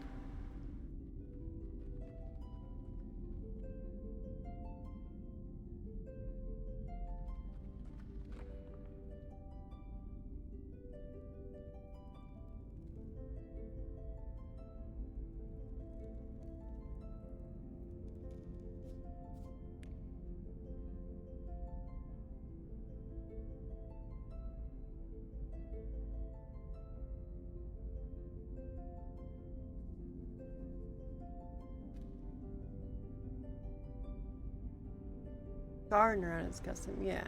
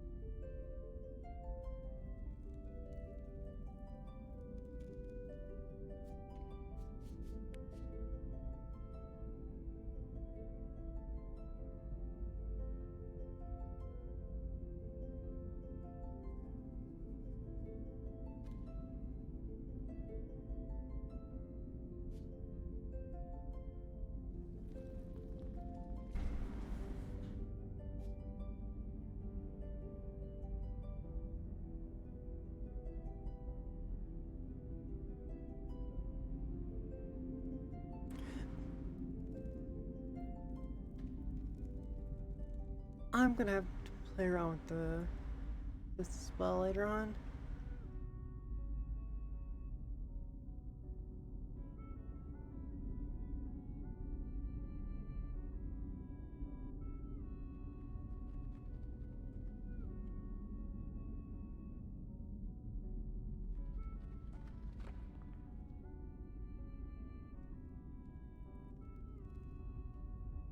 Okay, it is 4:30 a.m. Lols, thanks for everything for today. We probably won't be doing a session tomorrow because we typically only do them twice per week. Well, once to twice per week. Again, thank you so much both for the custom minis and all of the extra stuff. Especially the tutorial for the dice roller.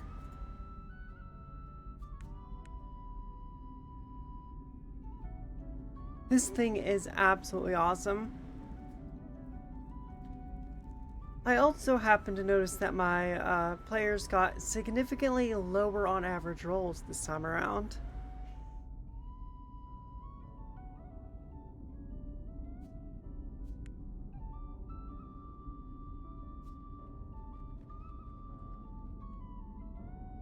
Not saying they were fudging the rolls a little bit, but things went significantly different than usual.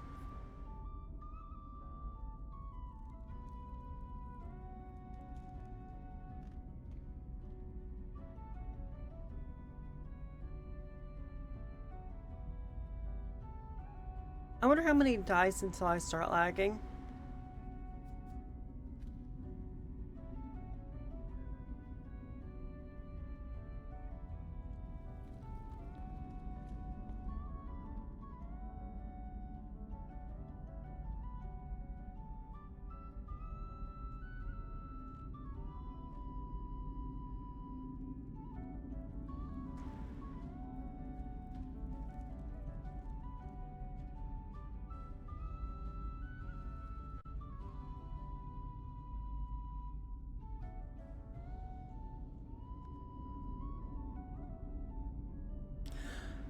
Dice really do take a large hit to performance, holy shit.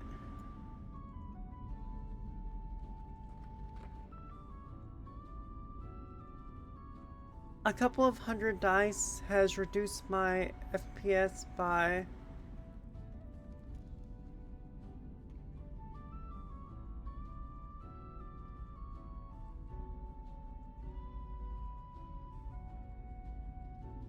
I would absolutely love to see your largest board.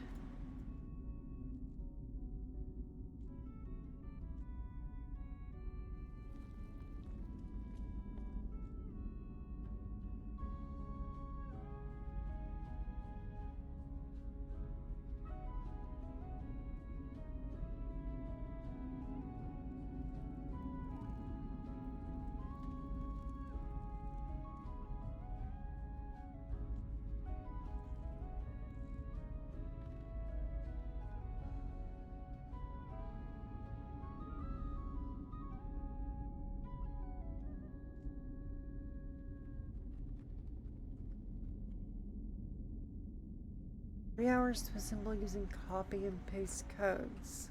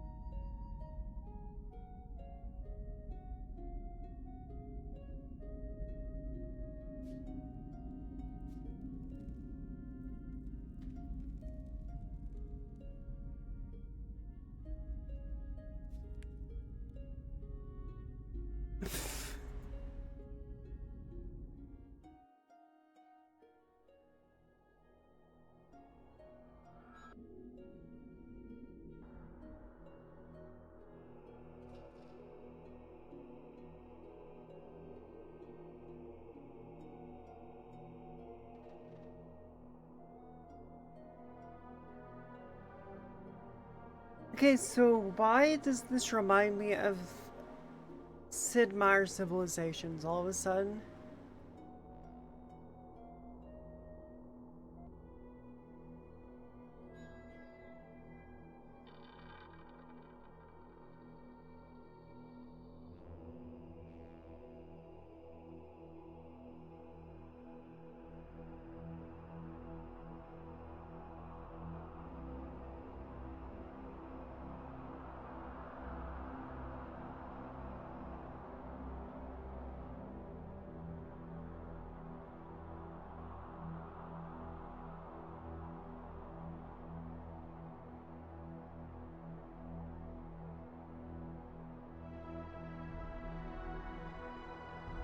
$512.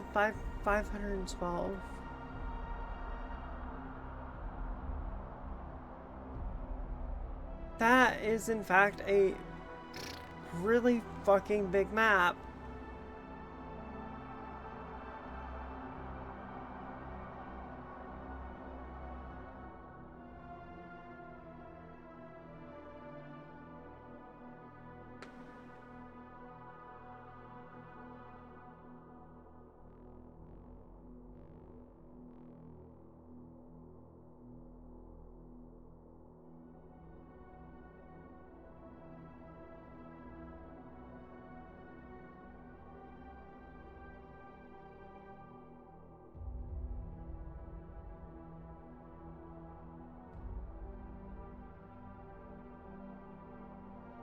Talk about pushing Telspire to its limits.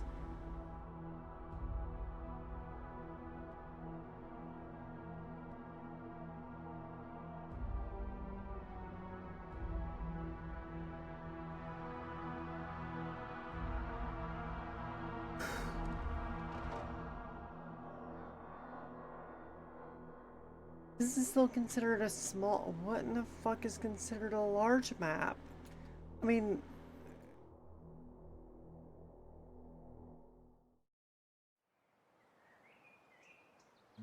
That is not the right one.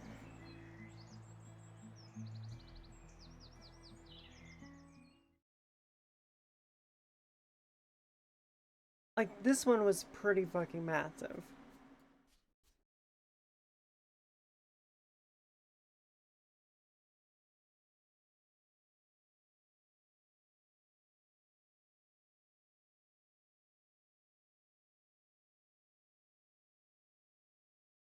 And that one was like really large as well. So what is considered a large map for Telspire?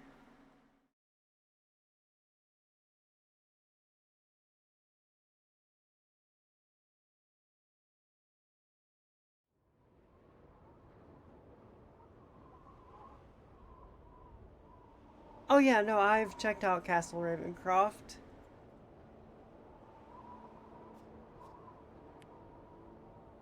Absolutely gargantuan.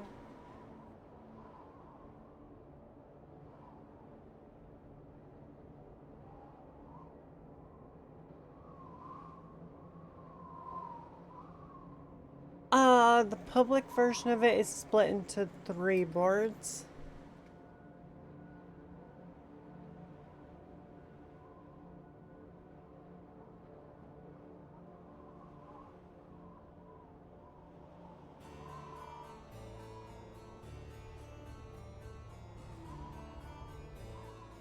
I have 2 of the boards downloaded.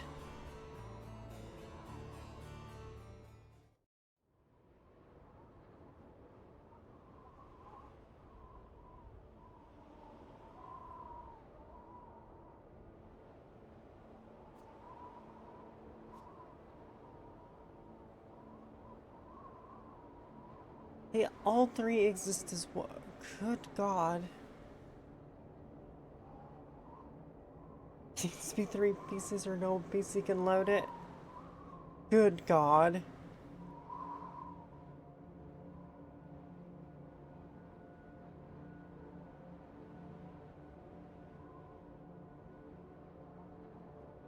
I might be able to load all 3 for it. Well, maybe. Maybe because I'm currently at 59 FPS.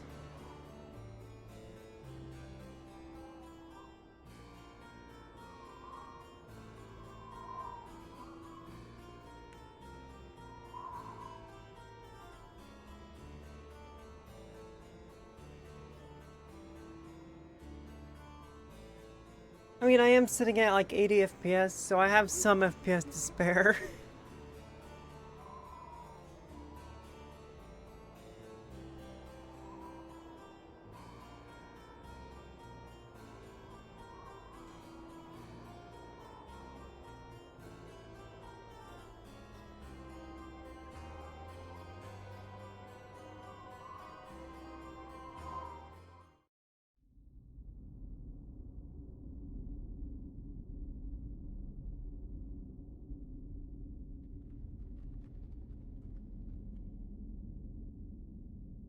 Okay, it is almost 5 a.m. for me. I've got work tomorrow, so... Well, I got work today. I'm gonna head off for the night.